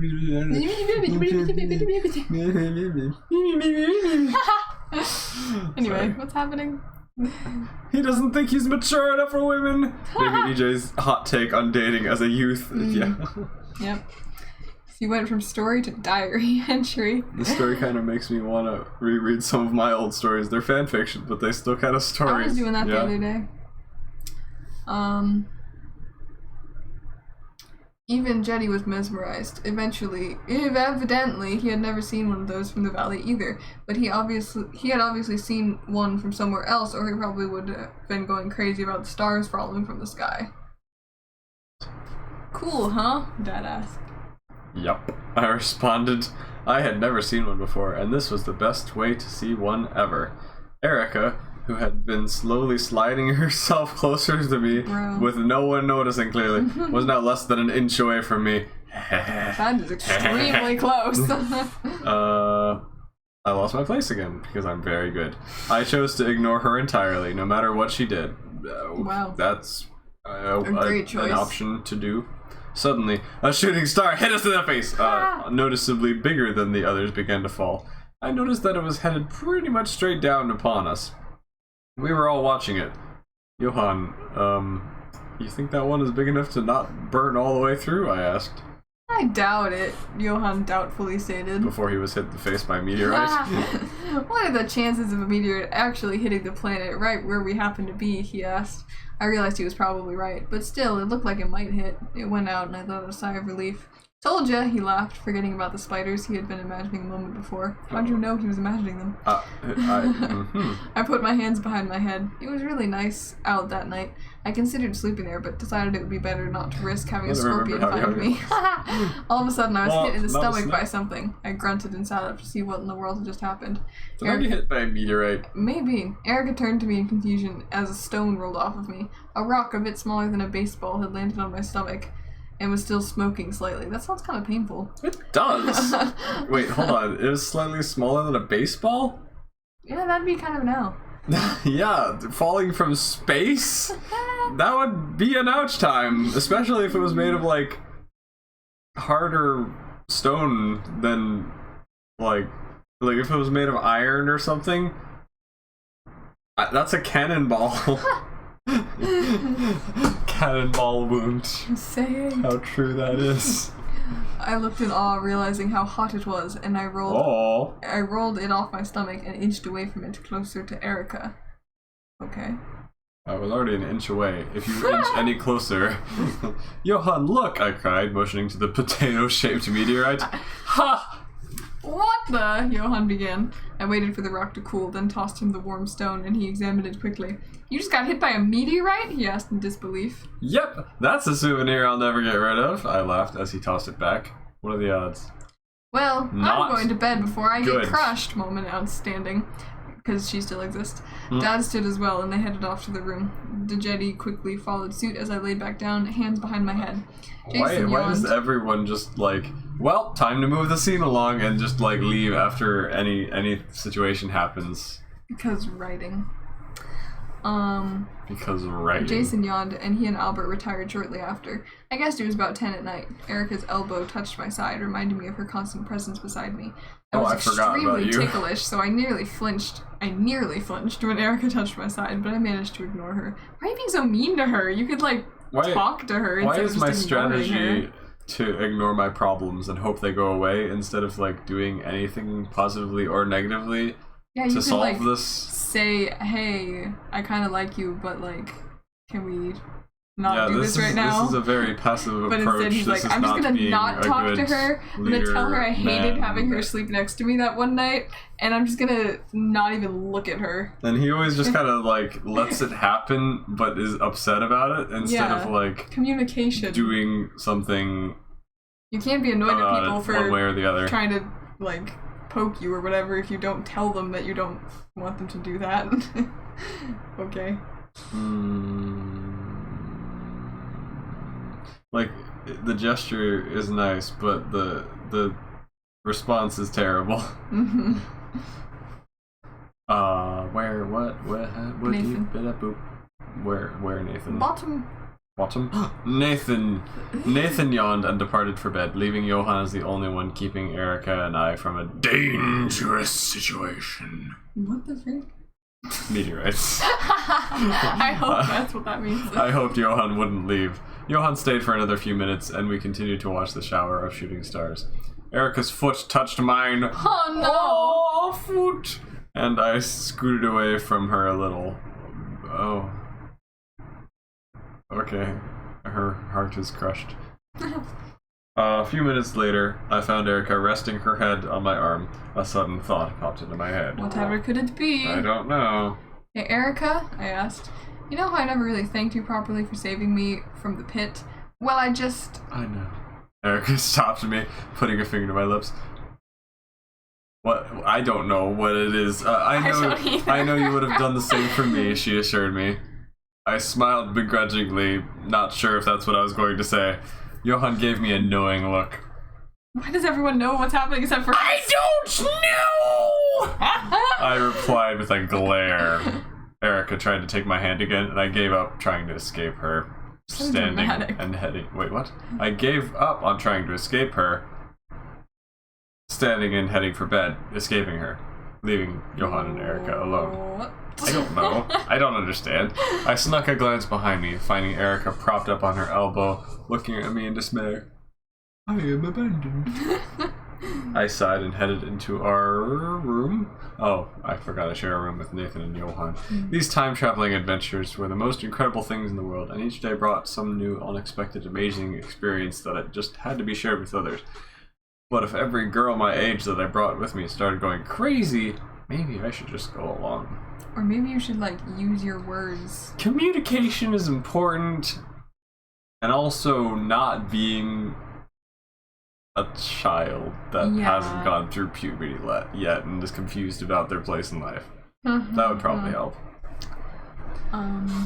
I've seen a few shooting stars, but I still don't think I've lived until I've seen clearly the Aurora Borealis. I've only seen it 3 times, all as a misty cloud as opposed to streaking lights. Huh. Wow. That's cool.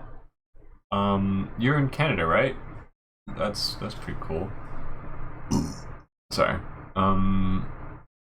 Math! I used to chart constellations and saw a few. Also, wow, Aurora Borealis, even though it was misty, that was really cool. I just realized these paragraphs are a mile long. Always constant. I was thinking the same thing. Because Gwen is always watching. His fear of Gwen outweighs his interest in Erica. Honestly, yeah. That's why. That's his excuse for why he's acting like a butt. Or he thinks Gwen will take Erica out if Gwen sees them together. He's trying to protect Erica. See, that's what it is. Yes, because Gwen's a sniper on a rooftop waiting for an opportunity. Just give her an excuse. Oh boy. Okay, forget it. I'm not doing any math on this. Looking at the numbers alone tells me that Super EJ, assuming he's human, is super dead.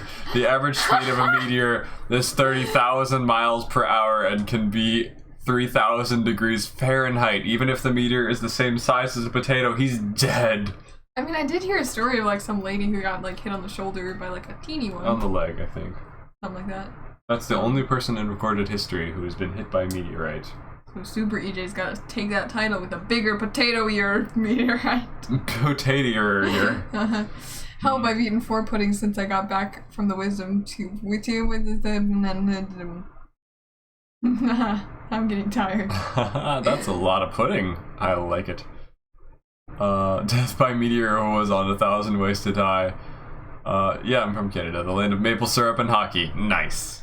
Oh my goodness, there's a lot more in this. Ooh, are we near a chapter break? No. And and he met war they showed was like the size of a walnut. Ah, for the lady who got hit in the leg? Oh. Well, technically, meteorites that enter the atmosphere, if they're like teeny tiny ones, they have a maximum speed, I guess, because of the air resistance. Or is that true? I guess technically, I don't know.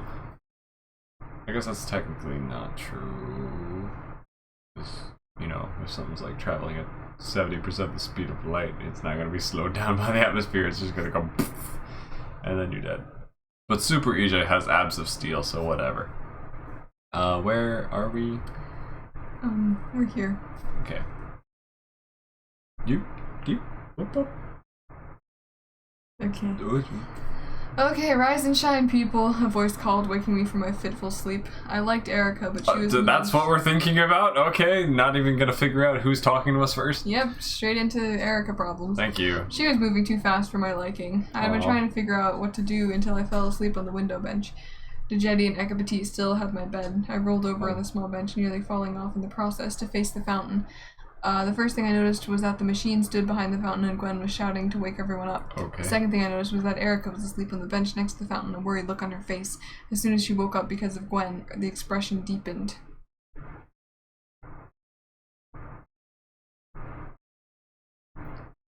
Sorry, I was confused.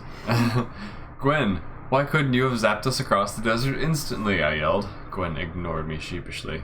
Ugh, she must have been taking a long break. What's the matter, Gwen? Erica asked as everyone began poking their heads out of the doors. Pharaoh is not happy, Gwen told us. I got bored of watching you sleep after a while, so I checked out what was going on back at Noph, or Memphis, or whatever. Pharaoh is screaming at his servants to go find Jeti. The water still hasn't gone back to normal, and Pharaoh is pretty upset. He wants Jeti to fix the water, Gwen explained as Johan, the last person to wake up, came out of his room. I sat up as Jeti thought for a moment. So that was why Gwen hadn't realized our need for transportation. Maybe. Well, did you see if the guards had prevented Moses and Aaron from renewing the spell? Jeti asked. Oh, whoops. Gwen shook her head.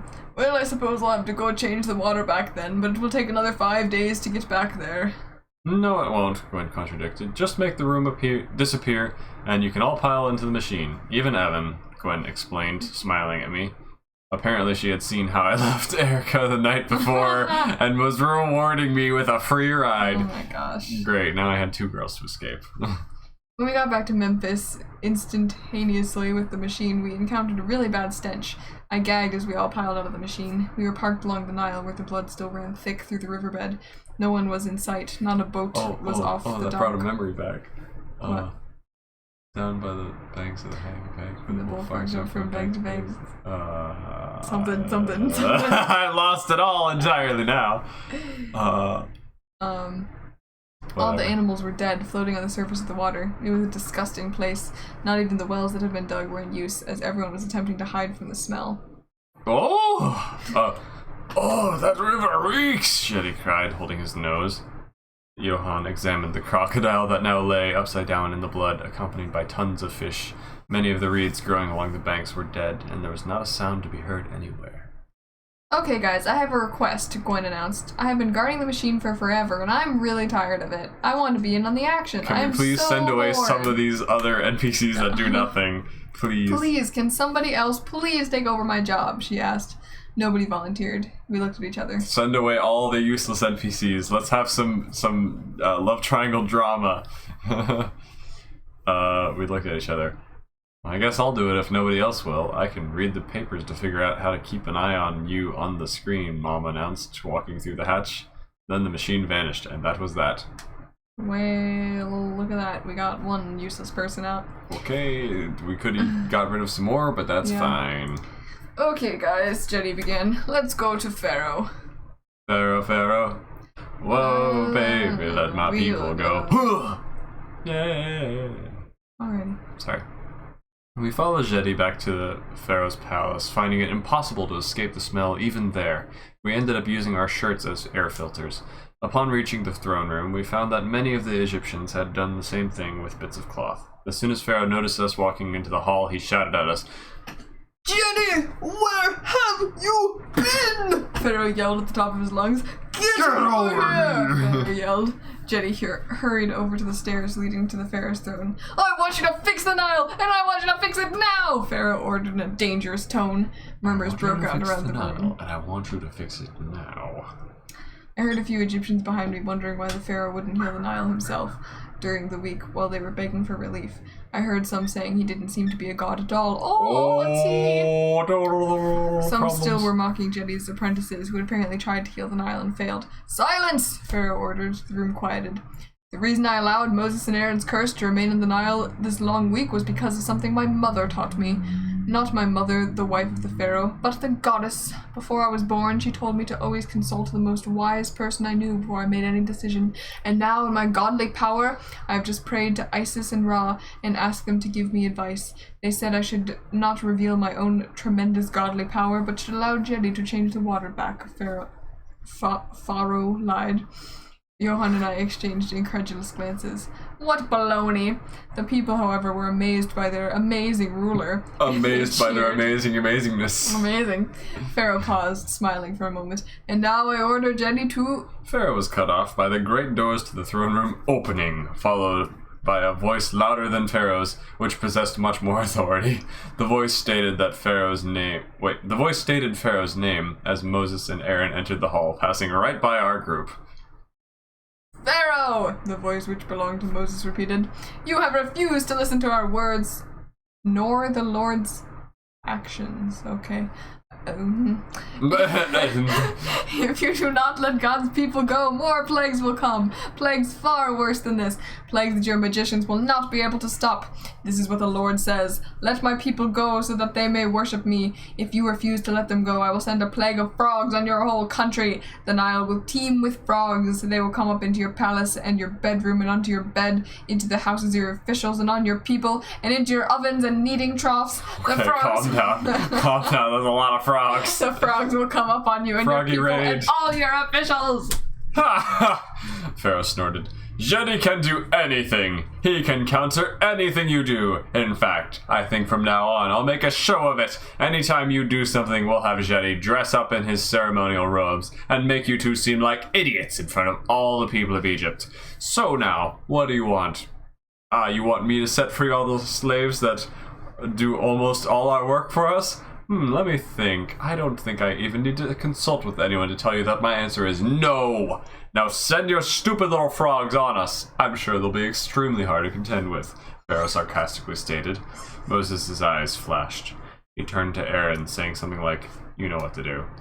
Aaron walked out of the hall, and the people around the walls started laughing at them, assuming that Aaron had run away, knowing that he and Moses had been beaten. Aaron is going to stretch out his hand over the waters of Egypt, and the frogs will come up and cover the land, shouted Moses, compelling the attention of all. Frogs will come up from the Nile, from the wells, from the ponds and streams, and even from your clay jars. You will be plagued until I pray for your deliverance, but the frogs will not go up onto the Israelites, your slaves, nor will they enter their houses. The Lord will make a distinction between his people and the Egyptians, Moses finished, just as the ground beneath us began to shake, unnoticeably at first, gradually growing into an earthquake. I fought my way through the screaming people to the window, out which I saw an army of frogs hopping down the street from the direction of the Nile. Pharaoh's gonna be hopping mad. A woman screamed and dropped a jar, which shattered onto the floor, revealing more frogs that had appeared inside. Oh, no. All the frogs combined jumping made the ground shake. Frog earthquake! I don't think that's how physics works, but okay. Aaron re-entered the room as the quickly advancing frogs reached the window and began pouring in. A few men began trying to stop on the frogs, squashing them, but there were too many to kill. The croaking and hopping was deafening. As I looked out the window, still more frogs emerged, coming from fountains and houses, jars, puddles, everywhere. The throne room's floor began to fill with frogs. The frog apocalypse has come. The people rushed in a panic to the middle of the room, away from the frogs that were now pouring through every entrance to the palace. An army of amphibians hopped down the main hall, covering the floor in a new, green, oddly shaped floor tiling.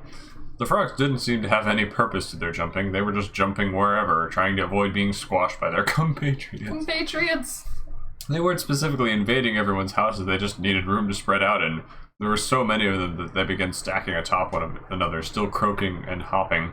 I tried to continue looking out the window at the sea of frogs, which now covered the entire desert as far as the eye could see. That is a lot of frogs. The frogs now completely covered the floor, and I was knee-deep in the creatures. Oh, gosh. The only people not affected by the frogs were Moses and Aaron, some random slave in the corner, and Johan. Each of them had a circle of space with no frogs, in a 3-foot radius, 3 feet in radius, 6 in diameter, around them. Why did I specify both of those? I don't know.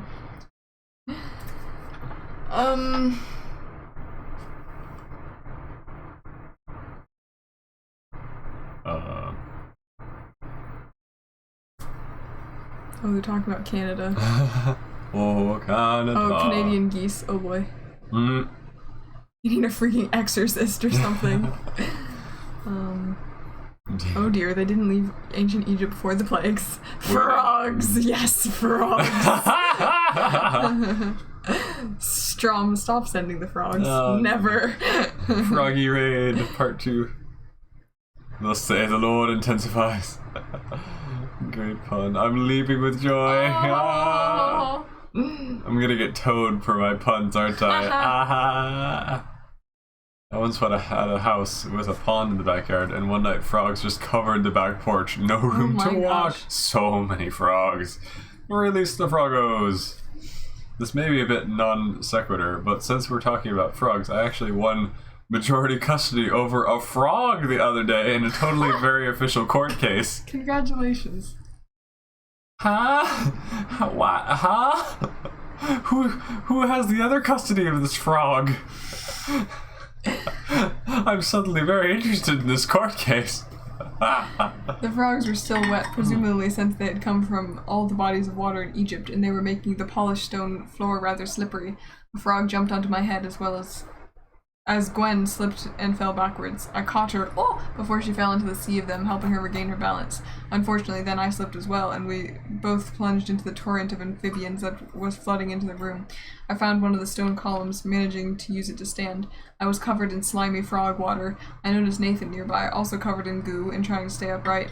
Moses and Aaron still stood where they had first been and were now observing with amusement Pharaoh shrieks and attempts to escape the frogs by climbing onto his throne. Oh, he's a sissy. The frogs, however, were inescapable. They advanced up the stairs, piled on his throne, and eventually caused him to slip, falling into the frog sea, which was now up to my neck. I felt a person desperately clawing through the torrent nearby, seemingly drowning, and I reached out, finding an arm. I felt the person cling to my arm, using me to pull themselves to my side. Then they climbed up my back, ending up above the surface of the frogs. Unfortunately, a person. They had probably a girl. Which one though? And I was now downing in the frogs and their goo. With the unknown person still on my back, I began climbing the stone column. How? With my Mulan ability. I don't know. Climbing the stone column. I made it to the top of the pile of frogs, finding that I could still see the surface. Wait, what? Finding that I could see the surface, which bubbled with tons of frogs. It looked like soda, tiny particles hopping into the air from the surface. I noticed that there were 5 holes in the surface of the sea. Apparently Jetty had created a cylindrical shield around himself to defend against the frogs. I looked up to see that the person I had rescued was none other than Erica. What? She had been drowning in the frogs before I had because she was nearly a head shorter than me. Wow. I guess we're even now, huh? I yelled over the noise. She couldn't even see who I was because she still had too much frog slime on her face, but she tried to yell something back. I assumed it was, "Who are you?" But it could have been, "What did you say?" I didn't bother answering. I was perfectly happy with her not realizing it was me. She'd probably start hugging me or something. Wow, girl stuff, which would make it harder to hold on. The frog's noise was deafening. How does she not notice it's you with you climbing up this pole with your super EJ muscles? I don't know. She doesn't know what's happening. The frog's noise was deafening. I noticed the 6-foot hole in the frogs that indicated that Johan was moving closer to the column. The frogs were now stacked nearly up to the ceiling, and I was running out of column to climb. Erica tried to wipe the slime off her face as Johan's circle of protection sent the frogs away from beneath us. Oh my, I muttered. The frogs were stacked about 25 feet high. That's so many frogs! Okay, do the calculations.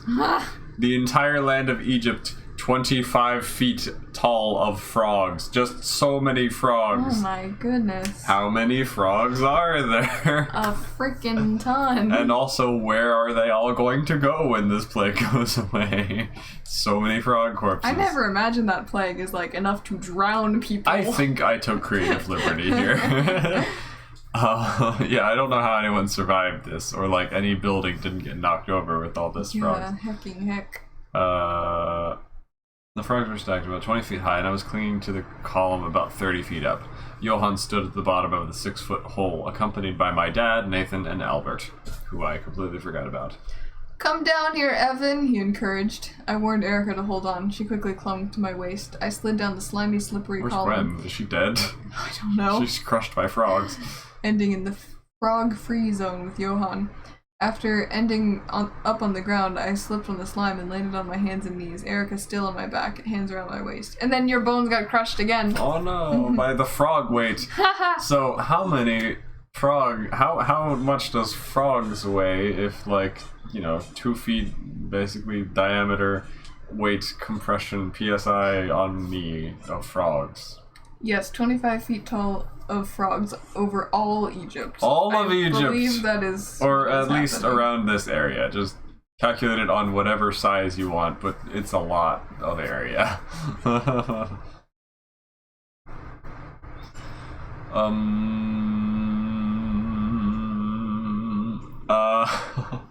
Johann, how are you doing this? I asked him over the racket of all the frogs.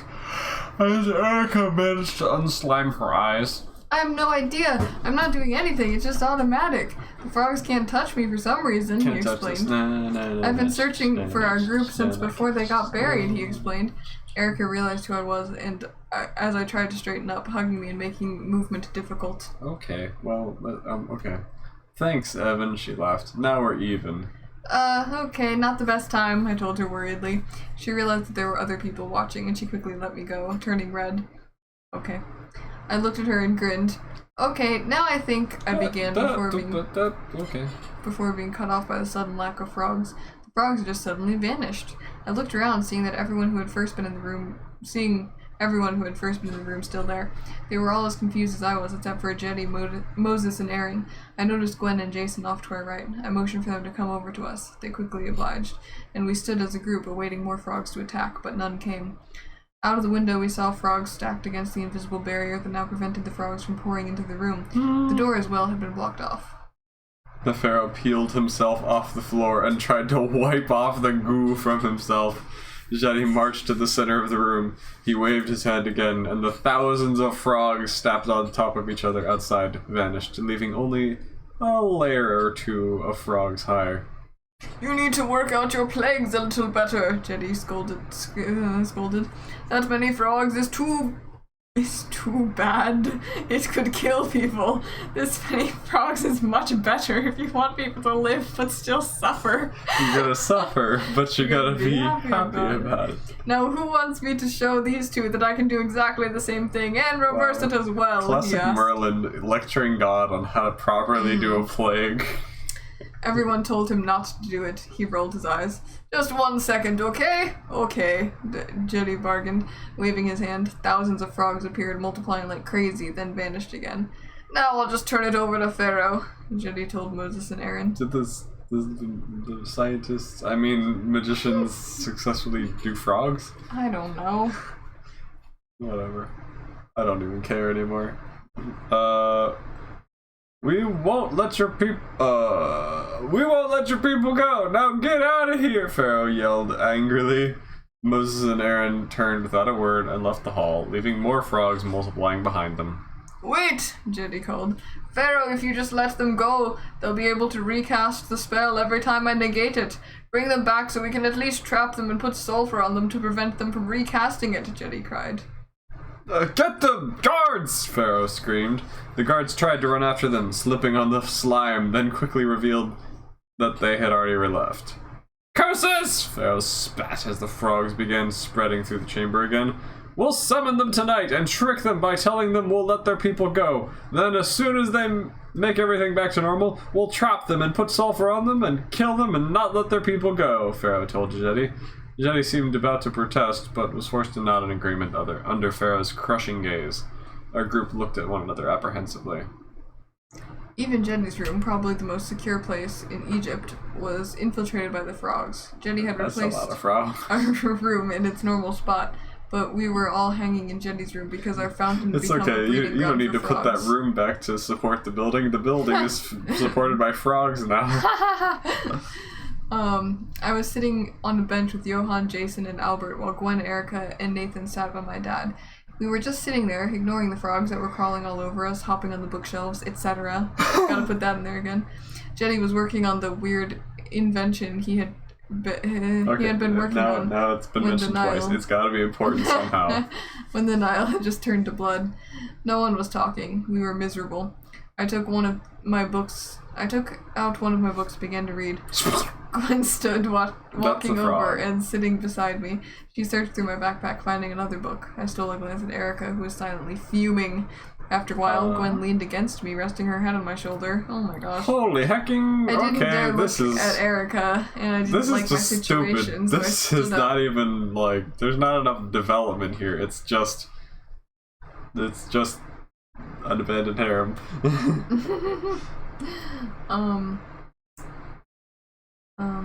I didn't like my situation, so I stood up, disturbing Gwen's concentration, and I sat in the middle of the room between the two benches, being careful not to slip in the frogs as I watched. Jetty continued tinkering with his invention. I stole another glance at Erica and Gwen. Erica looked pleased, while Gwen seemed slightly angry. I buried my nose in the book, only pausing to shoo a frog off a page or to turn a page. Suddenly, with a snapping sound, a frog landed right on what Jetty was working on. Oh no. And a piece broke off, touching two other metal parts. A strange humming sound came from the machine as an unintentional circuit was formed, and I looked up to find Jetty gaping at the machine. Because everything has to be an accident. It works! It actually works! Thank you, little frog! Jetty began, being cut off as the machine suddenly began shaking. Then a tendril of electricity fired from the side, letting Jetty's clothes on fire. That's a good idea. Sparks began shooting out of the machine, and as lightning exploded from it, fire and lasers flying everywhere. Oh. My book saved me from a bolt of electricity, Did it? absorbing the energy and igniting. Oh, Then the machine exploded, sending fire and shrapnel everywhere. When the smoke cleared, Jetty was coughing too much to be upset. I examined my charred book, which now had a piece of metal stuck halfway through it. Did it? I thought it was struck by lightning. Okay. My dad's hair had been burned off. Okay. Congrats, Dad. You are not bold. And Albert had been struck by a bolt of electricity and now felt a little strange, but otherwise everyone was okay. Oh, blast. Blast! Jetty shouted, extinguishing his clothes with a wave of his hand. I was onto something there. Stupid toad. Anyway, did any of you breathe in that smoke? I was trying to tell you not to breathe it in, but in doing so, I did just that. It was lined with sulfur, so I'm wondering if I'll be able to use magic for a while. Let me try now, Jetty mumbled, waving his hand. The table floated up in the air, then went back down. Oh, good. I should be alright, Jetty explained. I was slightly upset that my book had been ruined, but I had already finished it several times, so it didn't really matter. Okay. Thank you for that, Super EJ. I think that's a good... I mean, it's not a good stopping point in the slightest. It's very unsatisfying, actually, but I'm kind of tired. And I am too. I'm hungry too. I feel the same way. Dreamer says, to be honest, I kind of stole the frog from its original owner. I get the frog on weekdays, the other guy will see it on weekends. We did actually have a totally legit and legally binding court case. That's pretty hilarious. Super Eater, defender of Egypt from the god of the Israelites. Totally no blasphemy in this story. Oh my gosh. Oh no. Uh-oh, love triangle getting heated. Are you prepared for trouble? Ooh. And make it double? I've got the math done. Yes, I want to hear how many frogs. That is going to be a good ending point. Stupid toad? Jetty, how dare you insult my brother? Ah! Oh boy. Well, thank you all so much for enjoying more of this chaos. Oh boy. Oh boy. I don't know what else to say other than this is a mess. I'm excited to see what happens next. I enjoy making fun of the ship elements because at least something's It's happening. so bad. It's so bad. It could be so much more interesting if it was developed even a little bit, but basically all it is Super EJ does something amazing. One of the girls is like, oh wow, you're so cool, and the other one's like, and then it flips and the other one is upset. I don't know. And EJ is just so passive in everything. They're both trying to like him and he's just like, he does all this cool stuff, go away. but he does not care to allow himself to be open to anything. yeah. I don't know. He makes no reciprocation, he makes no effort to care. Okay, so if we're covering all of Egypt with frogs, and then there are, oh gosh, 100,000 That would be... million billion? I think that's really, really low. 1,055,720,165 frogs in total over all of Egypt, assuming that frogs occupy a space of 729 centimeters cubed with a mass of 22.7 grams each. Their combined mass is 23,964,847. Wait, hold on. Something's wrong here. Their combined mass is 23,964,847 kilograms over all of Egypt. Oh. I think that's way too low. What numbers did you use for like the area of Egypt? Because like Egypt would have to be really small for that. And you did 25 feet of frogs, right? I trust that he did 25 feet tall of frogs, but I think he must have used the wrong area, because like that's such a small number of frogs. You could probably fit a billion frogs. Frogs is such a small number. I mean, you could probably fit a billion frogs in like one football stadium or something. Easily. I have no concept of numbers or mass. Truly a master of romance. Looking forward to next time. How does that seem low? Well, like, have you ever pictured like a billion objects before? Like seen one of those things that's comparing like, okay, here is $1 million bills or something, and here is $1 billion bills or whatever. It's only 1,000 times more. So, I mean, if you just have 1,000 frogs and then you multiply that by 1,000, then you have 1 million frogs, and multiply that by 1 more 1,000, then you got 1 billion frogs. So, I don't know. Sircraft Slut says, yes, 25 feet of frogs, and the area I got was 1.01 million kilometers from Google. So that's... Oh, well, yeah, but if you multiply just 1.1 million kilometers times the frogs, then you're only measuring one dimension. Like, you're measuring one flat stack of frogs that is 1 million kilometers by 25 feet. So you're measuring like one really big rectangle, like one frog wide, basically. You need to measure it by 1.1 million times 1.1 million in order to have like square kilometers or something. I don't know. My brain Also, hurts. don't forget your conversions of centimeters versus kilometers, because that's like an extra million multiplied in. So that would probably be like at least quadrillions, if not, I don't know. Help. Conversion units are crazy. Anyway, thank you for having us all. May you have a fantastic day. Thank you, Sircraft, a lot, and thank you all for being here.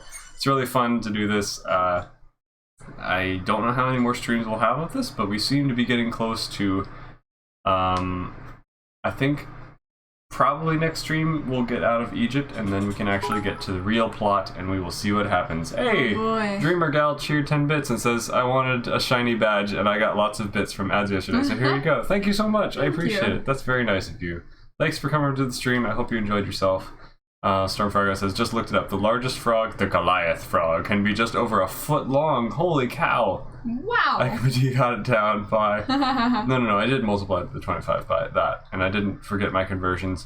You can do it if you want to prove me wrong. No, don't worry about it, man. I'm gonna go ahead and go to sleep now. But anyway, love y'all. Thanks for coming by. God bless. Don't forget to drink your Nort. I don't know how to outro streams. I'm really bad at it, so I'm just gonna say bye. Bye.